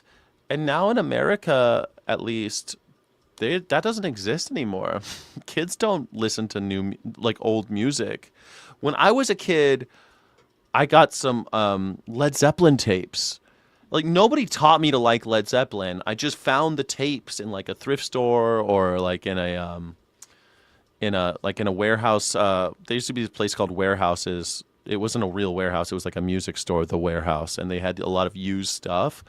And I bought all these tapes, and I had this Walkman that could and I would put it in. And I would walk around to school and shit, listening to the drum solos of John Henry Bonham. I don't think kids are able to do that anymore. Now they can look it up. If they type in Led Zeppelin, they can do that, but they need to know. They never get to that point. It's sad, man. It's sad. No, this is not something we do. We don't do that. We don't shut people up because they criticize us. And I think everybody who has a sense of that realizes this was a bad situation that we are. CDs were cool too, but when I was a kid, CDs were kind of expensive. But once you could get used CDs, it was pretty cool. But still, you couldn't really walk around with them. Remember, the old Discmans? If you shook them, it would. But a tape you can walk around with. A CD, you'd have to hold it like a pizza to try not to make it skip. Until they came out with ones with more RAM. But then they were so expensive. It sucked. CDs were cool and all, but they kind of sucked. Tapes were fucking cool. Going to have to deal with in an ongoing basis. Yeah. Bill, I'm wondering if we can get sort of your professional analysis for maybe some of our viewers who might have not been able to stay up till 11:35 p.m. What did you make of his final episode, his message? What was your biggest takeaway? And what do you think he's doing next? Is it OnlyFans? What are you hearing? That was a joke. Is it OnlyFans? What is it? Today's just the OnlyFans episode or something. Sky, I disagree. I know a lot of kids who are getting into older music. My brother loves Chuck Mangione. That's good. That's good. And he got me into Fleetwood Mac. He's 21 and I'm 39. That's pretty cool. I mean, I hope that's pretty cool. Look, I know not all kids are like that, right? But I mean, I don't know how he got into Chuck Mangione. How did he get into Chuck Mangione? I mean, it's rare that I hear about Chuck Mangione. I love Chuck Mangione, by the way, and I love Fleetwood Mac, but I don't know how you guys exchanged that. How'd you get to that? I know that there's a lot of folk sounds coming back, and I hope that folk really does make a comeback, because I think a guy in a guitar is way cooler than a guy with an overproduced sound. It's so annoying. I want to get back to playing music on the porch with people and in smaller stages, smaller environments. I love that so much more. Yeah, LimeWire. So I don't know how people got on that. I don't know how you're doing that. How are you discovering that? My dad had some old Doors cassettes that I played until they stopped working. That was the other thing. You could raid your parents. The medium still existed. My parents had some records, but actually my grandparents had records, and they had like old Foxtrot, the 78 speed, like the old plates. You know, you had to be careful because they would break. My parents had those, and I would play them on the old Victrola, and I would be like, "This is an old Hawaiian jazz and stuff that I would never have heard." I really haven't really heard since. But He made that joke. It's not my joke. Napster, yeah. I think he did what he promised at the top of the show. It was a joyful show. He celebrated, the things they did well. There was a lot of energy in the show. He had this kind of cosmic idea about dropping into a wormhole at the end. He brought on his colleagues who are his friends now, his late night Strike Force 5. There was a lot of positive things about it. It felt very positive, and notably, he did not mention Trump. And of course, for the longest time, because he's been such a strong critic, you've heard people say, "Oh, there's too much politics. He's talking too much about the president," and he didn't do that much. He took a few shots glancingly at CBS for their claim that he was removed for financial purposes, which I think most people now know is just a fig leaf for a political decision made because they needed a approval for a merger from the president. And like many other corporations, Everyone knows, and they're not even like for financial reasons only. Bullshit. Everyone knows that was bullshit. It was a lie, and you fucking maggers believed it. He capitulated. So I think there was that message in there, but I think basically it was a very positive message. As for what he's going to do, he is not really shown much of an idea. He's pretty settled, I think, on the fact that he will perform again, but I think he will look for an opportunity that's different. I think he's not going to just do it. Don't worry about 8-tracks. 8-tracks were kind of stupid, but they were how people. They're mostly for cars. People had 8-tracks in their homes, but they were kind of useless. I thought they were cool because they were like they felt like Nintendo cassettes, but I think they only had a couple songs on them. It wasn't a full album, and you had like I don't know. 8-tracks kind of sucked. The sound kind of sucked. Cassettes were where it was at. Cassette was smaller, a lot more sound range, so much better. Plus, like the old cassettes, they'd go boo boo boo beep beep beep beep, and in the end they go boo boo boo boo boo boo boo beep beep. I love that. The old cassettes, like old Beatles cassettes, they would play that sound bar. Boop boop boop boop beep beep. I thought that was cool. 8-tracks kind of sucked. They look cool. Television show like this again. He was great at it. He was growing at it. Did great. He did a fabulous number in his finale. I think Trump will say it was terrible, probably, but it was really good. I've thrown out the idea, totally my idea, no one else's idea, I don't think, that he could do a one-man show on Broadway. Maybe bring back his old character, which I think would be really great. Bill, let me quote you back to you an opinion piece. Yeah, I've seen 4-tracks. I'm telling you, I used to live. I managed a thrift store really young. Kind of a long story how that happened, but I mean, yeah, we had all that crazy shit, man. People would drop off anything back in the old days. That you wrote on May 16th, where you write, enforcing Mr. Colbert out and shutting down a 33-year late-night franchise while selling that post-local news hour of airtime to a syndicated show instead of replacing him with an original program of the network's own creation, CBS is assenting to its own diminishment. The biggest loss is to core American values, such as the right to speak freely, even in brutally mocking terms about those in power. And so I'm thinking it's not just Stephen Colbert's show, but it's also what's happening inside CBS News and what's happening inside the evening news, 60 Minutes, you name it, CBS This Morning. That is the broader diminishment that you're talking about. Yeah, I mean, I see the CBS logo now, and I'm like, fuck it. I haven't watched 60 Minutes. I used to love 60 Minutes, and I haven't watched it because of all this nonsense. I don't want to watch, like, they own Star Trek, and I'm like, fuck, man, how does CBS, like, this hated company, own my favorite thing? I'm so upset about that. It's like Disney bought Star Wars and CBS owns Star Trek. And so it's like, man, it's just like if you love something long enough, someone will come around and just shit on it. Cassettes sucked when CDs were affordable. I don't know, man. Like, cassettes in the car were fantastic, were better than the CDs. Even when they had the 10-disc CD changers and shit, it was so annoying.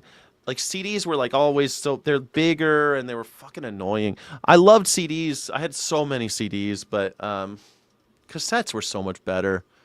So much better. Cassettes were the best ones, I think. Vinyl's cool and all, but like, ugh, they're big. You got to move them. If you're going to stay in the same house for 20 years, vinyl. But like cassettes were so much cooler, man. Yeah. Lucy helped get Star Trek on TV. That's true. Lucy put Star Trek on TV. That was her. Like she did it. Like it was big. Desilu Productions. This has been a Desilu production. Ayatollah Khamenei issuing a statement saying U.S. military bases in the Middle East are no longer safe. This comes hours after the U.S. conducted strikes on the Islamic Republic. Yeah, I mean, Stephen Colbert was nothing. Like, John Vegan Seed says Colbert was fine with the status quo. Yeah, he was. I mean, that's what the late night people are. They're supposed to just be funny men who talk about the status quo and feel the news with you. Like he said, I'm going to feel the news at you, is what Stephen Colbert said. And that's his job, and that's okay. It's not my cup of tea. I kind of like, sometimes I get so down on the news. I like the late night guys. I like Seth Meyers kind of joking about the news with me, and I see them steal my jokes all the time. And when they do steal my jokes, like, I don't believe that they're actually stealing my jokes, but if their writing team makes the same joke that I made, I feel like, yeah, man, I got it. That's pretty funny. Like, I made that joke on the fly, and their whole writing team came up with the same joke. That's pretty funny. That's pretty cool. And I like that there's people out there making fun of the news. I wish that they were all anarchist revolutionaries, but they're not. And that's a little too much to ask for, I think, from our corporate news and the way media works in America. But yeah, With U.S. Central Command giving an update, spokesman Timothy Hawkins saying, quote, U.S. forces conducted self-defense strikes in southern Iran today to protect our troops from threats posed by Iranian forces. Targets included missile launch sites and Iranian boats attempting to emplace mines. U.S. Central Command continues to defend our forces while using restraint during the ongoing ceasefire. Meantime, the commander-in-chief writing on Truth Social, quote, the enriched... Yeah, how many songs that Robert Fruge, I remember them being in cars. I remember 8-tracks being in cars mostly. I've seen a couple of home units in my life, but like, it was pretty rare for people to have them in their houses, I think. But 8-tracks didn't last long. But how many songs were on an 8-track? It wasn't a full album, right? It was like four songs, 2 songs, something like that. It was short. And they were big. 8-tracks were pretty big. Uranium, nuclear dust, will either be immediately turned over to the United States to be brought home and destroyed, or preferably in conjunction and coordination with the Islamic Republic of Iran, destroyed in place or at another acceptable location with the Atomic Energy Commission or its equivalent being witness to this process. No, it wasn't 8 tracks. They didn't have 8 tracks. They didn't have 8 songs. It was 8 tracks, like 8 tracks of sound, right? Was it the 8? Hold on a second. Describe an 8-track to me. 8-track is a vintage analog magnetic tape format popular in the 60s. It revolutionized portable music by bringing album listening into cars, plastic cartridges, an endless loop of tape. Their most famous quirks: no rewinding, an endless loop. You had to listen to it straight ahead, an endless loop. They had 4 programs. The 1/4-inch wide tape is divided into 8 parallel tracks. That's right. It was about how many tracks were on there. So, like, famously, the first 64-track song, the biggest, it was a world record, was Bohemian Rhapsody. Left and a right channel, 2 tracks in left and right channel. The tape gives you 4 individual programs or sides of music. The K clunk. When the tape finishes one program and loops to the next, a metallic foil strip on the tape triggers a sensor in the player. The playback head automatically shifts up or down to read the next pair of tracks, making a very distinctive ka-clunk sound.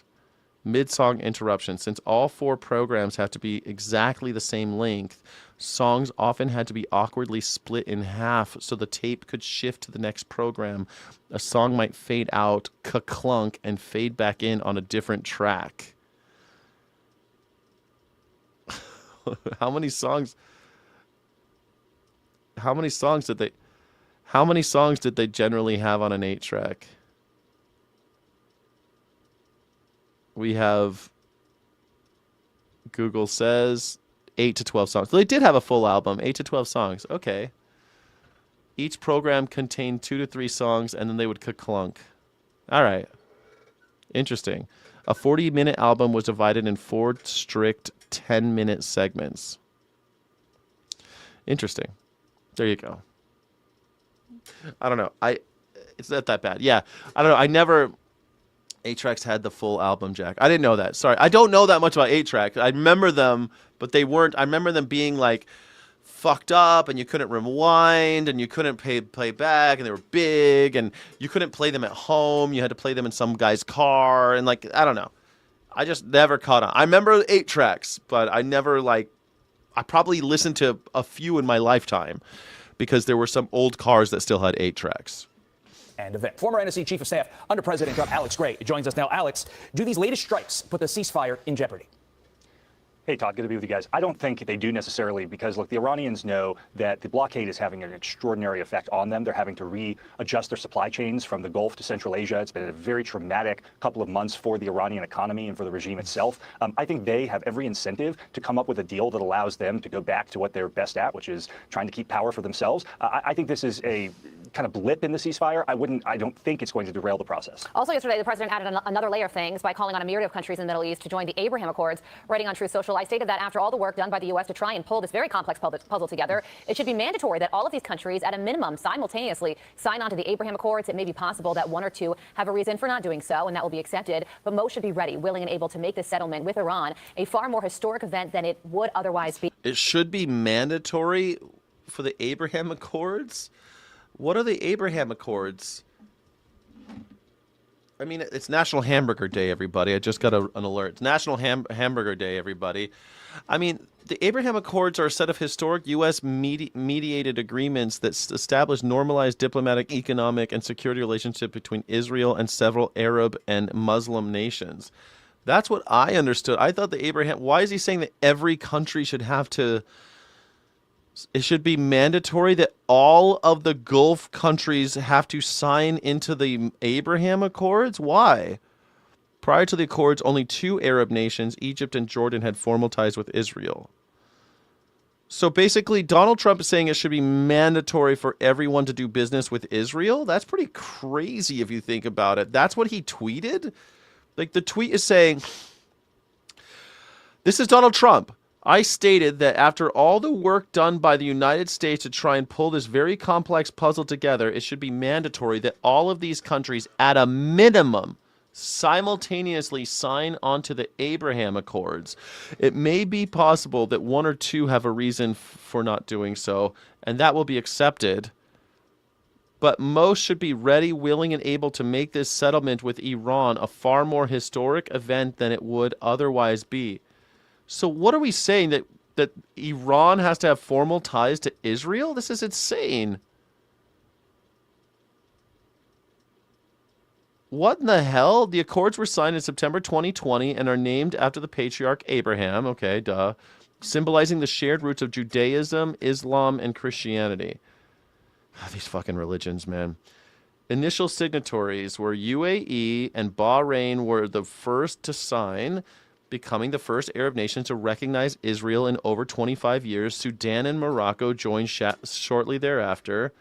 Kazakhstan joined in 2025, expanding accords to Central Asia. So there's Bahrain, UAE, Sudan, Morocco, and Kazakhstan. 5 countries. I guess plus Egypt and Jordan. So 7 countries. They already had formal ties, though. So maybe they're not in the Abraham Accords. But, man, I don't know. I had to look it up because I didn't want to, like, I know about the Abraham Accord, but why is Donald Trump saying that all countries involved in the Gulf states have to join? Kazakhstan is the greatest. Well, Kazakhstan's the greatest because their potassium is superior to other potassium. Very nice.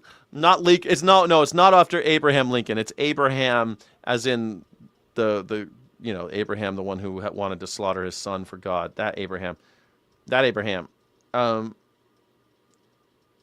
He's talking out of the side of his neck again. This is weird, right, Joe? I had a deja vu that knows stuff that I didn't know. This is religion is evil. Okay, religion's evil, but why is Donald Trump saying that we all gotta recognize Israel? And if they want to, that's a minimum mandatory. That's weird, bro. The countries listed included Saudi Arabia, Qatar, Egypt, Pakistan, Turkey, Jordan. Explain why the president is calling for this at this time and the likelihood that this will actually happen. So, Carly, I think this is actually a strategic masterstroke. If you go back to the first Trump administration, and really the main diplomatic achievement. It's a masterstroke. I don't know. Of not just the Trump administration, but really of the last 50 years, was getting the Abraham Accords. Trump knows strokes. He has strokes all day long. He has strokes. He also loves the stroke when Arnold Palmer stroked his. He loves the strokes. He loves women, but he loves stroking Arnold Palmer.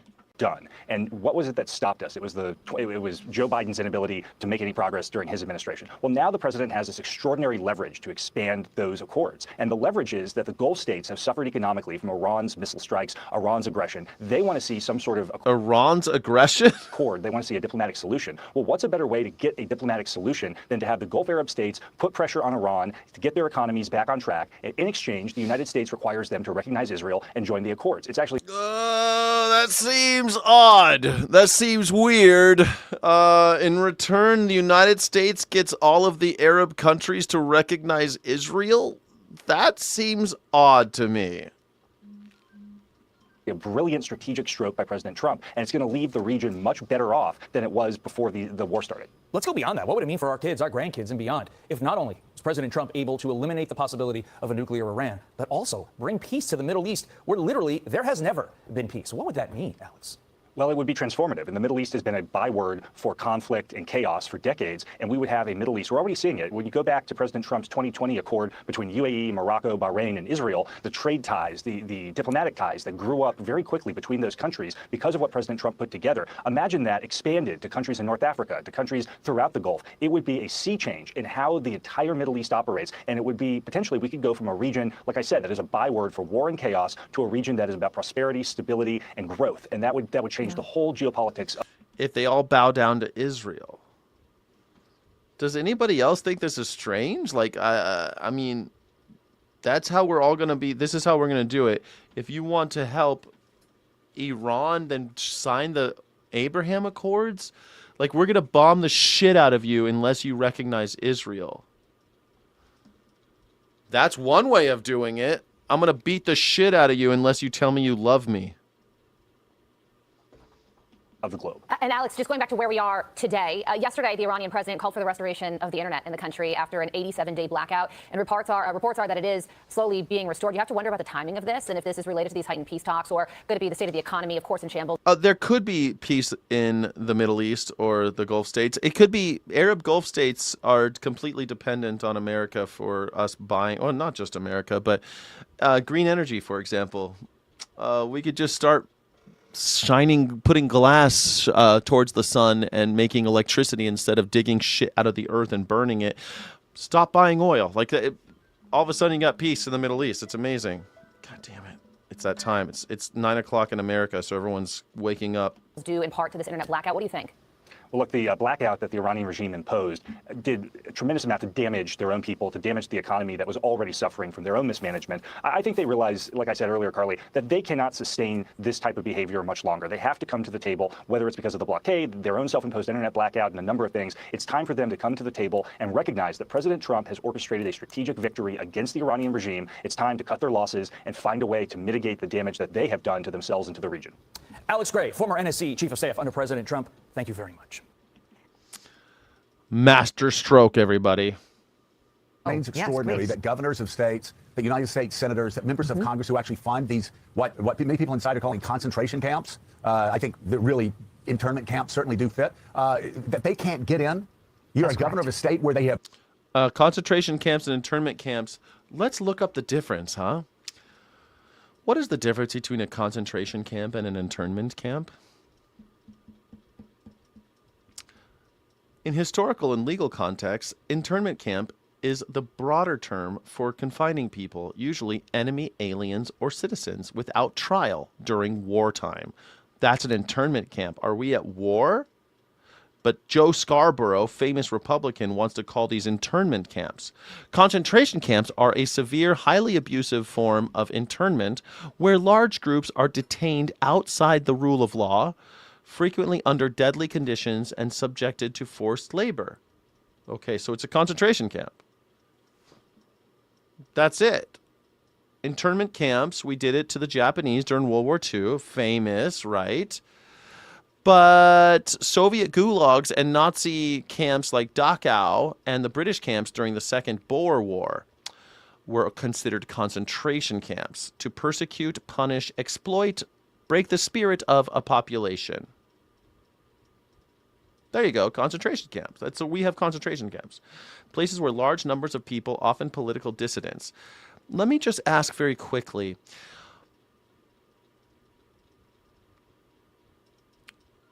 A lot of the concentration camps in Nazi Germany were mostly places where they were deporting people. They were deportation centers where they would sort people to either labor or deportation.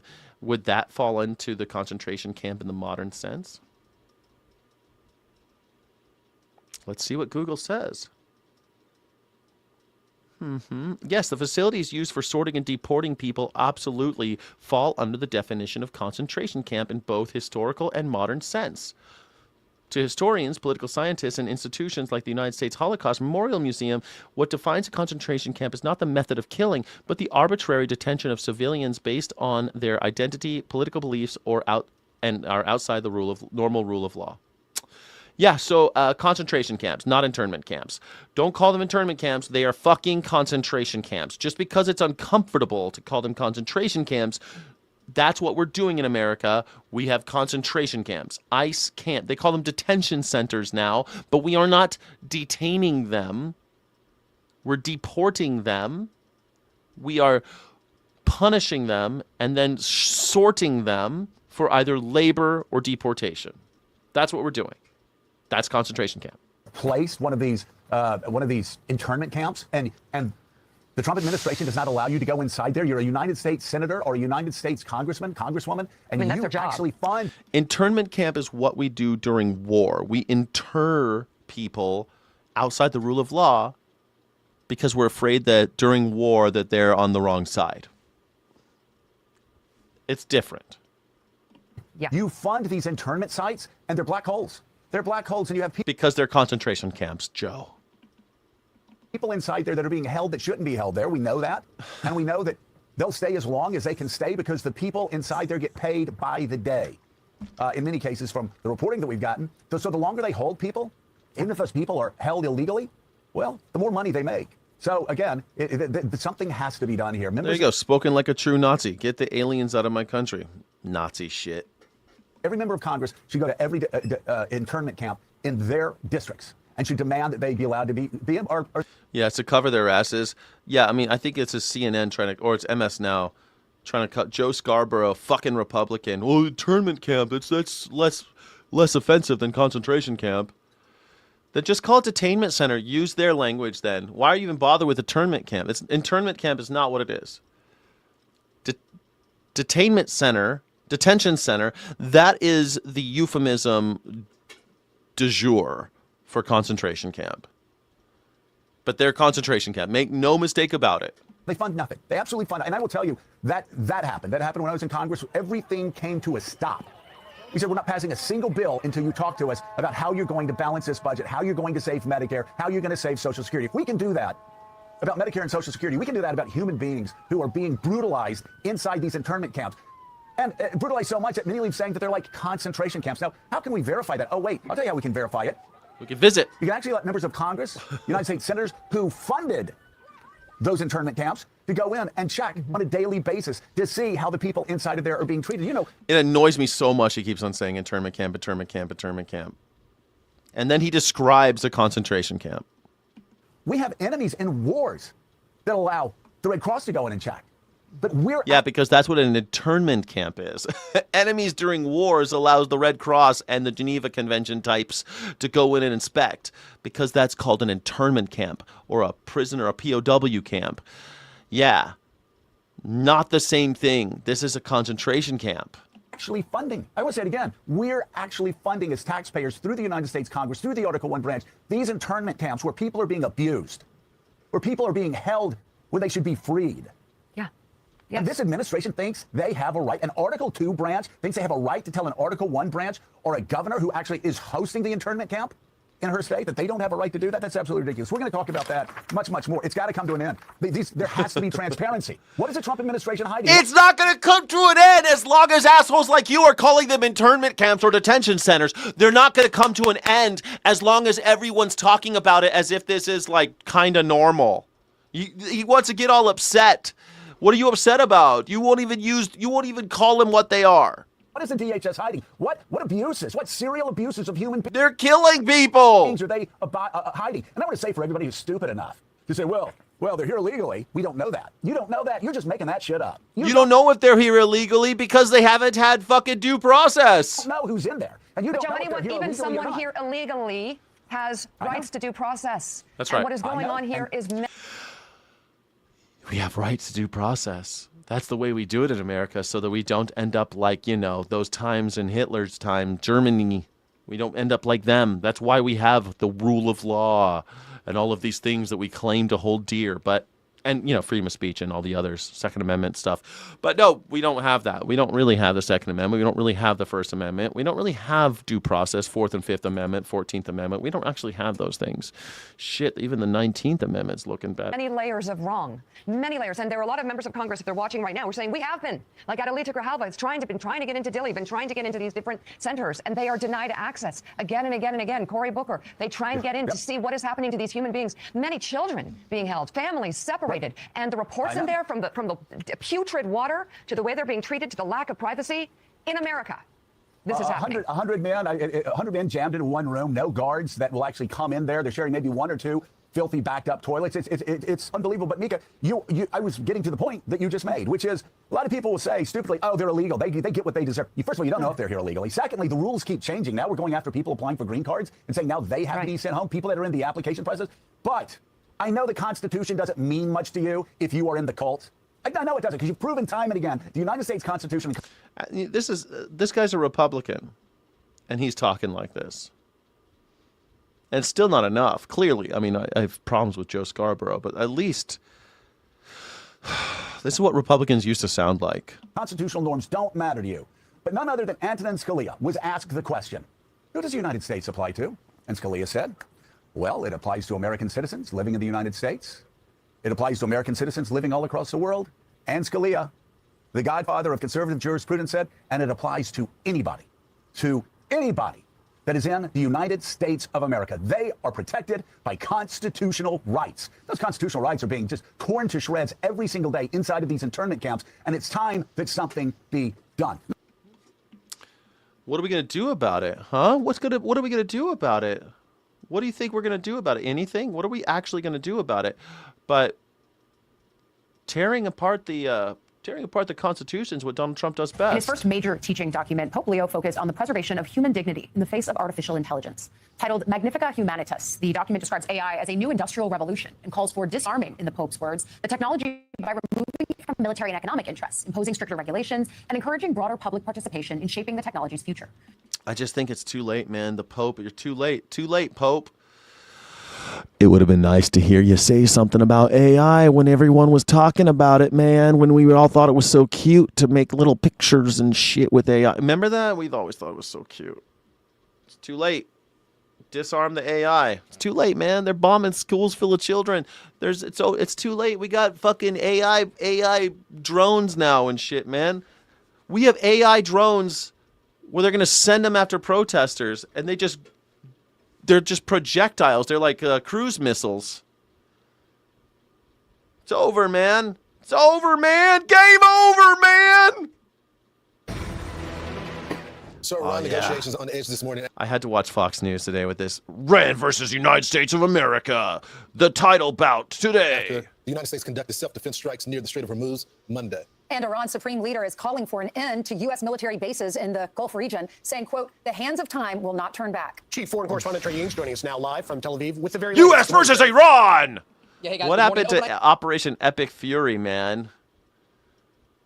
I like Operation Epic Fury more. Operation Epic Fury! The United States conducted airstrikes against southern Iran near the Strait of Hormuz. CENTCOM says these strikes were defensive in nature and went after mine-laying vessels along with a surface-to-air missile position. These were the first U.S. strikes that have targeted Iran since early May. A spokesperson for Iran's armed forces said any new aggression will be met with a far more severe response. The strikes come amid the backdrop of ongoing diplomatic efforts to reach an agreement between Iran and the United States. Overnight, President Trump laid out a condition that he has, saying on Truth Social, the enriched uranium nuclear dust will either be immediately turned over to the United States to be brought home and destroyed, or preferably in conjunction and coordination with the Islamic Republic of Iran, destroyed in place or at another acceptable location with the Atomic Nuclear Energy Commission, dust! or its equivalent, being witness to this process and event. Thank you for your attention to this matter. The other key issue has to do with the Strait of Hormuz. Secretary of State Marco Rubio reiterated the Trump administration position on this critical waterway during a gaggle today.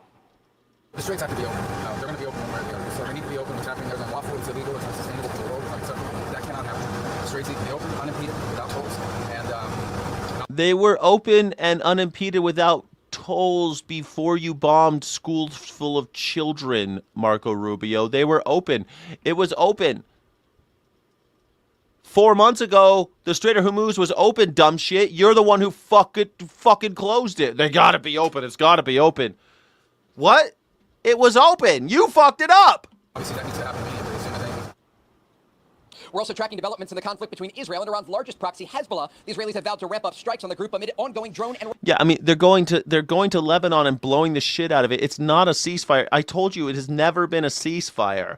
MAGA is treason, 100%. MAGA is the most anti-American, anti-Christian, anti-life, anti-human, anti-earth movement I've seen in my lifetime. They're a death cult. Rocket attacks launched from southern Lebanon. I want to bless the residents of the North's resilience that inspires all of us. But what this requires of us now is to increase the blows, to increase the intensity. We will smite them with overwhelming force. We will smite them with overwhelming force, says Benjamin Netanyahu. God damn it. A regional source told Fox News more talks are scheduled for later this week between the Israeli and Lebanese governments aimed at increasing diplomatic relations between the two countries and getting rid of Hezbollah. Guys? So, Trey, I know there's talk about the deal, but it's hard to say that the Iranians are serious about the deal. And they always talk. That's just part of their propaganda. But they're laying mines in the strait, which is a violation of the deal that they want to get done with the United States. So how can we even take them seriously? It's a great question, and it's a major challenge for the Trump... How could we take us seriously? We were the ones saying we're negotiating in good faith, and then we fucking bombed all of them. We were negotiating in good faith and then killed all their leaders. We assassinated all their leaders. We then pirated their ships and sank the rest of them. How could anyone ever take the United States seriously? We are not good faith actors. We're the villains. Imagine you're having a negotiation and someone just pulls out a gun and shoots you in the face. That's not trustworthy behavior. Donald Trump, don't you remember? They stalked those guys for 3 months in order to determine where they would be, and then they murdered them. And on the same day, bombed schools full of children to break their spirit. And mosques and historical sites to break their spirit. That's why they did it. But in the lead up, they started parking aircraft carriers and shit in the Gulf. And we were like, what the fuck's going on? And I said, yeah, they're going to bomb Iran. It's going to happen. And everyone's like, no, it's just, regular old stuff. We just parked the warships in the Gulf for funsies. Funsies, huh? Right outside of Iran. We just parked it there because we're just good faith actors. We want to negotiate. Attorney General, thank you. I recognize now the chairwoman of the full committee, Senator Collins. Thank you, Mr. Chairman. Mr. Attorney General, yesterday the Justice Department announced the creation of a nearly $1.8 billion... Oh my God, Susan, what are you doing? Trump is a homo. I mean, Trump, I don't think he's a homosexual. I think he'll have sex with anybody he can own. I mean, I think he likes cock. He clearly, there's all these rumors about him, boner bumps, doing bumps of coke off of men's erections in Studio 54. But, and doing the gay orgies with Roy Cohn, his best friend. So, I think he swings both ways. A lot of those real powerful guys, they do, because it's all even the sex act is a power act. It's a power thing. oh, his kink is power. That's how he gets off. It doesn't matter if it's boy or girl, human or animal. He doesn't give a shit. If it's power, that's what he likes. Anti-weaponization fund to compensate individuals who were purportedly targeted by the Biden administration, in exchange for which President Trump dropped his $10 billion lawsuit against the IRS for the completely inappropriate leak of the president and his organization's tax data. This is a Republican? Amounts for this new fund will come from the Judgment Fund, a permanent law appropriation for paying claims and settlements brought against the United States government. Amounts in the Judgment Fund have traditionally been used for the payment of specific claims against the government or amounts owed for the settlement of those claims, but not for future claims that have yet to be bought. So I have some questions for you. First, has the DOJ ever used amounts in the Judgment Fund to pay? I haven't heard this lady so fired up in her life. I mean, Susan Collins has been around for a long time. Where's she from? I think she's in Maine. Is she in Maine? Susan Collins, where's she from? Maine, yeah, Caribou, Maine. She's a Maine senator. Susan Collins, Republican senator. I've never heard her this fired up. She's like, this is completely inappropriate. I can't believe, like, goddamn, she's fired up. What did you guys do to Susan Collins? You woke up a sleeping dragon. Holy shit. Susan Collins is on the case. She hates this shit. Completely inappropriate for Donald Trump to sue the IRS for $10 billion and then settle for $2 billion in order to give money to all of his friends and J6ers. Yeah, it's completely inappropriate. You're going to get primaried, Susan Collins. They're going to get rid of you. Claims they're going to kill. I think Donald Trump is going to kill Susan Collins. That have yet to be brought against the United States government based on the settlement of a completely unrelated case.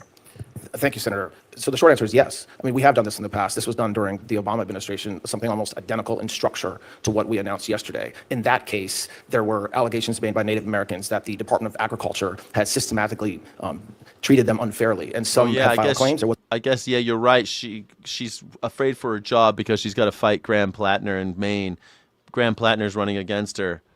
So now she's woken up. Maybe Graham Plattner happened. I thought maybe she was fired up about this $1.8 billion that Donald Trump's sex crime attorney, Todd Blanche, just handed over to him. But maybe you're right. It's all about this. You're probably right. It was a pending lawsuit, but many had not. A fund very similar to the one that was established yesterday was set up. It was funded by, in today's dollars, a little over $1 billion. Yeah, she's up. And a single claims commissioner was appointed to review the claims and to distribute funds. In that case, at the end, there was around $300 million left over, and the Obama administration had set it up so that money from the Judgment Fund was distributed to nonprofits and other NGOs. So what we've done with this fund, and by the way, it is true that this is unusual. That is true. Yeah, it's pretty fucking unusual. You're not even the Attorney General. But it is not unprecedented, and it was done to address it's unprecedented thing that had never happened again either. So there is an unprecedented nature of what we did yesterday in response to years and years of weaponization, just to correct. Weaponization. The guy cheated on his taxes and got caught. A few things, Senator. It's not limited to Republicans. It's not limited to Biden. It's not limited. It's not limited to. Great, then Kat Abigazela should get a piece of that action, huh? The Biden weaponization. It's not limited to, in any way, scope, or form to January 6th or to Jack Smith. There's no limitation on the. Who gets to control it? Donald Trump. Donald Trump gets to decide who gets the money. Donald Trump just got $2 billion. He could do with whatever he wants. Sounds legit. On the claims. So, and the other thing we've done, just to finish up in comparison to what was done previously, is we intend to appoint 5 commissioners. And also, at the end, the money goes back to any leftover funds go back to the federal government. Oh yeah, Ilhan Omar, she should get the funds, huh? She should get that. She should get a piece of the action, right? Kat Abigazela, she's been wronged by the government. She should get a piece of the action. Yeah, totally. So how will the commission that you've just referenced that oversees the fund determine whether future claims from the fund are eligible to be paid out of it? And how will they determine how much will be paid for each claim? What's the legal basis for those decisions? So there's commissions that are established all the time. Nothing. We have no fucking plan. Donald Trump's just going to decide. We have commissions all the time. So we'll cross that bridge when we come to it. But in the meantime, we're going to hand Donald Trump $1.8 billion. Makes perfect sense, says Donald Trump's sex crimes attorney, Todd Blanche. Acting Attorney General. Sir, when the fuck... Hold on, let me Google that. How long is Todd Blanche allowed? I think he only gets 180 days, right? How long is Todd Blanche legally allowed to work as acting Attorney General? 210. Shit. 210 days. So basically almost a year. What is that? What is that? Like 8 months? It's something like that. 8 or 9 months. 210 days. If Blanche is serving under FVRA, the 210 limit pauses as long as a permanent nominee is actively pending confirmation before Senate. Yeah, so basically he won't have to go before Senate. It's anti-constitution, dude. This guy is such a fucking criminal. 210 days. How long? When did he start? I guess Pam Bondi just ended. So, I mean, like, we'll have him he'll be acting Attorney General, I guarantee you, until the last. He'll go past 210 days. I guarantee you he'll go past 210 days, and everyone will be like, hey, this is unconstitutional. And they'll go, yeah, fuck you. How much you want to bet? How much you want to bet this piece of shit is acting Attorney General for the next 2 years? Where a commissioner is charged with determining the correct amount, if any, to repay a claimant who's asking for funds. So in this case... Of course it's anti-constitution. If someone is Attorney General, they are supposed to be confirmed by the Senate. That's the process. And because 210 days is this old-ass thing where we need someone 210 days, he's allowed to be acting Attorney General, it's unconstitutional. It's against the spirit of the law. Is it technically against the law? No, because we wrote these laws 250 fucking years ago. So it used to take a long time for people to get from place to place. Not anymore. So Donald Trump is using a quirk in our system to appoint his sex crimes attorney, someone who would not be affirmed, like Matt Gaetz. Like, remember when Donald Trump nominated Matt Gaetz as Attorney General? And now we have Todd Blanche, who ain't much better. He's smarter. He's smarter than Matt Gaetz, but he's not that much better. He's just Donald Trump's sex crimes attorney. Literally, that's what he is. Like, that's not even a joke. He is the guy that took care of Donald Trump's sex crimes as his personal lawyer. Now he's acting Attorney General. Fuck, you can't make this up. We expect is the commissioners will take in information. It's entirely voluntary if an individual wants to apply and assert that they were a victim of weaponization, and the commission can do anything according to what was set up yesterday, from issuing an apology to the claimant to awarding compensation and the monetary compensation. So it depends on the claim, and there will be 5 commissioners. Yeah, good question. Why is it 210 days? Explain why it's 210. Explain why it's 210 days for Todd Blanche to serve as acting Attorney General. Why 210? 210-day limit. It's the Federal Vacancies Reform Act of 1998. Limit for how long an individual can serve as an active within a Senate-confirmed position. The specific details of how this works. 210-day clock. The statute limits acting service to 210 days starting from the date the vacancy occurred. So, remember when she was still Attorney General and he was speaking for her? The clock probably didn't start until later. The nomination loophole. If President Trump formally nominates someone for the permanent Attorney General position, including nominating Todd Blanche himself, a 200-day timer pauses. Blanche could then legally remain in the acting role indefinitely while the Senate considers his or anyone else's nomination. While the 210-day window sets a standard time limit for acting cabinet member, it provides multiple avenues for the administration to extend or alter the tenure based on their legislative or nomination strategies. But why did they decide on 210 days?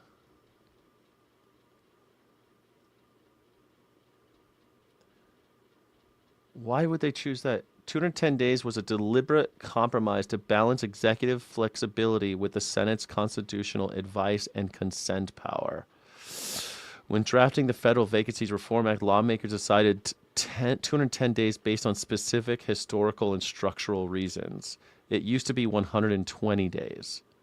The Clinton administration argued this was far too short because the modern background check, vetting, and nomination process took longer. 7 months is 210 days. They wanted longer time to give the president a more realistic time frame to find a vet qualified permanent nominees. So just overreach from the fucking president. That's all. Again, a president clawing more power.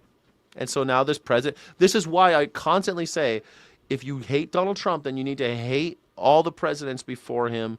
All these presidents led to this. Bill Clinton clawed more power for the executive branch, for Article 2 branch. And what happened? We lost power in the legislative branch. And the legislative branch represents you, the people. So every time more power is taken out of Congress and taken to the president, you have less power. And Bill Clinton did it. Reagan did it. Bill Clinton did it. George H.W. did it.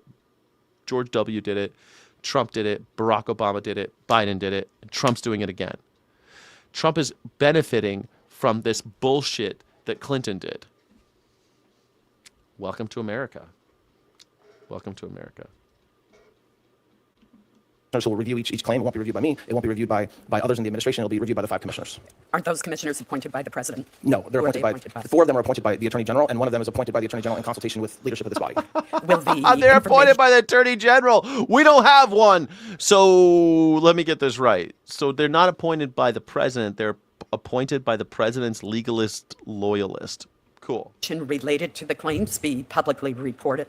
So that's a good question. I mean, look, there's privacy laws that exist, so I don't want to sit here today and say every... Yes, Quacks-a-Lot says Todd Blanche is a joke. Todd Blanche is a joke. I mean, he's the one who met with Ghislaine Maxwell and got her the deal to go to Club Fed and have puppy time. I mean, he's the one, Donald Trump's sex crimes attorney is the one who went to Ghislaine Maxwell to have their secret conversation. You're right, this guy's a joke. He's a criminal. Scintilla of data collected will be released, but of course, there's accountability that the commission has, a quarterly report that has to come to the Attorney General, which will certainly be public. It all goes to the Attorney General, which will most certainly be public. There's a process that you all will get information, and there's a FOIA. What do you think, Susan Collins? Are you buying it? Process. So I very much anticipate that the claims that are awarded, the basis and the amount will for sure be made public along the way. Let me switch to a different issue which Chairman Moran brought up. Along with Chairman Moran and other members of this committee, I was one of the lead sponsors of the Violence Against Women Act reauthorization of 2022. These programs are critical to reducing violence against women, ensuring that justice is served, and strengthening services to victims and survivors of domestic violence, dating violence, sexual assault, and stalking. In Maine, the Rural Victims Program is especially critical. Despite the importance and effectiveness... Susan, you lost it. You lost it, Susan. We thought you were coming around, Susan. ...of these programs, the department's budget request proposes reducing funding by about 25%. Why is the department proposing a reduction in funding to combat domestic violence and to support survivors? Because America hates women. America is a misogynist country. Wake up, Susan Collins. Wake up, Susan Collins. They hate you. They hate women like you. You sold your soul to support men who hate you. Just like Pam Bondi and Kristi Noem and Tulsi Gabbard, all 4 cabinet members so far who have been fired were women. Susan Collins, they will turn on you. Already, Susan Collins, just asking questions about this administration is going to get her on her ass. She's lucky she didn't get primaried. She's doing this after the primary season, so she's lucky. But they're going to fuck her. She's done. She's done. You dare to ask why we're cutting funding to battered women?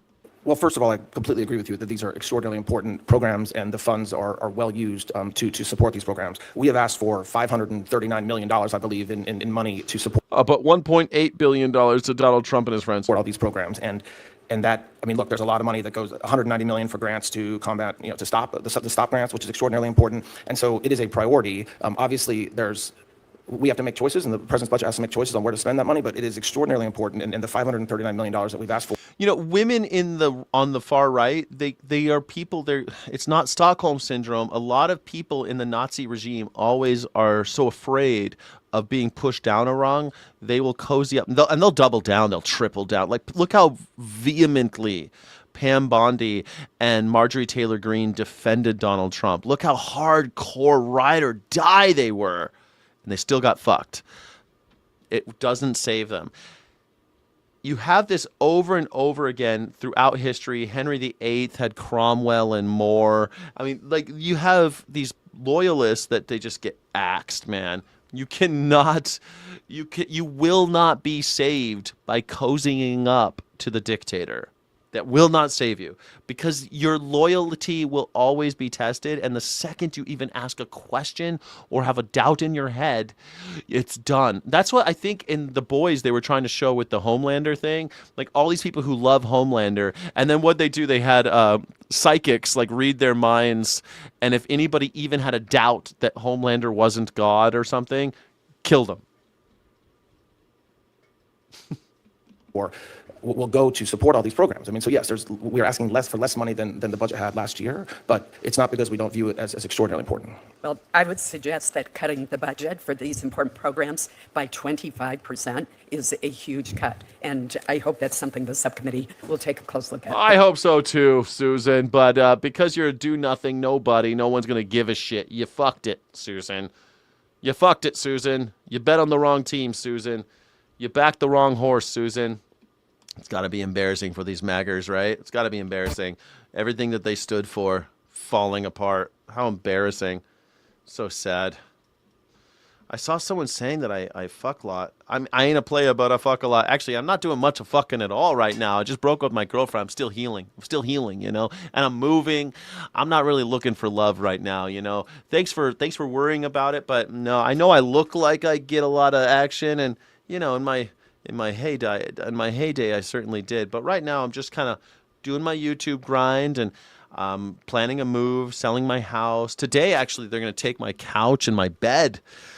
They're going to take my bed, and we're going to donate it today because I'm trying to get ahead of the game a little bit. It's kind of crazy. Today, I'm going to have the house won't be empty, but it will be largely empty. It's getting kind of weird in this house.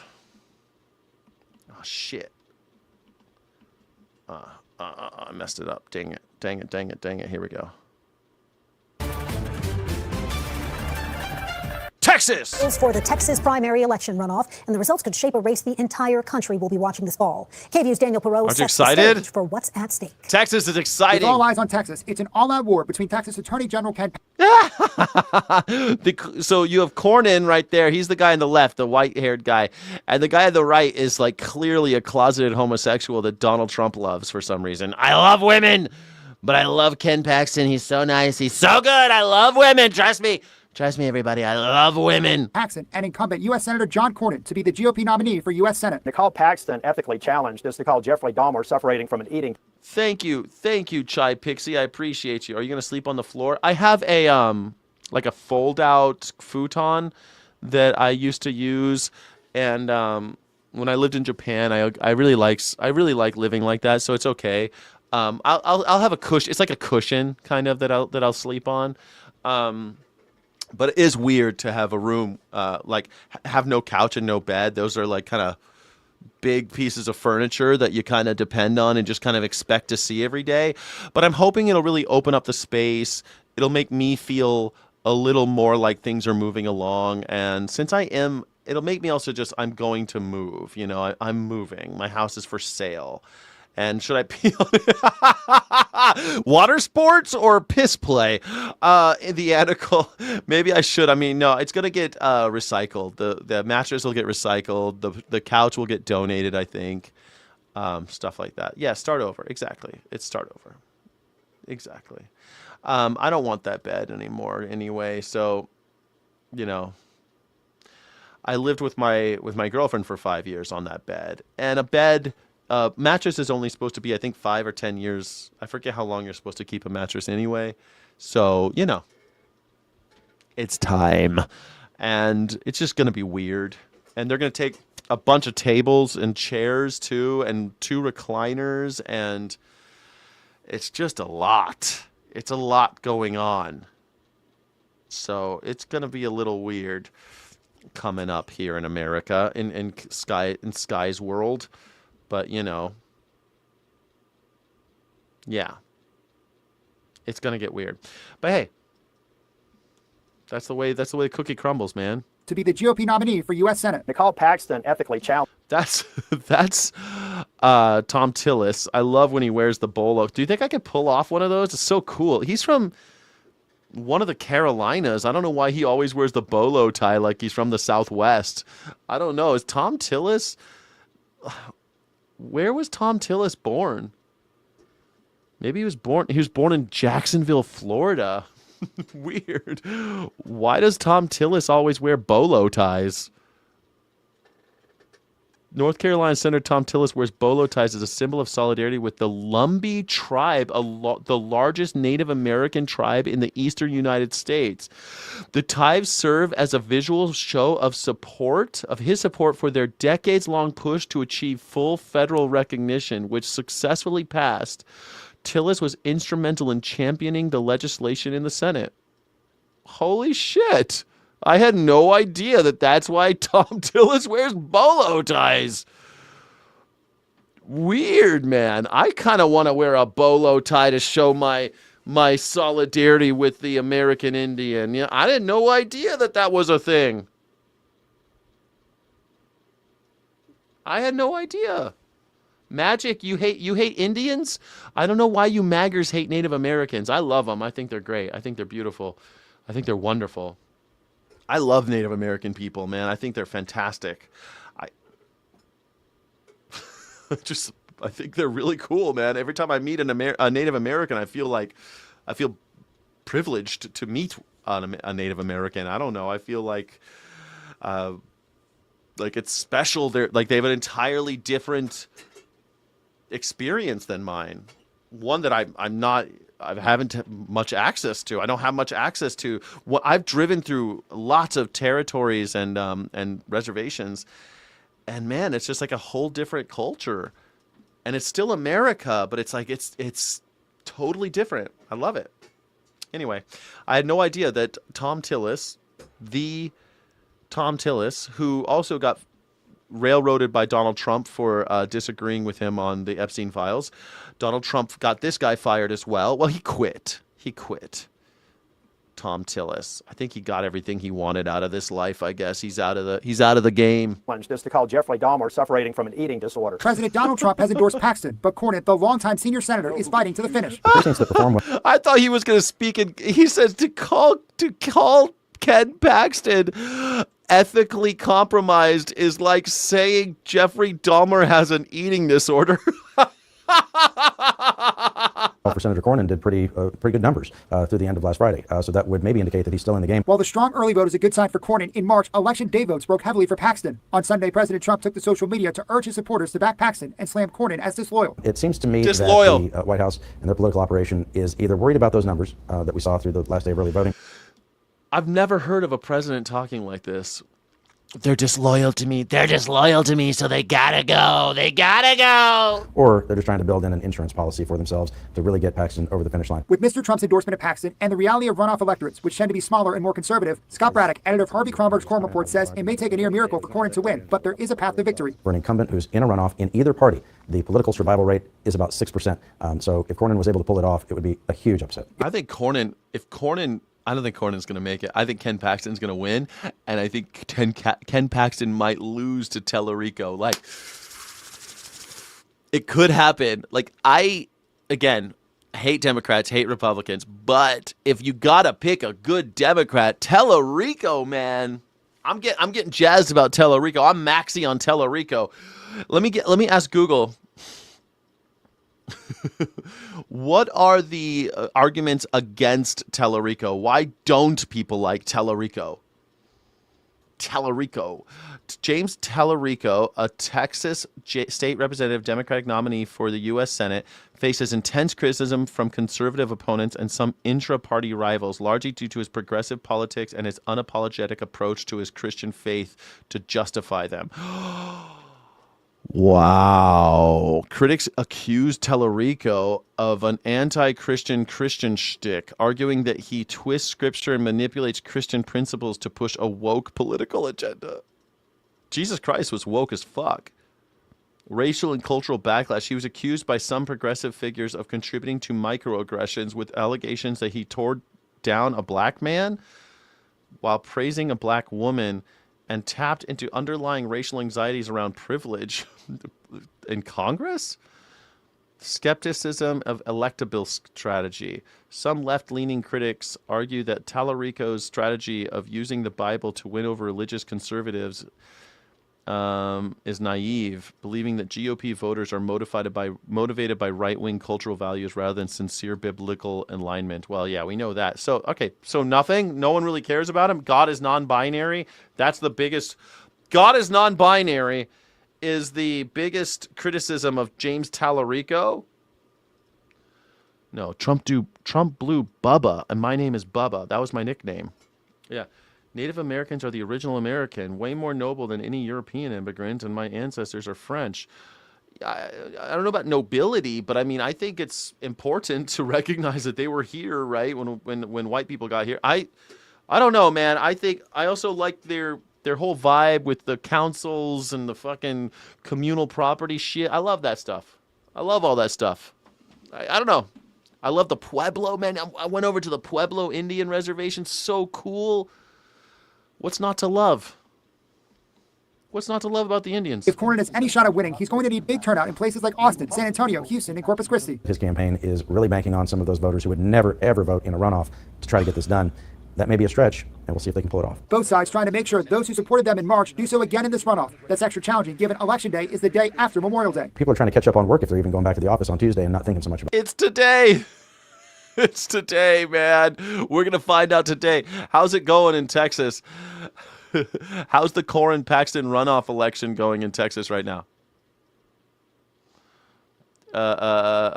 News. Let's see if there's any election day guide polling locations. No, how's it going? How's it?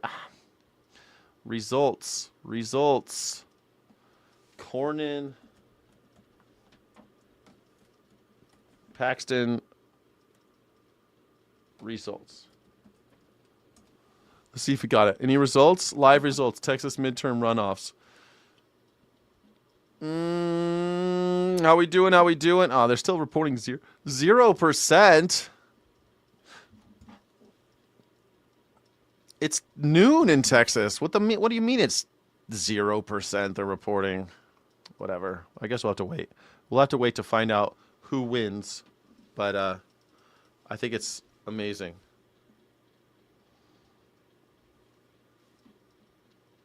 Politics. After months of campaigning, the candidates are known, the opinions are formed. It's now down to who can get their people out to vote. And something to watch tomorrow night, Quita, is where do Congressman Wesley Hunt's voters go if they even vote at all? He came in third place in the primary back in March and did not make this runoff. President Trump's endorsement could go a long way in swaying those who voted for Hunt. Hunt himself also endorsed Paxton after Trump did so. In the city. Paxton. Looks like the South is going to have another closeted homosexual running on the Republican ticket. But like my theory is that Paxton's going to win and it'll be Tallarico versus Paxton. And I am here for it. I can't wait to see that shit. I'm excited about Texas right now, man.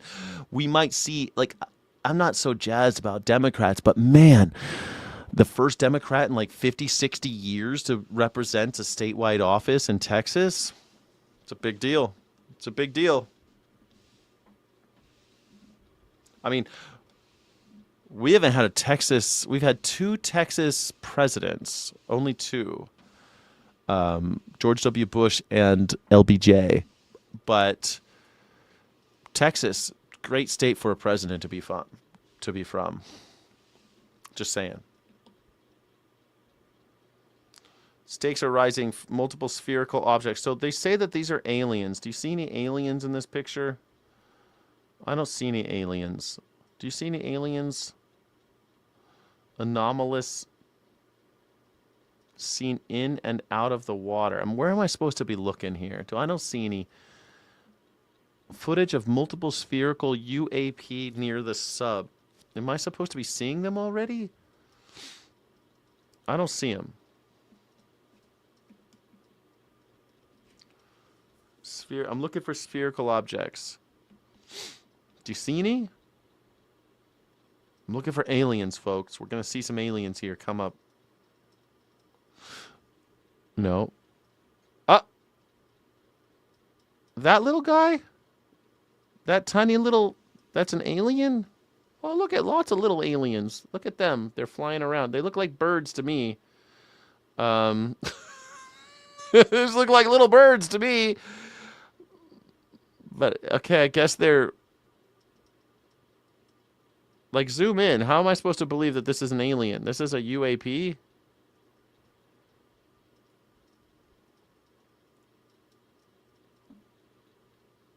Oh. Okay, there's a submarine. Okay. We're looking at the submarine. I'm looking. And we got some UAPs, right? We got some UAPs. Uh-oh. Oh, there's one. He flew. And he flew back in the water. Where'd he go? Where'd he go? Where's the guy? Where's the alien? Where's he?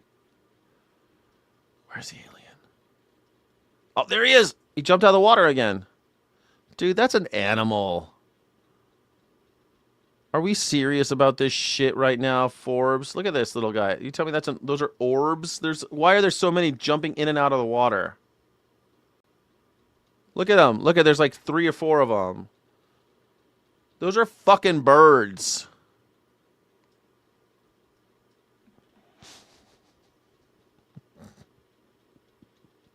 Why is it that every time we have something like this, it's always like the worst footage? Like they say that a satellite could read a cigarette pack, like the warning label on a cigarette pack, and yet my pack of smokes, you can read the Surgeon General's warning from space, but for some reason we see these little things. They're like, no, there's a reason why NASA abandoned mapping the ocean and switched to space. Is this the reason? Is this the reason we switched to space? NASA. What do you mean NASA? The National Aeronautics and Space Administration? I don't think they ever had the mandate of looking in the ocean. Why would they map the ocean? 4K is hard to fake. Yeah, I think that's it. What is this? It's a light bug. Come on. You tell me these are alien scout drones, human military most likely. They look like birds. They're jumping in and out of the water, man. Birds do that shit. Like, oh, they're all flying around. They look like orbs from here. Well, yeah, man, at night. One time I was in the ocean. Well, I was at a beach at night.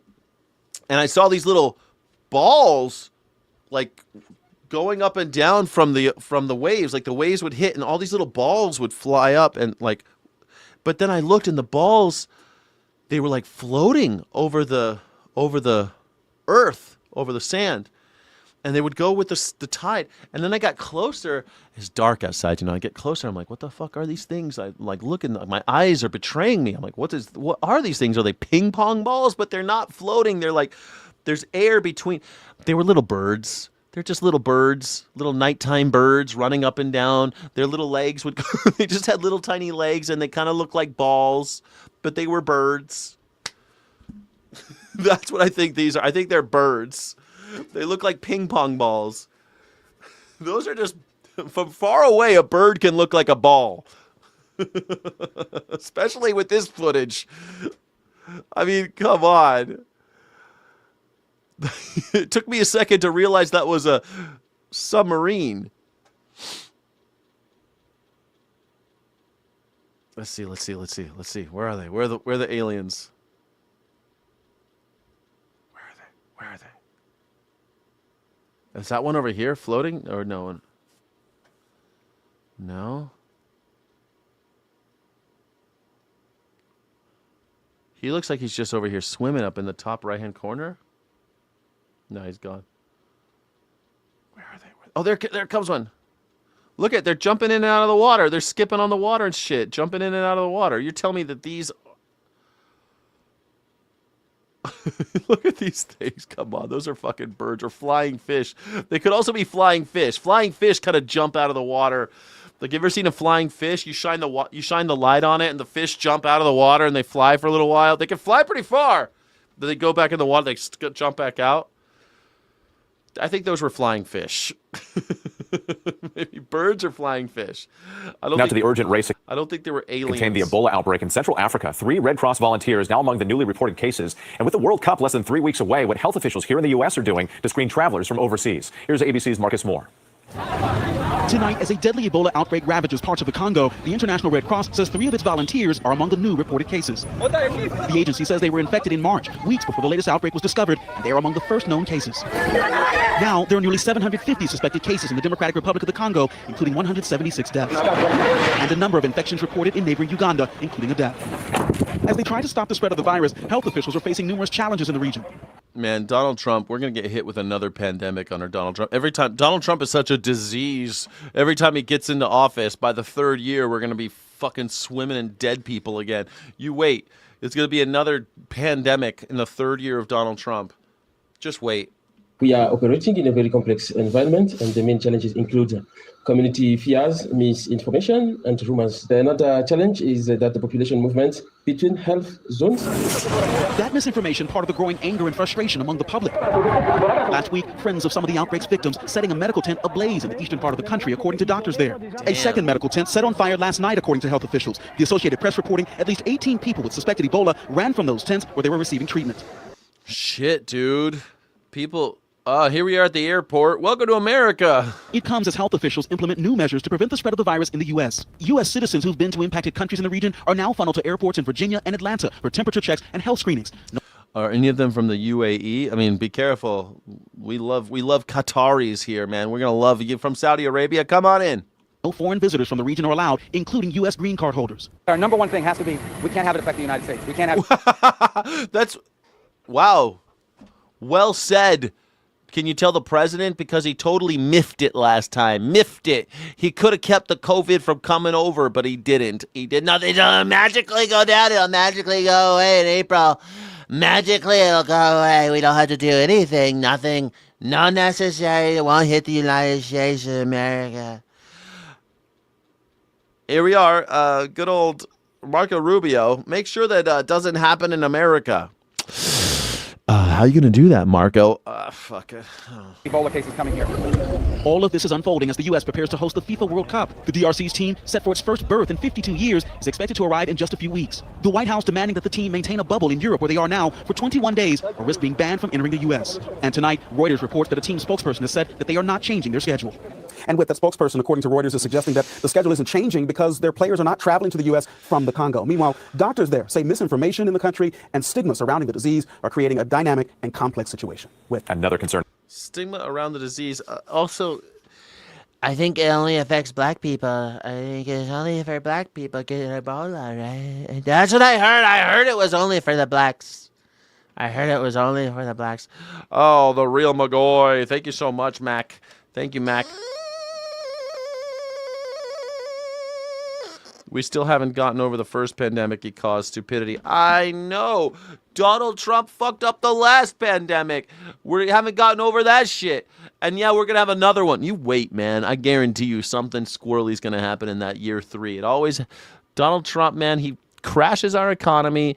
And then in year 3, some kind of whammy happens because of his ineptitude. It's going to be a doozy. In year 3, if he's still president. I mean, I'm still holding out. I think he's not going to make it to 2027, but maybe if he does, it's going to be a doozy. You think we're ready for another one? He allowed it. He encouraged it to happen. He said people shouldn't get tested because that would mess up the numbers. It would make more cases. I mean, he encouraged it. Yes, he didn't just let it happen. He caused it. He caused it. Yes, he caused it. He caused it here in America. Absolutely, Donald Trump caused it. He didn't do the basics to keep it from coming here. He didn't do the basics to fight it over there where it was happening. He didn't want to do. He didn't want to play ball because he hates everybody. Kung flu, he called it. Remember? The Chinese virus. I don't know why they call it corona. They called it the Chinese flu. Remember? And then people started hating Asian people. I had a Japanese friend, a person spit on her car and was screaming at her, saying that she brought COVID here because Donald Trump was on TV saying it was the Asians. A church that mostly serves Thai people had a shooting. There was a shooting near my house at a church because these fucking Donald Trump and his anti-Asian rhetoric. Jesus. Yeah. That's true. Can I get some jubilation for the Mac, please? Can I get some jubilation in the chat, please? Some emotion and some emojis, please, for Mac. Thank you for supporting the some independent media. Thank you so much, Mac. Yeah, RFK wants us to turn off 1 million. Yeah, dude, what has he done about bird flu? Wait until bird flu's here. It's endemic, and we're not doing anything about it. It is affecting humans. It will eventually get into a human that has the flu already, and it's going to be a very fucked up virus. Eventually that will happen. When? We don't know. But we're rolling the dice every day with bird flu. So keep eating chickens and eating eggs, idiots. Keep doing it. Keep supporting that industry. Great job. Yes. And dairies. People think of bird flu as just chickens. Cows got bird flu and they don't die very easily from bird flu. A lot of them do die, but they don't die like birds do. But guess what? People work around cows, and people are getting bird flu from cows. Ain't that a bitch? By the way, I live in Maine. Collins is corrupt hater. Hell yeah! Collins.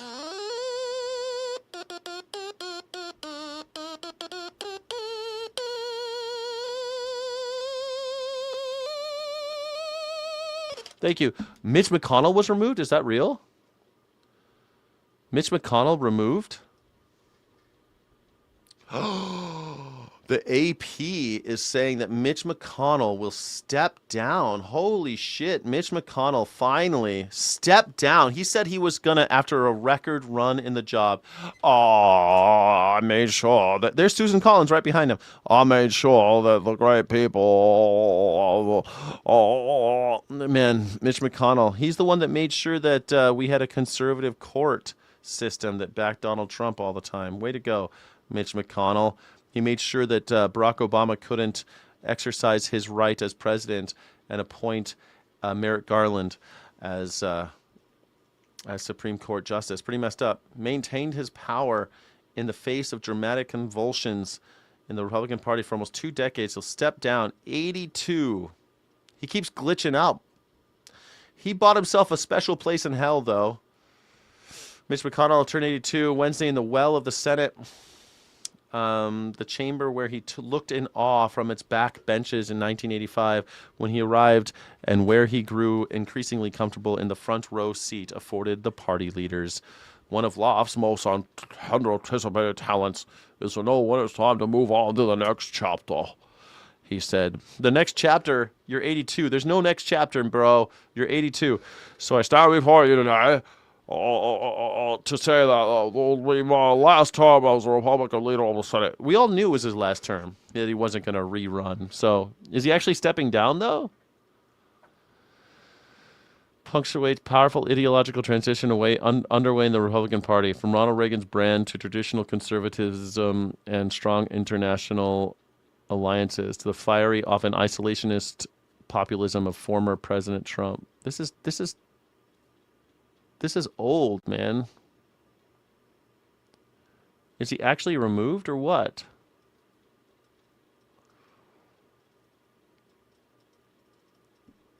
Senate Republicans replace him next week. This is all old news. You guys give me a red herring. There's nothing in 2026. No, he's done. Like he's over. He's over. We already knew he was out. But you're saying that he's getting removed. But what do you mean he's getting removed? I don't see anything in here about him getting removed.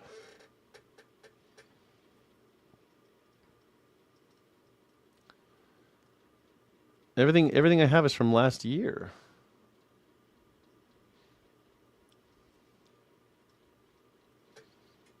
No, I don't see anything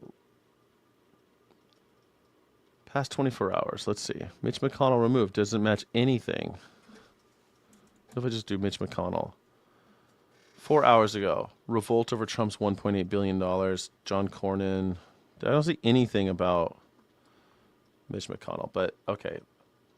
I mean, he shouldn't be there. Lost his primary to Andy Barr. Well, he's not going to be. He's not going to be coming back. He didn't want to come back. What do you mean lost his primary? He didn't run.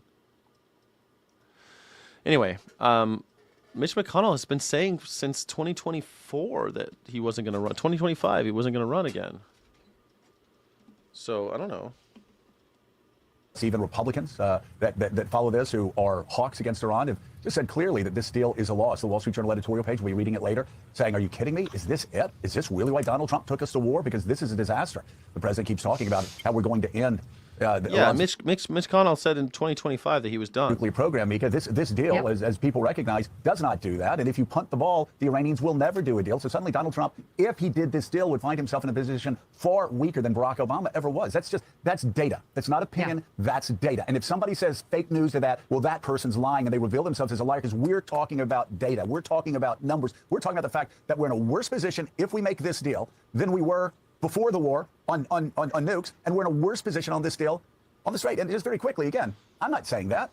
Lindsey Graham, who was the chief proponent, the chief cheerleader for this war, is saying that. Ted Cruz is saying that. The chairman of the Armed Services Committee, the Senate Armed Services Committee, Roger Wicker, is saying that. The Wall Street Journal editorial page is saying that. And yes, in a very ominous sign, the hardliners on the far right in Iran, who have taken over the government, are saying that as well. This is a deal that would be a complete and total surrender for the United States of America. And again, well, we already knew that Donald Trump wasn't going to get a good deal out of the Iranians. I've always said Iran can't have nukes. I have always said that. The president has said that, and 7 United States presidents have said that. Iran cannot have nukes. This deal will allow them to keep nukes, and it will allow them, according to them, to continue making money off the straits and be in a better position economically and politically after the war than they were before the war. That seems like a losing proposition. Sounds legit. And Democrats and Republicans, other than poor Mike Johnson, my God, how sad. What a sad political existence to have to go along with the president on every single... It's true, man. I say that about what a sad political existence that Mike Johnson has. The real McCoy. Y'all haven't gone back and viewed Young Sky's show. Your support starts at the oldest and keep watching when he's not live. It's worth it. You like the old stuff? Yeah, you like that old stuff? The real McCoy. Thank you. Can I get some cheers for Real McCoy for supporting? Thank you.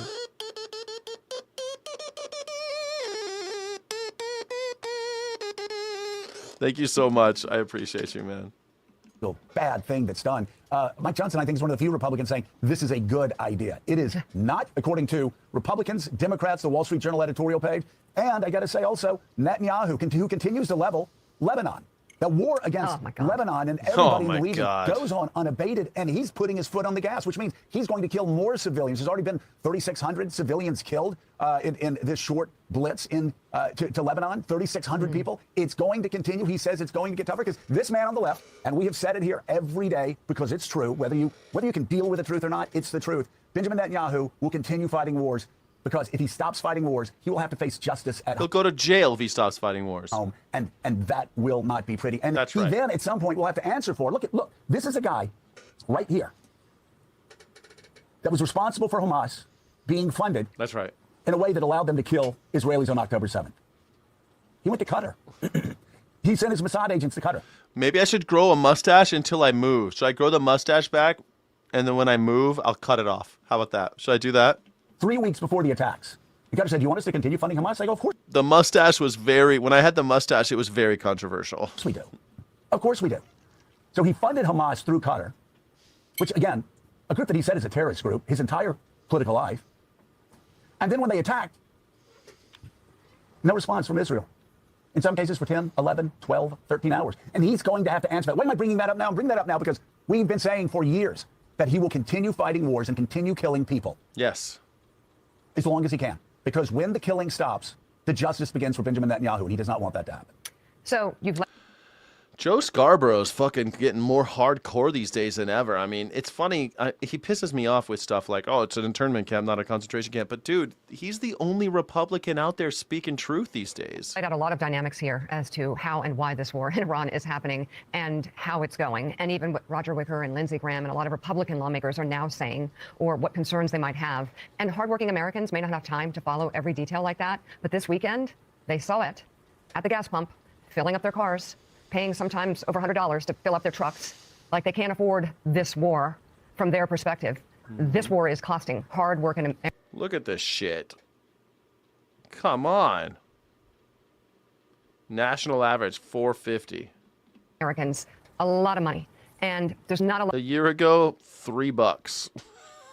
Of understanding as to, number one, how it's going, and number two, the why. Given the outcome, and David Ignatius, given the outcome right now, it seems the one thing that's very consistent is that Iran is proving itself to be what anybody who has any knowledge in this field would have predicted, an enemy unlike anything Donald Trump has dealt with before, an enemy that has a mind of its own and doesn't care about what Donald Trump says they should do. You know, Mika, Trump was convinced in the early hours. It was higher under Biden.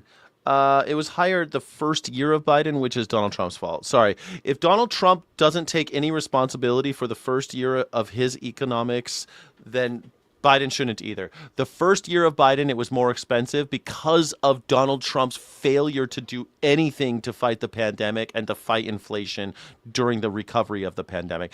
Donald Trump was the one who fucked that up. Biden ends up, because of supply chain issues, inheriting high gas prices, and it took him a while to bring it down. It was not high under Biden. It was higher under Trump.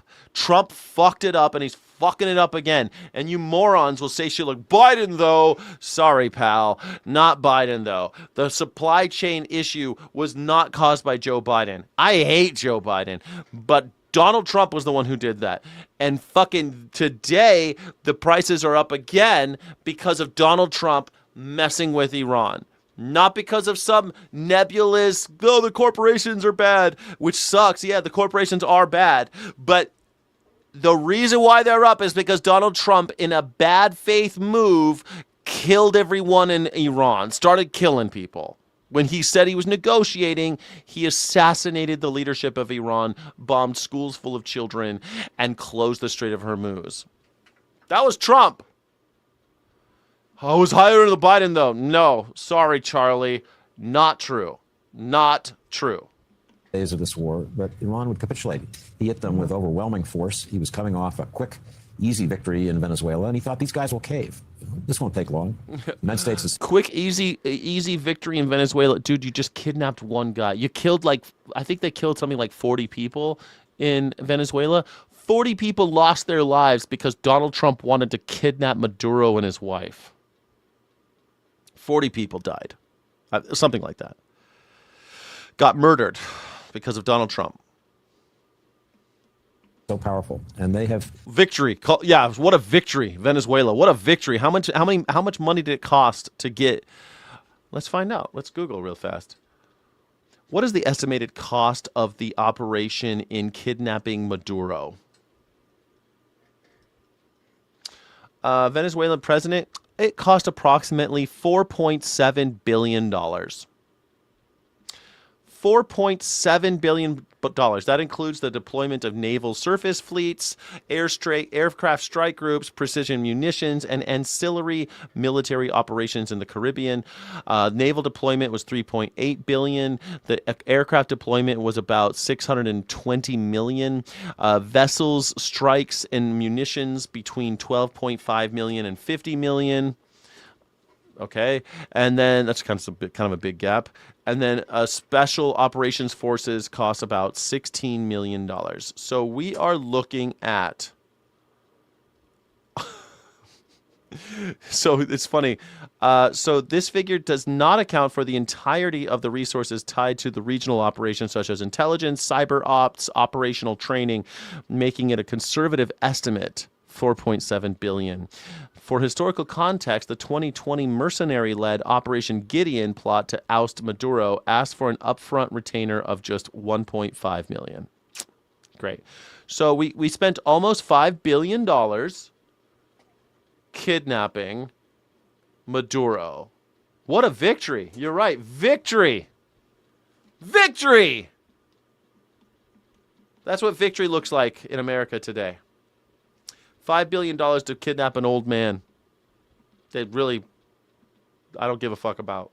They have resisted. They've taken a beating. Nobody should be confused about how much damage has been done to the Iranian military and to parts of its nuclear weapons program. But they're still standing, and Trump doesn't have a good answer I'm still for how to deal with that. standing. He's got an idea that, in a kind of romantic way almost, is attractive. He says to Iran, let's help you become a more modern country. Let's help you move out of this era of revolution and confrontation. He even was saying over the weekend, let's have you join the Abraham Accords and be with Israel, which was, it's wonderful to think about that, but it's so unrealistic that it just is completely separate from the reality of this conflict right now. It's because he's sundowns. He's got fucking dementia, and someone should take away Grandpa's phone when the sun goes down, because he says weird shit. Like everyone should be mandatory to join the Abraham's Accord.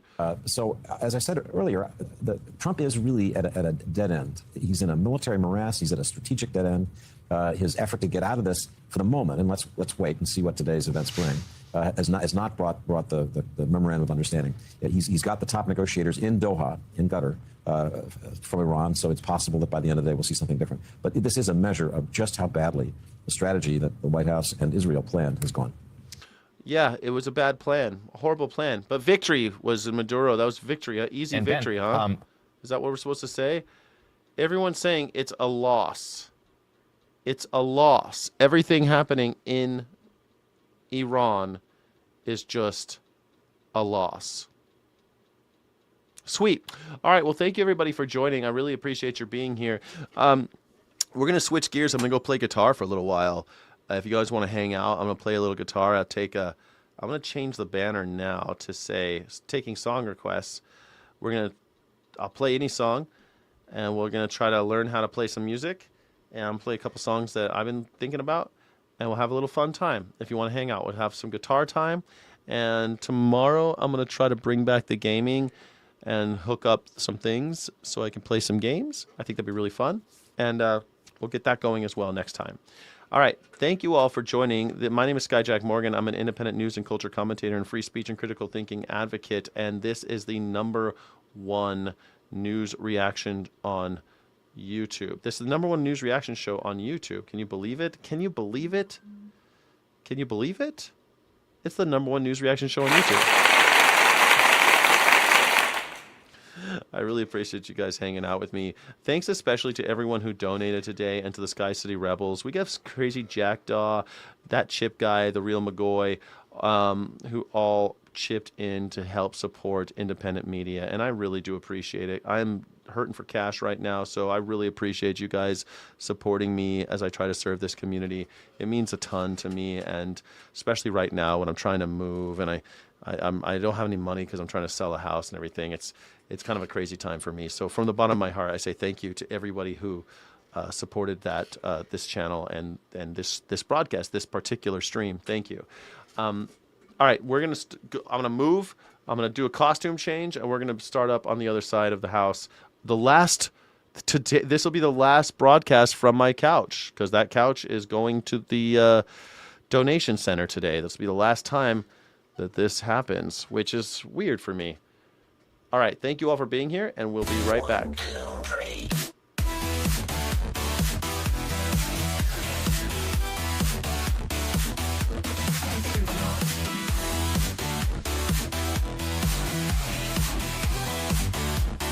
Get on up and get down with Skyjack Morgan.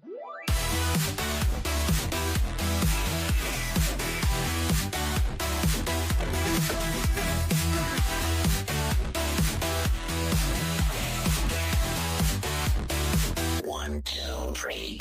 Get on up and get down with Skyjack Morgan.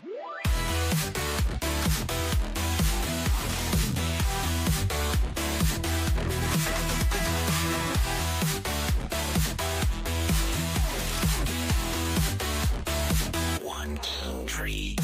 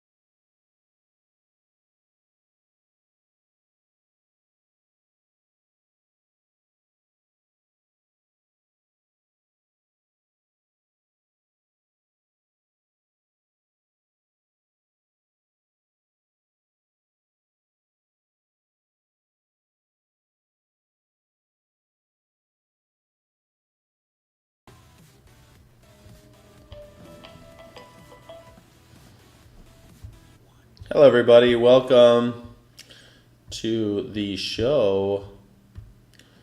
It's the #1 news reaction show on YouTube. That's it. We are the #1 news reaction show on YouTube.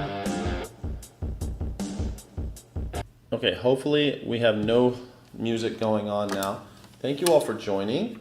I think it's kind of a fun date. I always love doing this and playing with you guys. Let me just tune up very quickly. We have my guitar going on.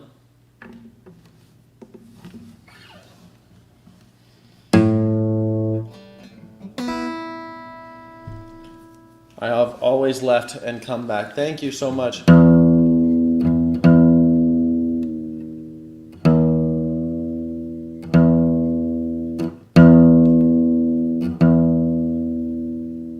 Oh, I'm running out of batteries.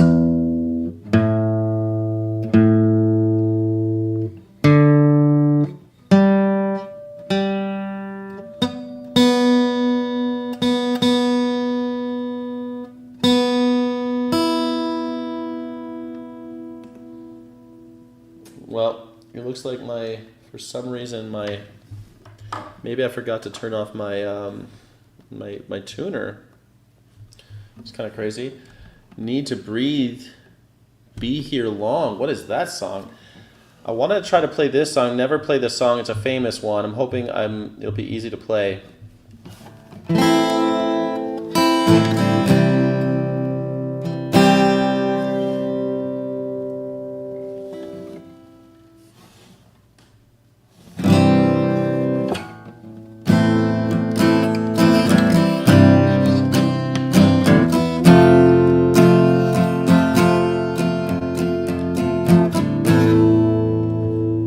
I'll find out that song in a second. She would never say. She would never say where she came from. I don't know how it goes though. She would never say. She would never say where she came from.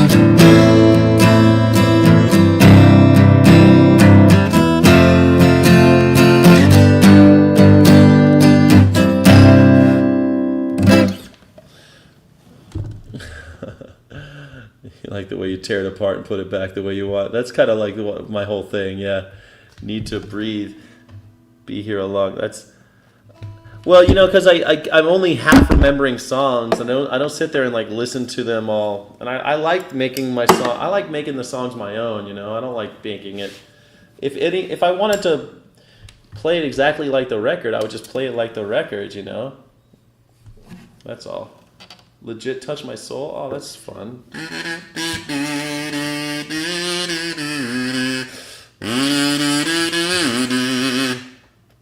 Need to breathe.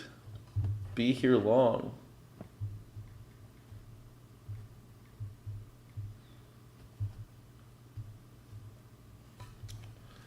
This band, I've never heard this band, Need to Breathe.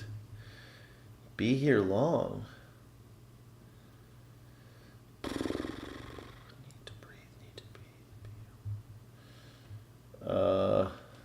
Drive All Night, Looks Like Love. Testify, Mama Loves You, Multiplied, Be Here Long.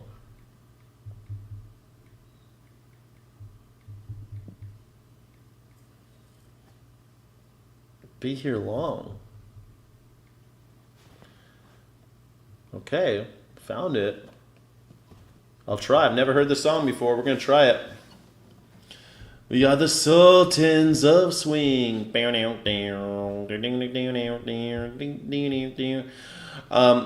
Maybe we should put in the chat. How about this?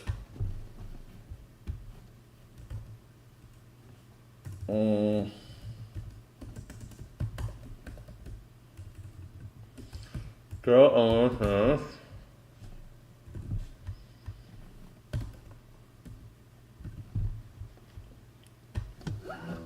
All right.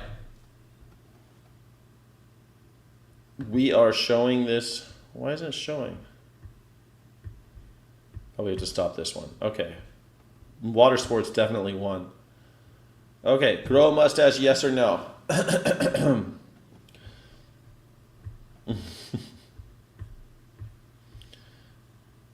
Can you wish me a happy birthday? Of course I can wish you a happy birthday. Happy birthday to you. Happy birthday.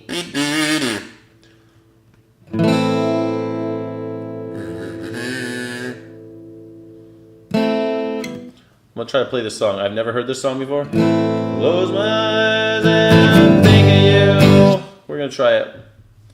We're going to try this song. Never heard the song before. I have no idea. Never heard this band before either. To adjust. Switch to do, re, mi. Close my eyes and I think of you. Go to sleep and dream of you.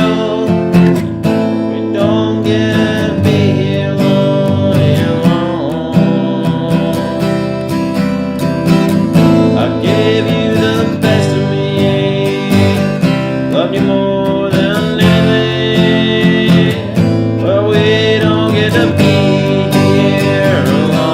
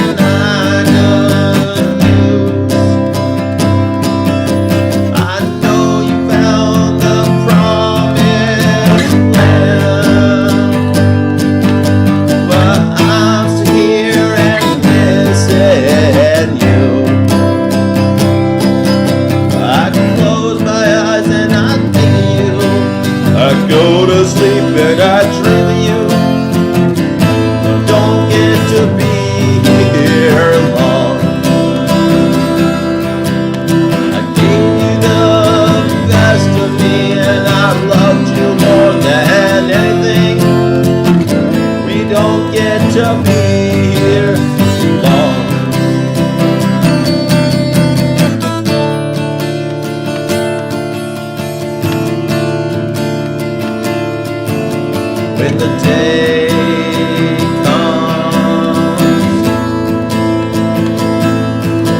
and the fire is out,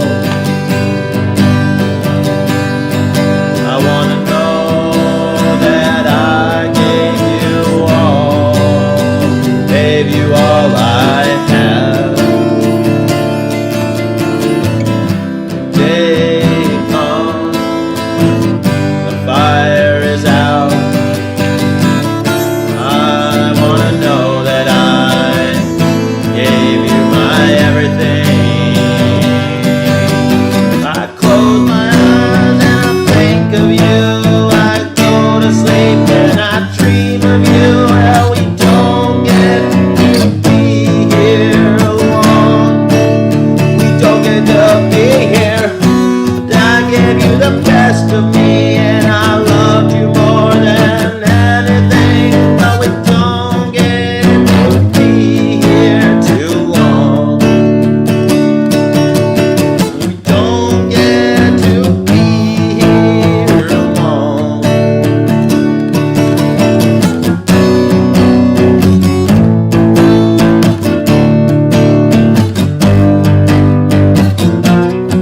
I don't get to be here too long.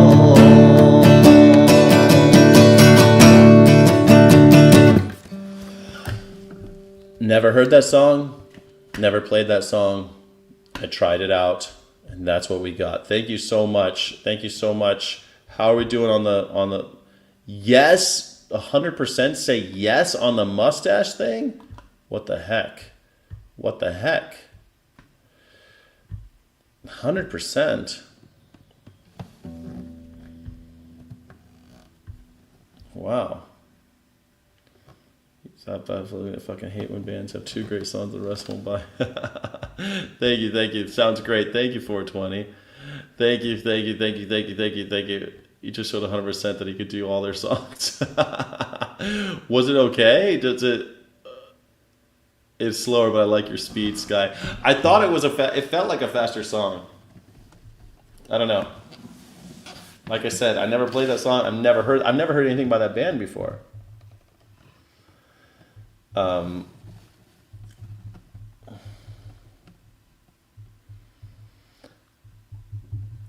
Birthday song for Jackie. We need a birthday song for Jackie. What should the birthday song for Jackie be?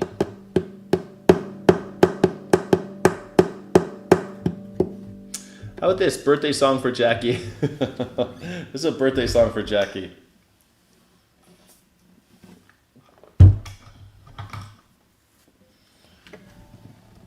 Told you need the stash. It was great. Thank you. Like perfect for you. I knew your voice would be amazing with their lyrics. I'll try more. I'll listen to the album, see if I like it. I don't need this. The shadows have fallen. Been here all day. Too hard to sleep. Time's running away. It feels like my soul has turned into steel. Still got the soul scars. Sun didn't heal.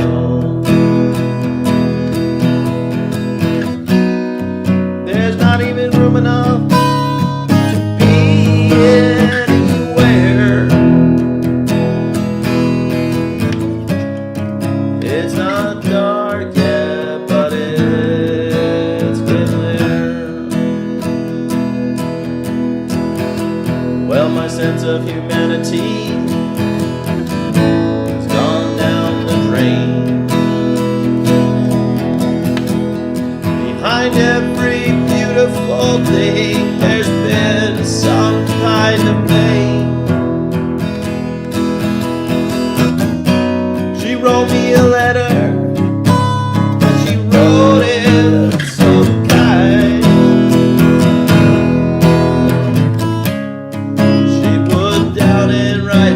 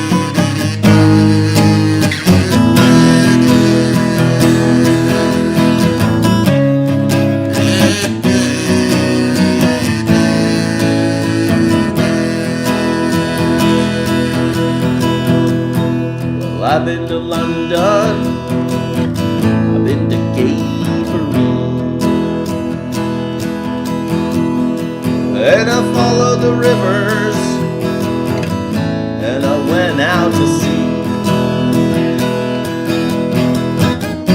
I've been down to the bottom of this world full of lies.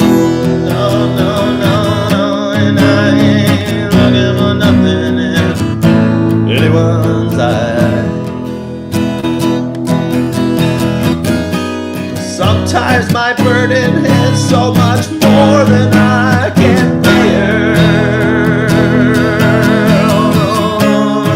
It's not dark yet, but it's getting there.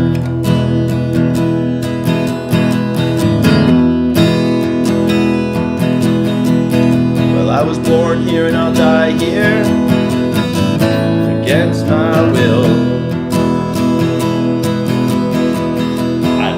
Look like I'm moving, but I'm standing still.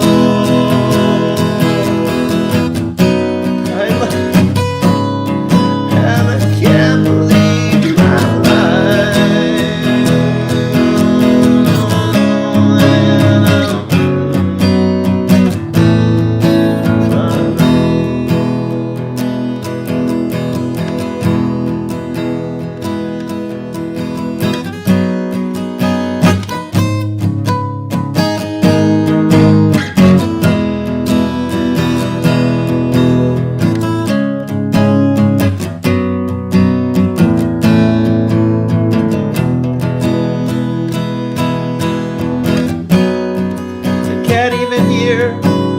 A murmur of a prayer. It's not dark yet, but it's getting there.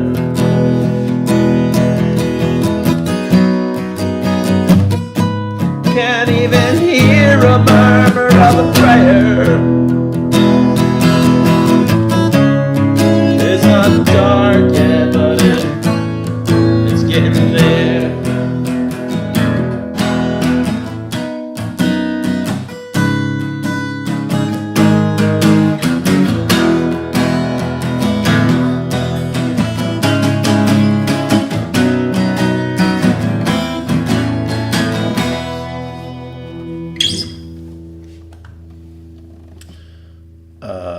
Thank you.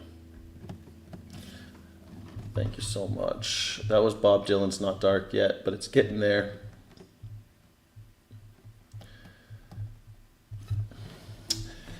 Every nerve of my body is naked and numb. I can't even remember what it was I came here to get away from. Happy birthday, Jackie Boyle. Happy birthday, Jackie Boyle. That was that was Bob Dylan's birthday song to himself. He wrote that as a birthday song to himself. It's not dark yet, but it's getting there. Fuck. Bob Dylan, man. I think it's so weird. This is the last time I'm going to sit on this couch. That's weird. I don't think if you want my body and you think I'm sexy. If you want my body and you think I'm sexy.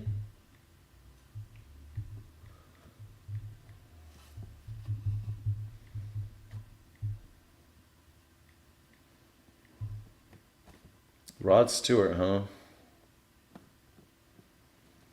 If you want my body and you think I'm sexy, come on, baby, let me know. What the fuck? What's that song actually called? What's that song called?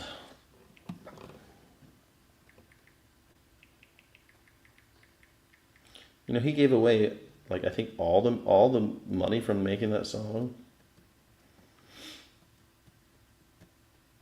If you want my body and you think I'm sexy. Let's try it out. It could be fun, right? Oh, it's got that fucking B7.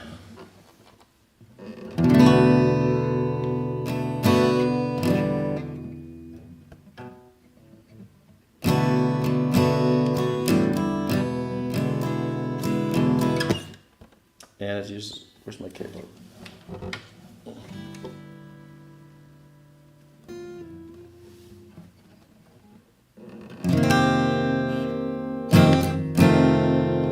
We're gonna try it. We'll try it for you, Navia. Do you think I'm sexy?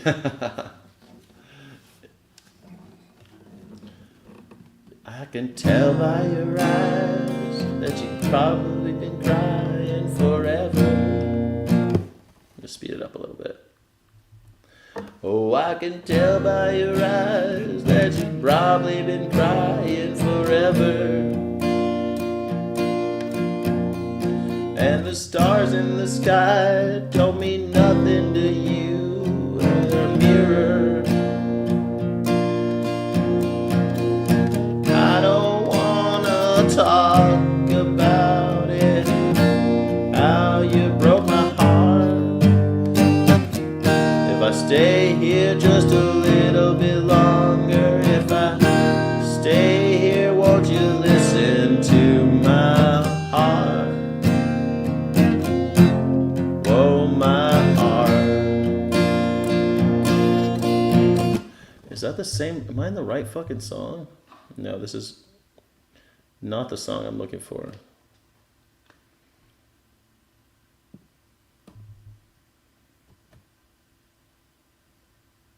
Is it called Do You Think I'm Sexy?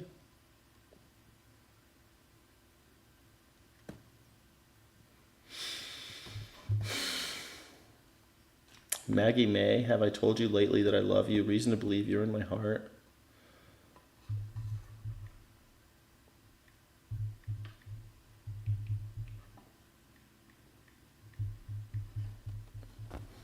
Do ya think I'm sexy?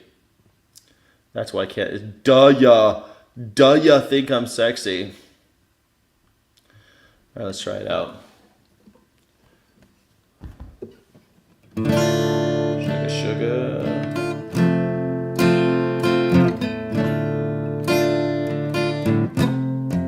Instrumental for sax. There's a sax part.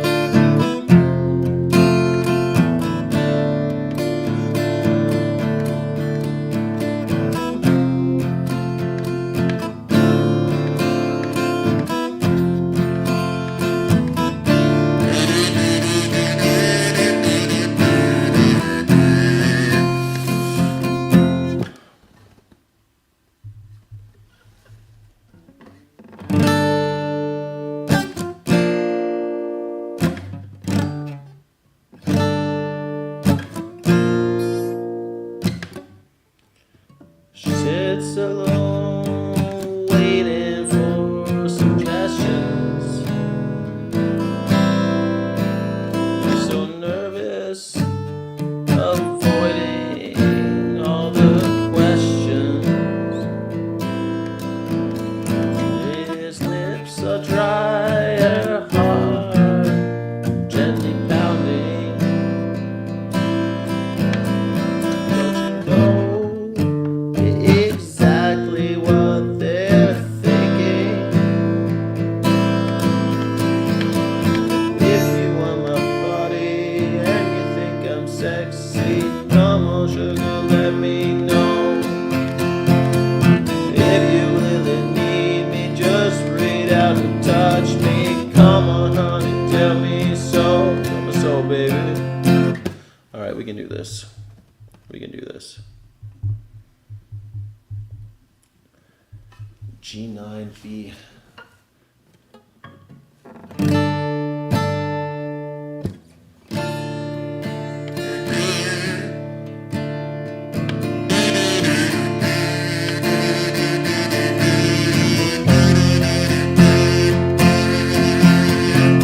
She sits alone, waiting for suggestions. He's nervous, avoiding all the questions. His lips are dry, her heart is gently pounding. Don't you know exactly what they're thinking?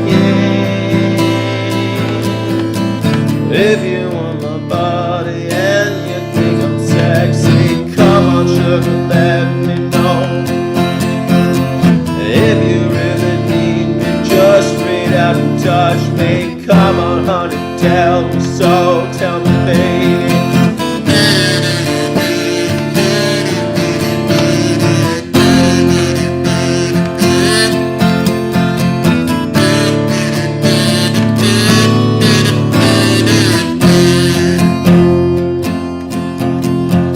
He's acting shy, looking for an answer. Come on, honey, let's spend the night together. Now hold on a minute before we go much further. Give me a dime so I can call my mother.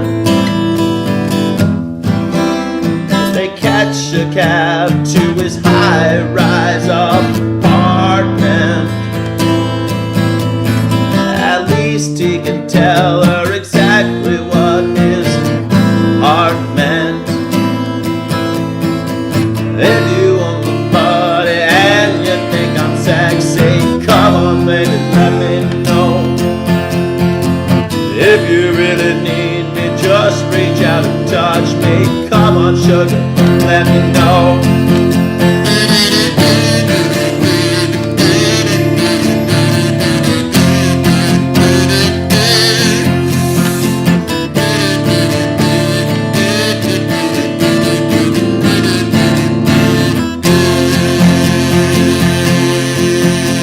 His heart is beating like a drum,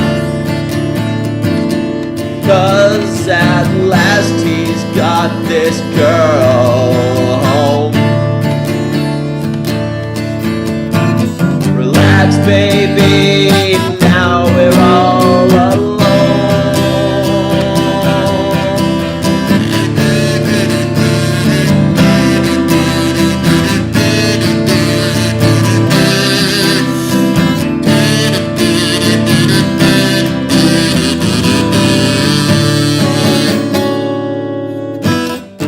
They wake at dawn, 'cause all the birds are singing.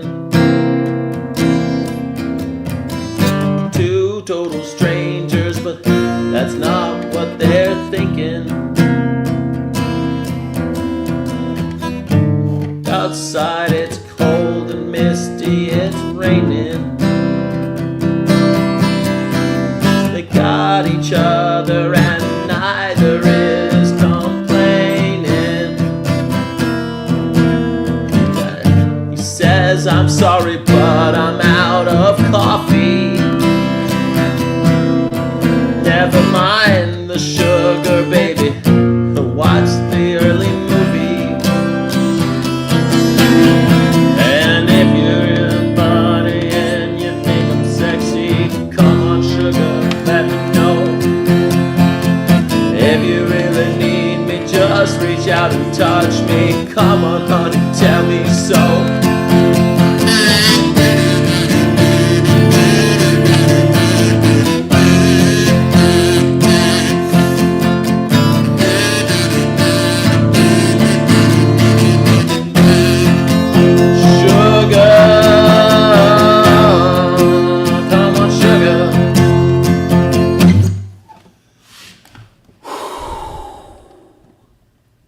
That was my cover of If You Want My Body, Now You Think I'm Sexy.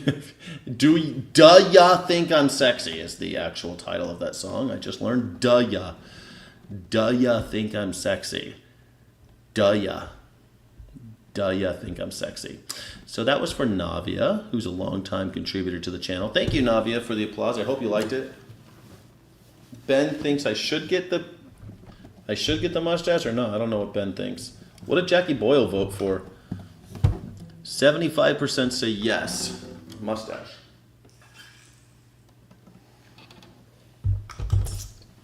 Well, that was a fun song to play. It was kind of fun to play it that way, too.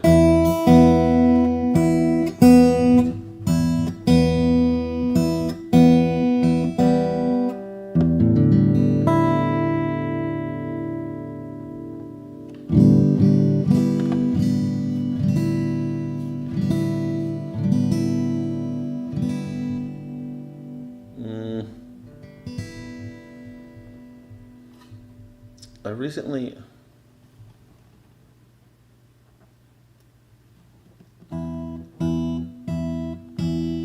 I found a song last night that I thought was really fun to play.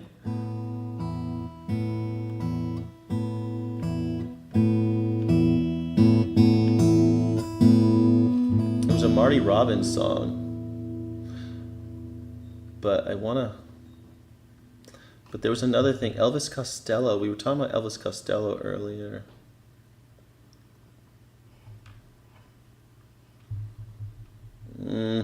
Recently viewed. I'm gonna try to play this song. You look like a cop. I used to have a mustache. You don't remember I had a mustache?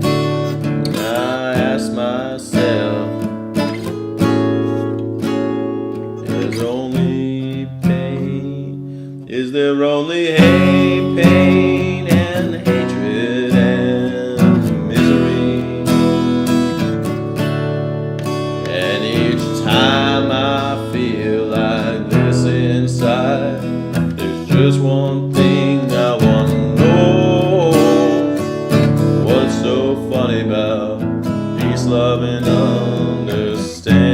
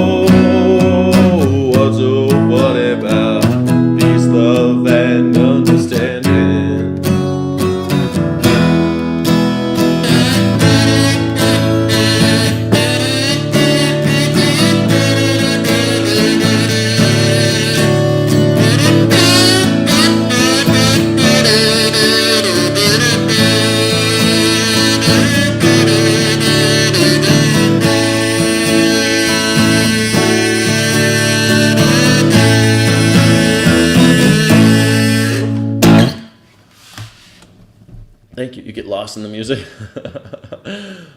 Every 1,000 viewers, we used to shave off the mustache. Should I do it again? Shave off the mustache every 1,000 viewers since the channel growth has slowed down a little bit? AI viewers? Oh, God, is that really happening? AI viewers? No. No, thank you. I thought that was pretty funny. That was pretty fun. Marty Robbins.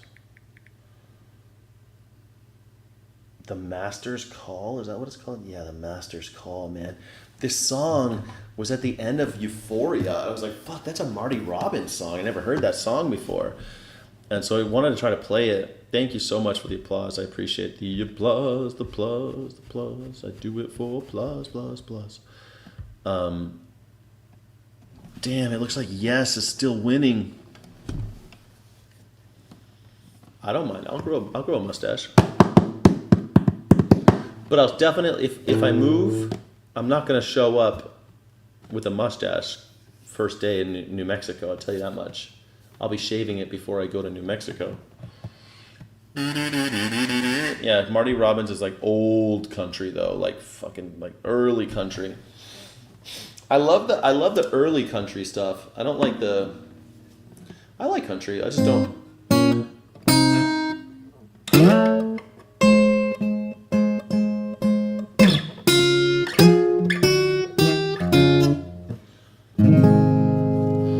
Marty Robbins is country, yeah. When I was a young man, I was wild and full of fire. A youth within my teens, full of challenge and desire. I ran away from home and I left my mother and dad. No, it grieved them so to have their only boy was bad.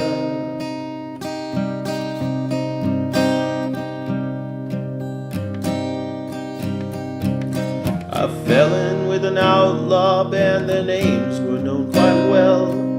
How many times we robbed and pillaged. I could never. Shit, I need to go a little slow. It's so slow, I need to speed up. I want to try it again though. Marty Robbins, Gordon Lightfoot, Giant Crystals. What Giant Crystals?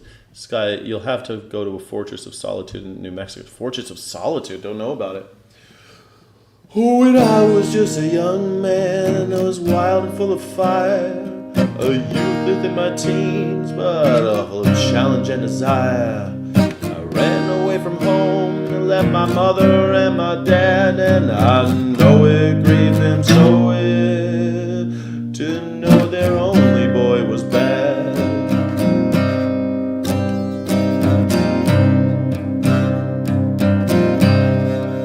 Oh, I fell in with an outlaw band, their names were known quite well. Many times we robbed and plundered, I could never tell. A kind of civil living that leads only to a fall. And I learned that much and more the night I heard my master call.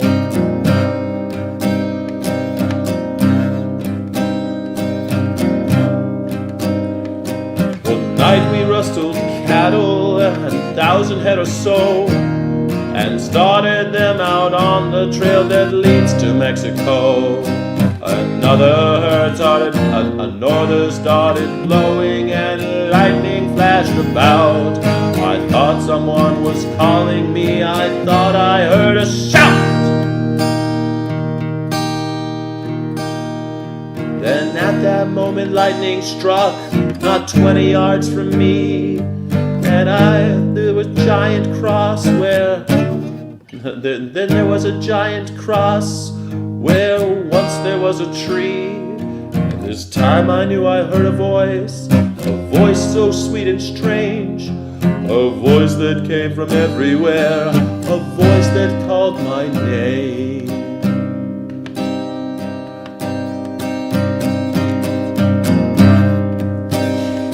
So frightened I was thinking, sinful deeds I'd done. I failed to see the 1,000 head of cattle start to run. The cattle they stampeded were running all around.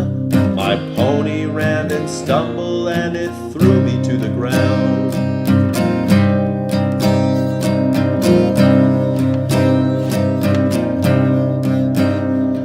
I felt the end was near, the death would be the price. Mighty bolt of lightning showed me the face of Jesus Christ. And I cried, oh Lord, forgive me. And I cried, oh Lord, forgive me. And I let it happen now. I want to live for you alone. Oh God, those words I vow. My wicked past unfolded, I was fought of wasted years. Shit.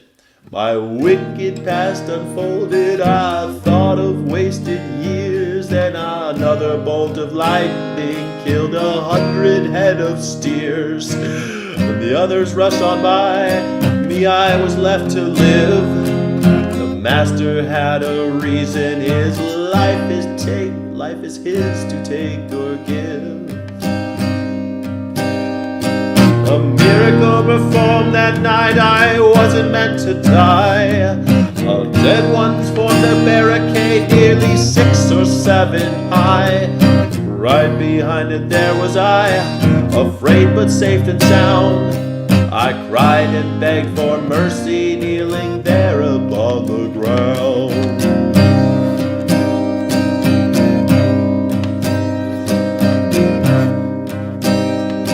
A pardon was granted, my sinful soul set free. I am no more in fear and angry, but waves upon life's stormy sea. Forgiven by the love of God, and love of will remain. I gave my life and soul that night, my Savior called my name. I gave my life and soul that night, my Savior called my name.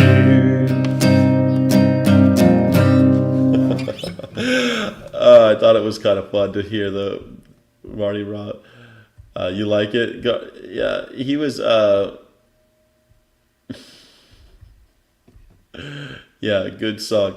Thank you. Sky has talent for an American. Marty Robbins. Yeah, Marty Robbins. I don't know. His songs are so like that was a real Christian song, but I really like it because they played it at the end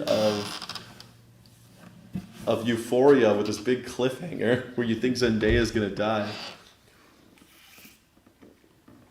And it's really funny because this last season of Euphoria is like clearly Western themed, and there's all these references to Western movies and shit, Western TV shows and stuff.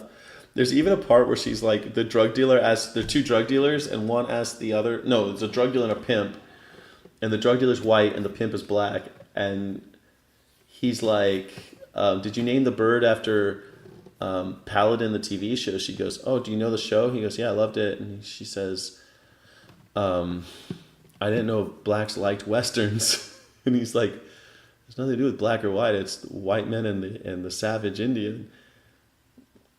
I thought that was so interesting. And he has a feather in his hair. It was crazy. I don't know. Really cool. Marty Robbins. I know this other Marty Robbins song. I want to play another Marty Robbins song because this other Marty Robbins song that I know, I actually know this song. Big Iron. Marty was a good yodeler. Yeah, he could yodel too. Yeah.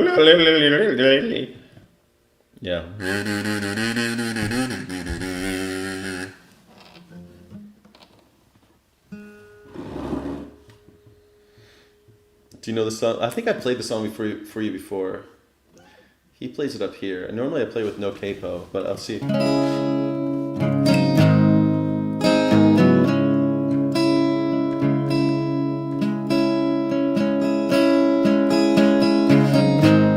I always think of this as a Johnny Cash song, but that's the thing. I used to listen to so much Johnny Cash, and then he would cover all these great songs, and I'd find out, oh, that's a Marty Robbins song. I think I found out who Marty Robbins was because of Johnny Cash. In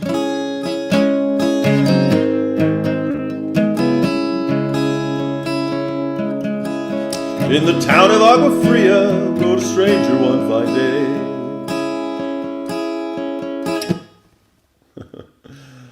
In the town of Agua Fria, rode a stranger one fine day.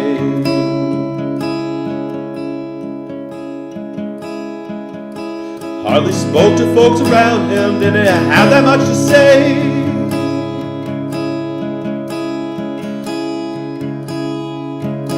No one dared to ask his business, no one dared to make a slip, for the stranger there among him had a big iron on his hip.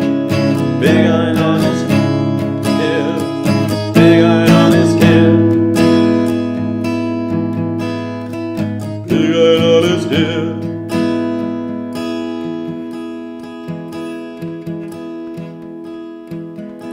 It was early in the morning when he rode into the town. He came riding from the south side, slowly looking all around. Everywhere. Shit. I play it too fast and I can't remember the words. It was early in the morning when he rode into the town. He came riding from the south side, slowly looking all around. He's an outlaw, loose and running, came a whisper from each lip. And he's here to do some business with the big iron on his hip. Big iron on his hip. Channel reporter. In this town there lived an outlaw by the name of Texas Red. Many men had tried to take him, and that many men were dead. He was vicious and a killer, though a youth of 24. And the notches on his pistol numbered 1 in 19 more. 1 in 19 more.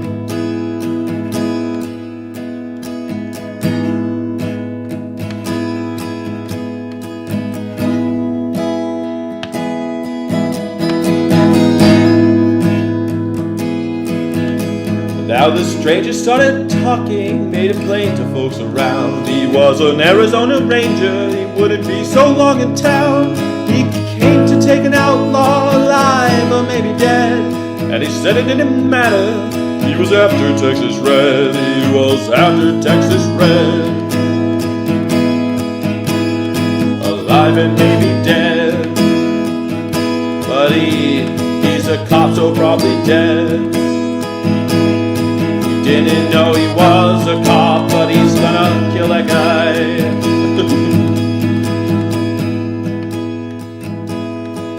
It wasn't long before the story was relayed to Texas Red, but the outlaw didn't worry, men had tried before him dead.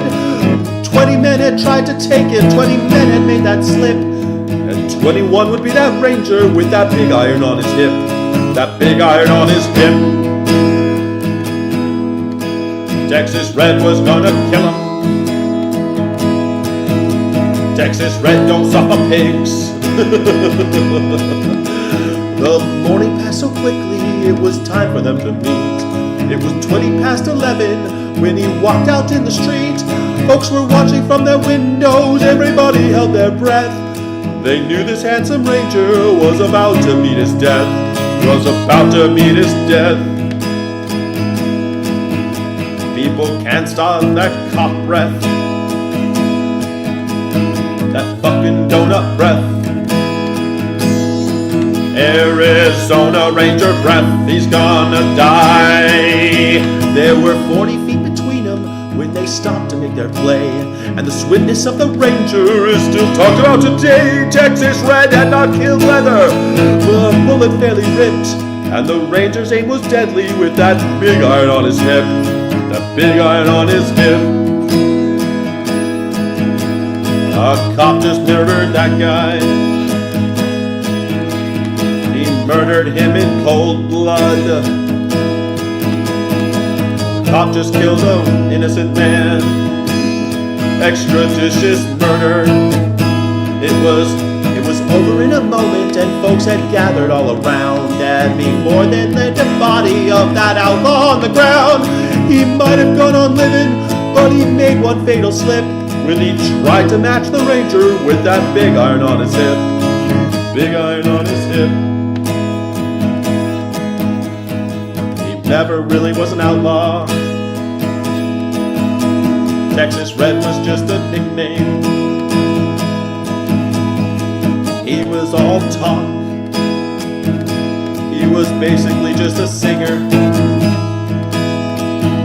And that cop murdered him in cold blood. And now he's face down in the cold mud. Big iron.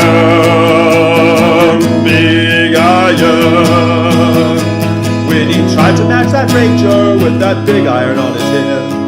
Big iron on his head.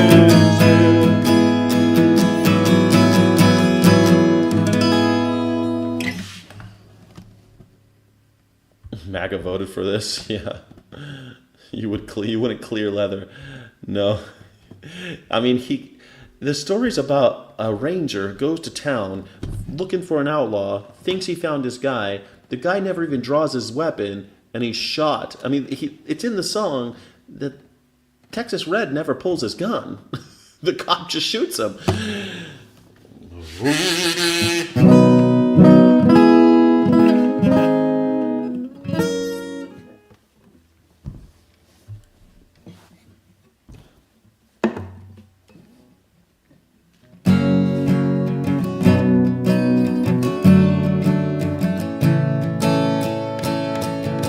You voted for this, you voted for this, you voted for this, you voted for this, you can't get pissed cause you voted for this, you can't get pissed cause you voted for this, and you bet your ass that it's your fault, the price of gas. You voted for this, you voted for this, you voted for this, so you can't get pissed, and you bet your ass that if Donald Trump, that price of gas, he started wars and you want more.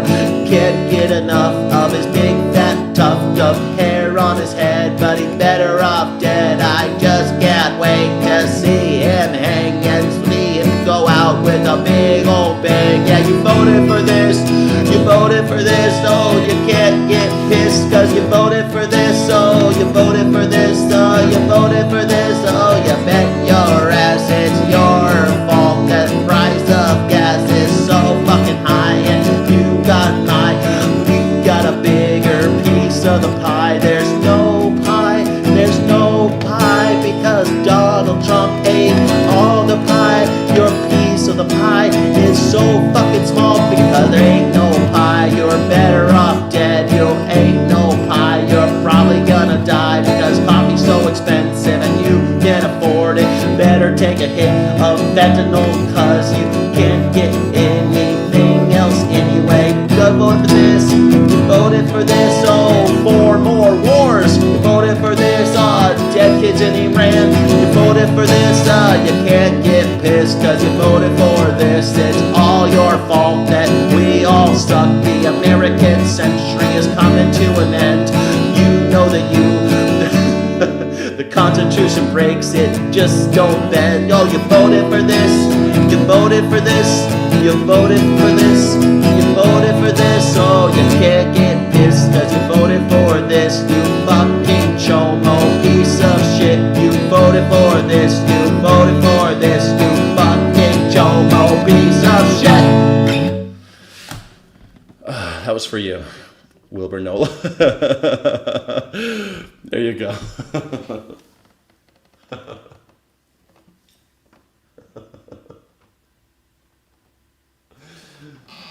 I wrote that song for you, Wilbur. Ate all the pie. Boney M. What's Boney M, KCJ Bomber?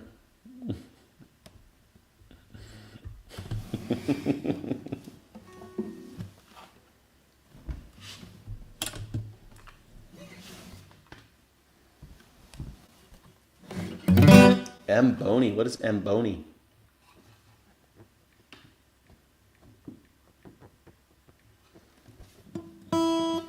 Boney M.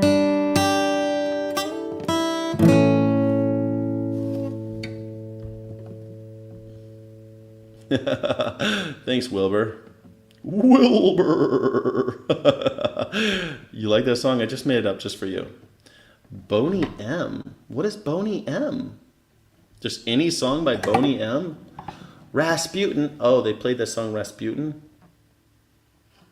They have a song called Daddy Cool.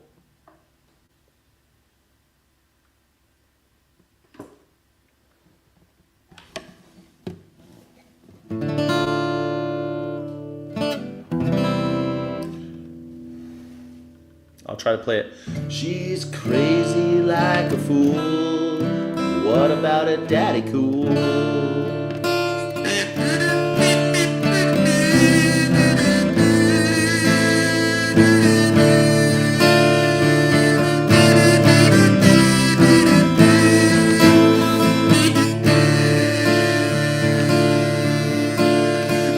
Crazy like a fool.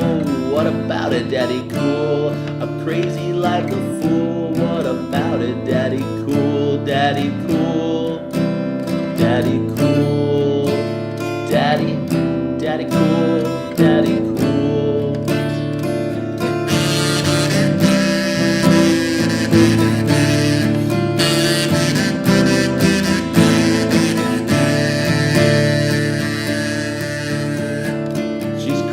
Like a fool, what about it, daddy cool? I'm crazy like a fool, what about it, daddy cool? Daddy cool, daddy cool, daddy cool, daddy cool, daddy cool.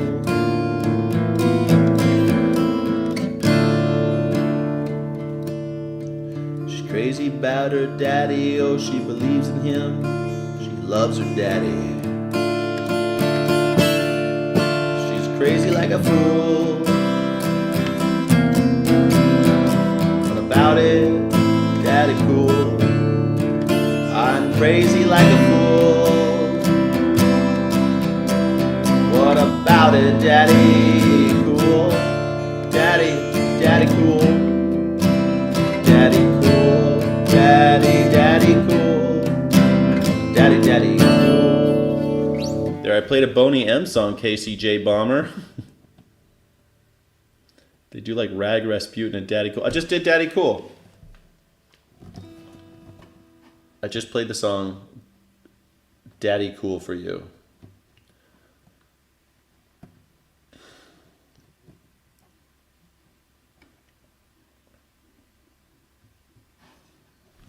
There lived a man in Russia long ago. There lived a certain man in Russia long ago. He was big and strong, his eyes flaming glow. Oh, people looked at him with terror and fear, but Moscow chicks thought he was a lovely dear. He could preach the Bible like a preacher, full of ecstasy and fire, but he also kind of teacher women with desire. Man, I don't know this song. Rah, rah, rah, rah, rah, Rasputin, lover of the Russian queen. There was a cat that really was gone. Rah, rah, Rasputin, rah, rah, Rasputin, Russia's greatest love machine. It was a shame how he carried on.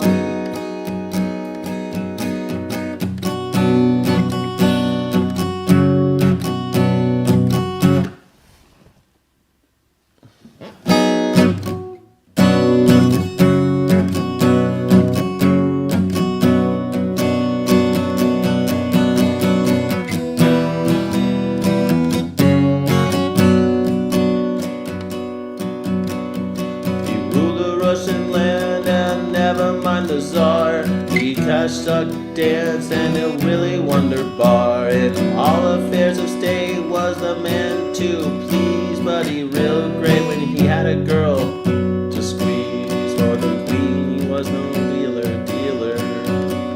For the queen he was no wheeler dealer. Though she'd heard that things he'd done, believed he was a holy healer who would heal her son.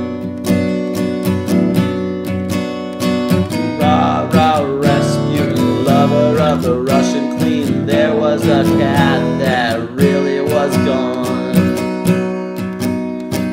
Rah, rah, Rasputin, Russia's greatest love machine. It was a shame how he carried on.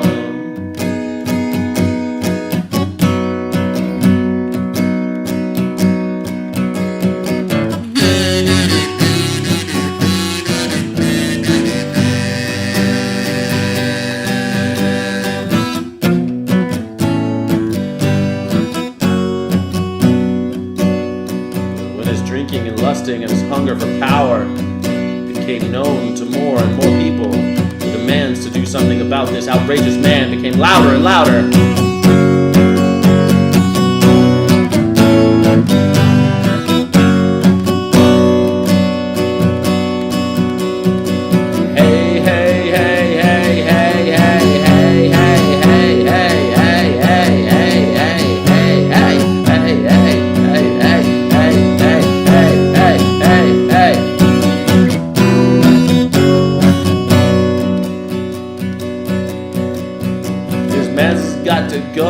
This man just got to go, declared his enemies, but the ladies begged, don't try to do it, please. No doubt this Rasputin had a lot of hidden charms, though he was a brute. They just fell into his arms, and one night some men of high standing set a trap there, not to blame. Come to visit us, they kept demanding. Come to visit us, they kept demanding, and he really came. Rah, rah, Rasputin, lover of the Russian queen, and put some poison into his wine. Rah, rah, Rasputin, Russia's greatest love machine. He drank it all and said, I feel fine. Rah, rah, Rasputin, lover of that Russian queen. They didn't quit, they wanted his head. Rah, rah, Rasputin, Russia's greatest love machine. So they shot him until he was dead. Oh, those Russians.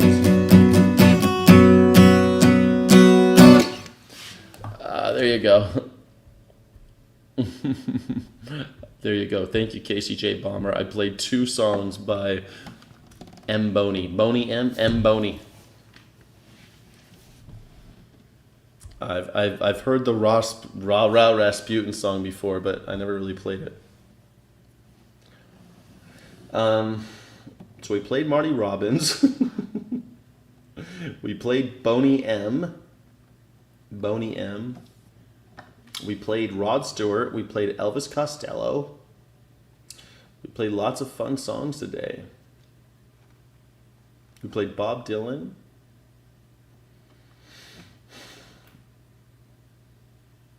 I kind of want to try the Barbie song one more time because I'm practicing the Barbie song. 2 songs by M. Boney for KCJ Bomber. First time donator for in the music section, I think, KCJ Bomber. I think it's the first time you had a request, right? So you got 2 for 1 for you.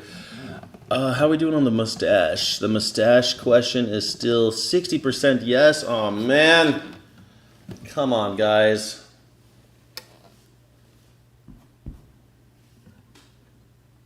I think I played it down here, right?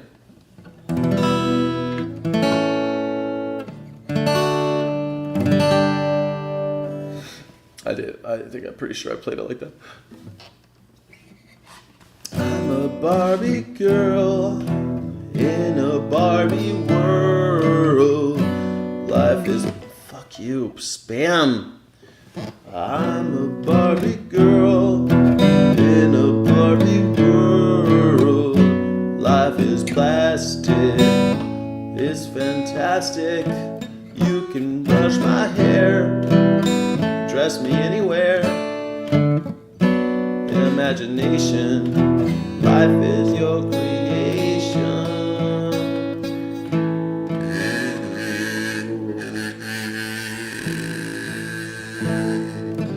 I'm a Barbie girl. I'm a Barbie girl in a Barbie world. Life is plastic. It's fantastic. You can brush my hair, dress me anywhere. Imagination, life is your creation. I'm a blonde bimbo girl in a fantasy world. Dress me up, make it tight. I'm your dolly. You're my raw rock and roll. Feel the glamour and pink. Kiss me here.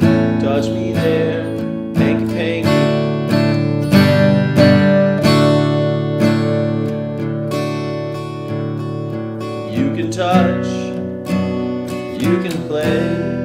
You can touch, you can play. You can say I'm always yours. I'm a Barbie girl in a Barbie world. Life is plastic, it's fantastic. You can brush my hair, dress me anywhere. Imagination, life is your creation.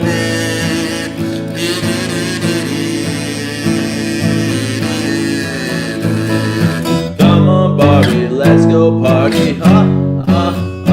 Yeah. Come on, Barbie, let's go party.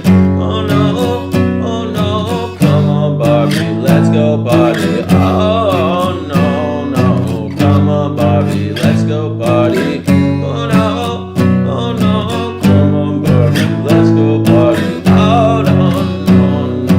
Come on, Barbie, let's go party. Oh, oh. Make me walk, make me talk.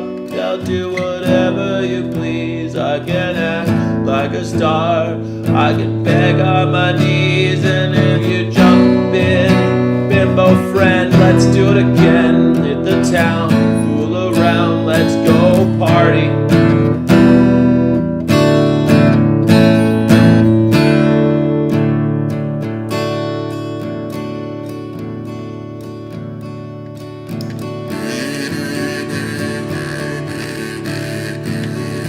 Touch, you can touch, you can play. Yeah. You can touch, you can play. You can say I'm always yours. Come on, Barbie, let's go party. Oh, oh, oh, yeah. Come on, Barbie, let's go party. Oh, oh, oh, no. Come on, Barbie, let's go party. No, no, no, no. Come on, Barbie, let's go party. No, no.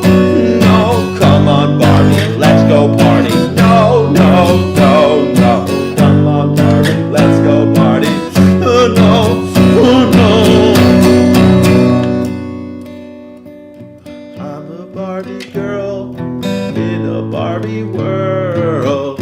Life is plastic, it's fantastic. You can brush my hair, dress me anywhere.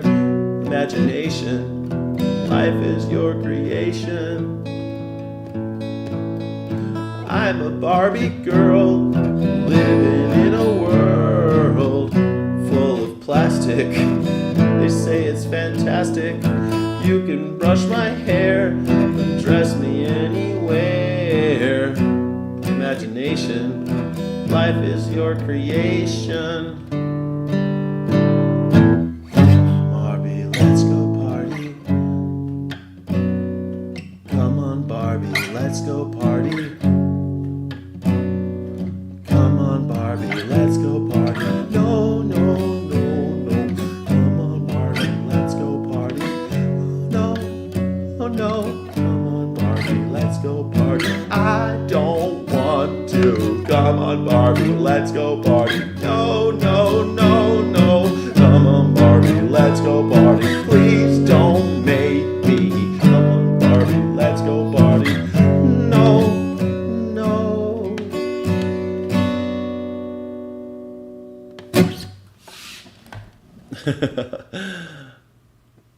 Oh, I'm trying to, because I think it's kind of fun to Barbie songs make the money. I just think it's kind of a fun. I don't know. I've been practicing, and I think it's funny. You give that song real meaning. That's what I think is kind of funny. When I hear the lyrics and stuff, I think there's this other meaning, and I think that they meant it. You know, I think that some of it's there from the artist too, like the life is plastic. It's fantastic. I mean, come on. Anyway, what time is it? It's 5:20. I was gonna play for 20 minutes.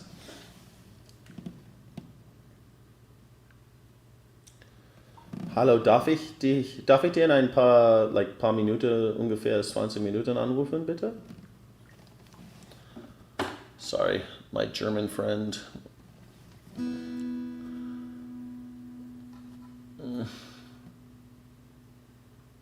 wanted to play another song for you, but I don't have any songs on my mind. I wanted to play maybe the Riptide song. I thought I haven't played it for a bit, and I think that song sounds really. Oh no! You know what? This is the song I want to play. Ja, mach das. Alles klar.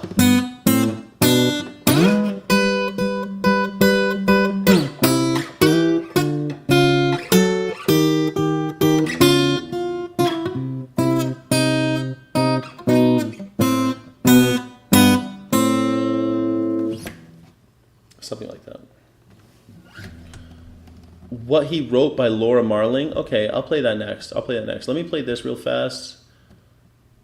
Since I have this one queued up, and I'll play that one next, okay? And then we'll call it quits for the day. Okay? How's that sound? 60% on the yes. Can people please vote no?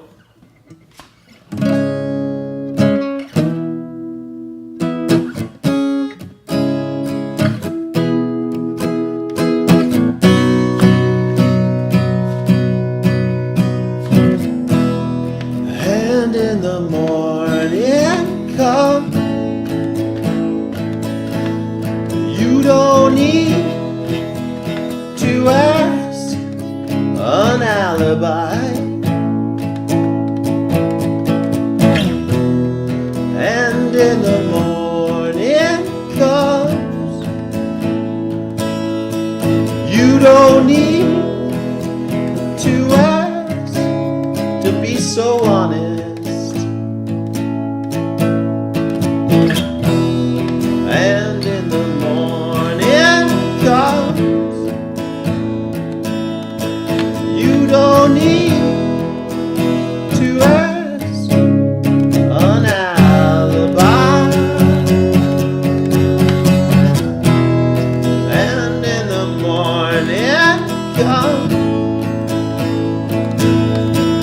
you don't need to breathe so easy. I laughed so hard I fell down.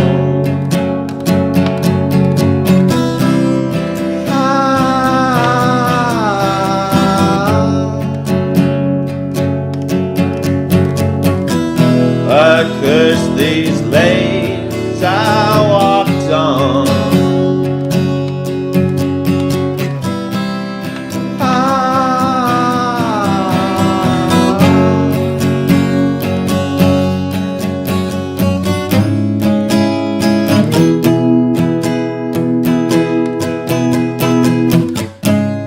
No one does it like you.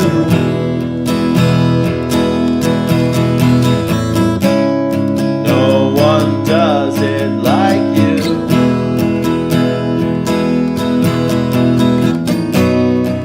But I tried so hard,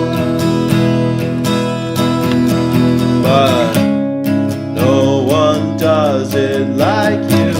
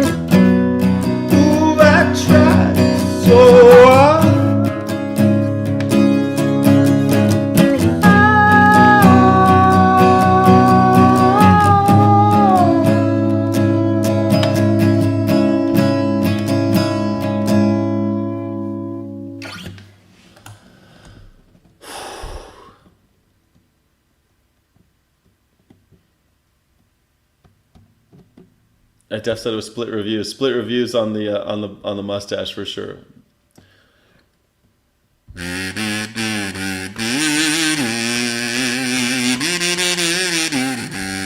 This song's a song by Department of Eagles called "No One Does It Like You." I really like that song.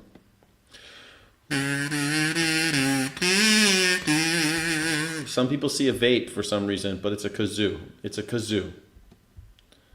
Excelbia. It's a kazoo. We had one last request today for a song I've never heard before. What He Wrote by Laura Marling.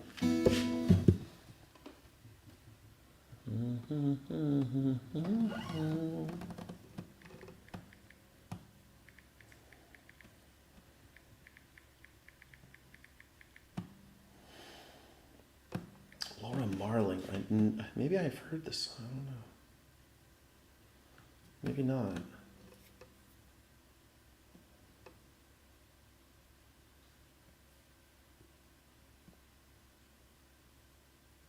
All picking, no strum.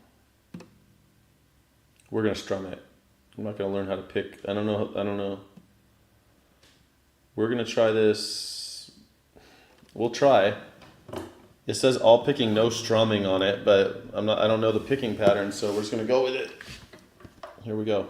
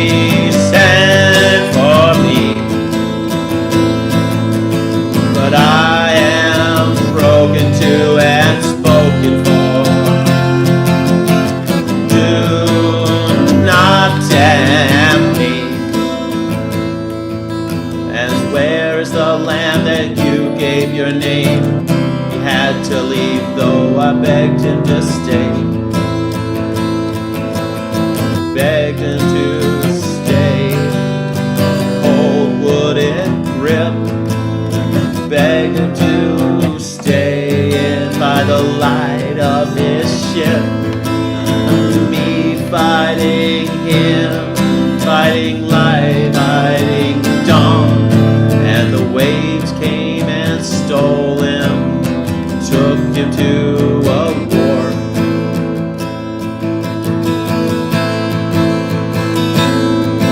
He wrote, I'm broke. Please send for me. But I am broken too, spoken for. Do not damn me. Forgive me, Hera. I cannot stay.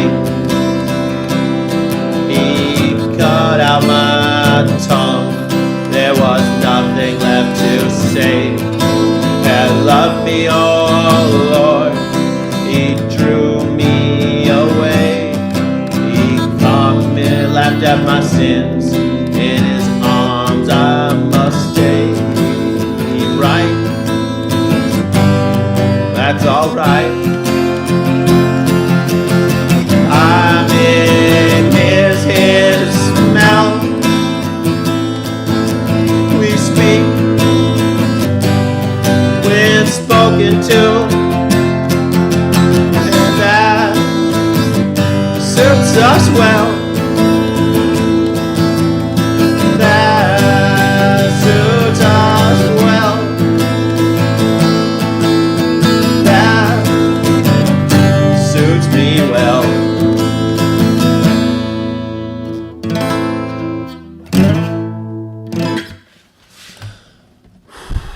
That was kind of a fun song to play, An Honest Doubter. What'd you think? Shockingly good for the first read, and never heard this song. I've never heard that song before. Thanks. I like the lyrics though a lot.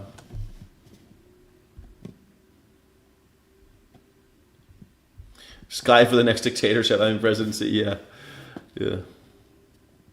What did I say? Land is communal because of the way land works, like all the rivers and the oceans and the sea, but they own their own homes. They own the concrete. They own the buildings. Just like here in America, we don't own the land either. We don't actually own the land in America. We pay taxes on the land so we can rent it from the government. And then whenever they want to build something else, they just move you out. Just like in China. Just like in China. Thank you. People always want to talk about China. China, where 90% of the people own their own homes. In America, you also don't own the land. They say you own the land, but you don't. They say you do, but you do not. They say you own the house, but you only sort of do. Most people don't even in America, we have 30-year loans. Most people who say they're homeowners aren't actually homeowners in America. In China, 90%. In America, we say 50% of the people own their own homes, but it's not true. And it's going lower. And they don't actually own their own homes. The bank owns their home. But thanks for asking. All right, that's the show. I appreciate you guys so much for hanging out with me today. It was a ball. I had a great time. Thank you for hanging out and listening to my music. This is the last time I will play guitar on this couch. It's very strange. It's very strange.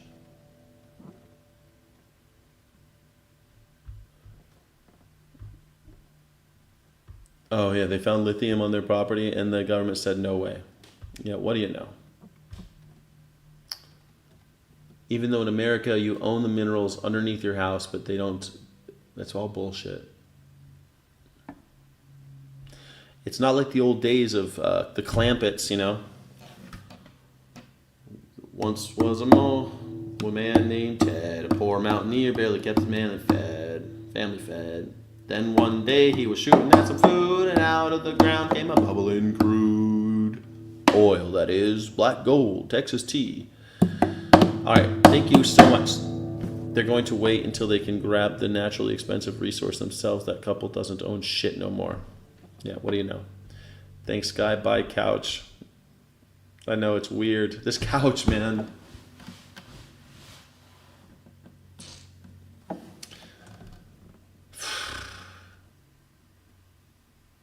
I've had this couch. Actually, a Romanian gave me this couch. This couch was a gift from my Romanian roommate when he left. He left it to me. And so I've had it for like most of the time I've lived in California. And now it's gone. And before that, my friend was sleeping on it, and so...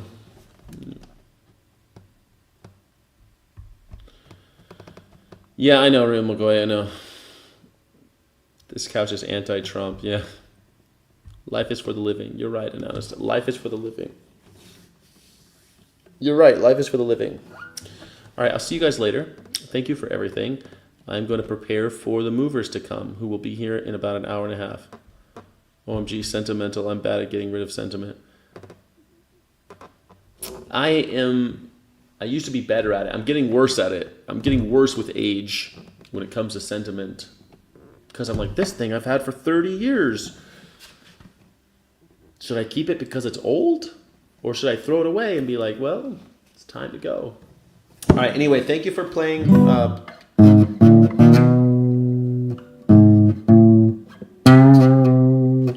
Thank you so much for hanging out with me. Can you play Time Petey next time? I don't know what that is. All right, thank you so much for hanging out with me. Looks like I'll be growing a mustache. He who kisses joy at it. He who kisses a joy as it flies lives in eternity's sunshine. I love it. Thank you. Tom Petty. I play Tom Petty almost every day. I'll be happy to play Tom Petty next time. I know a lot of Tom Petty songs. All right. Thanks, guys. Thank you, Real McGoy. Thank you for everyone who supported the channel today. I really do appreciate you. It's a lot of fun for me. And I say thanks a million times. Thanks, thanks, thanks. Goodbye. Godspeed. Thank you so much for watching. Don't forget to like and subscribe. Thank you so friggin' much.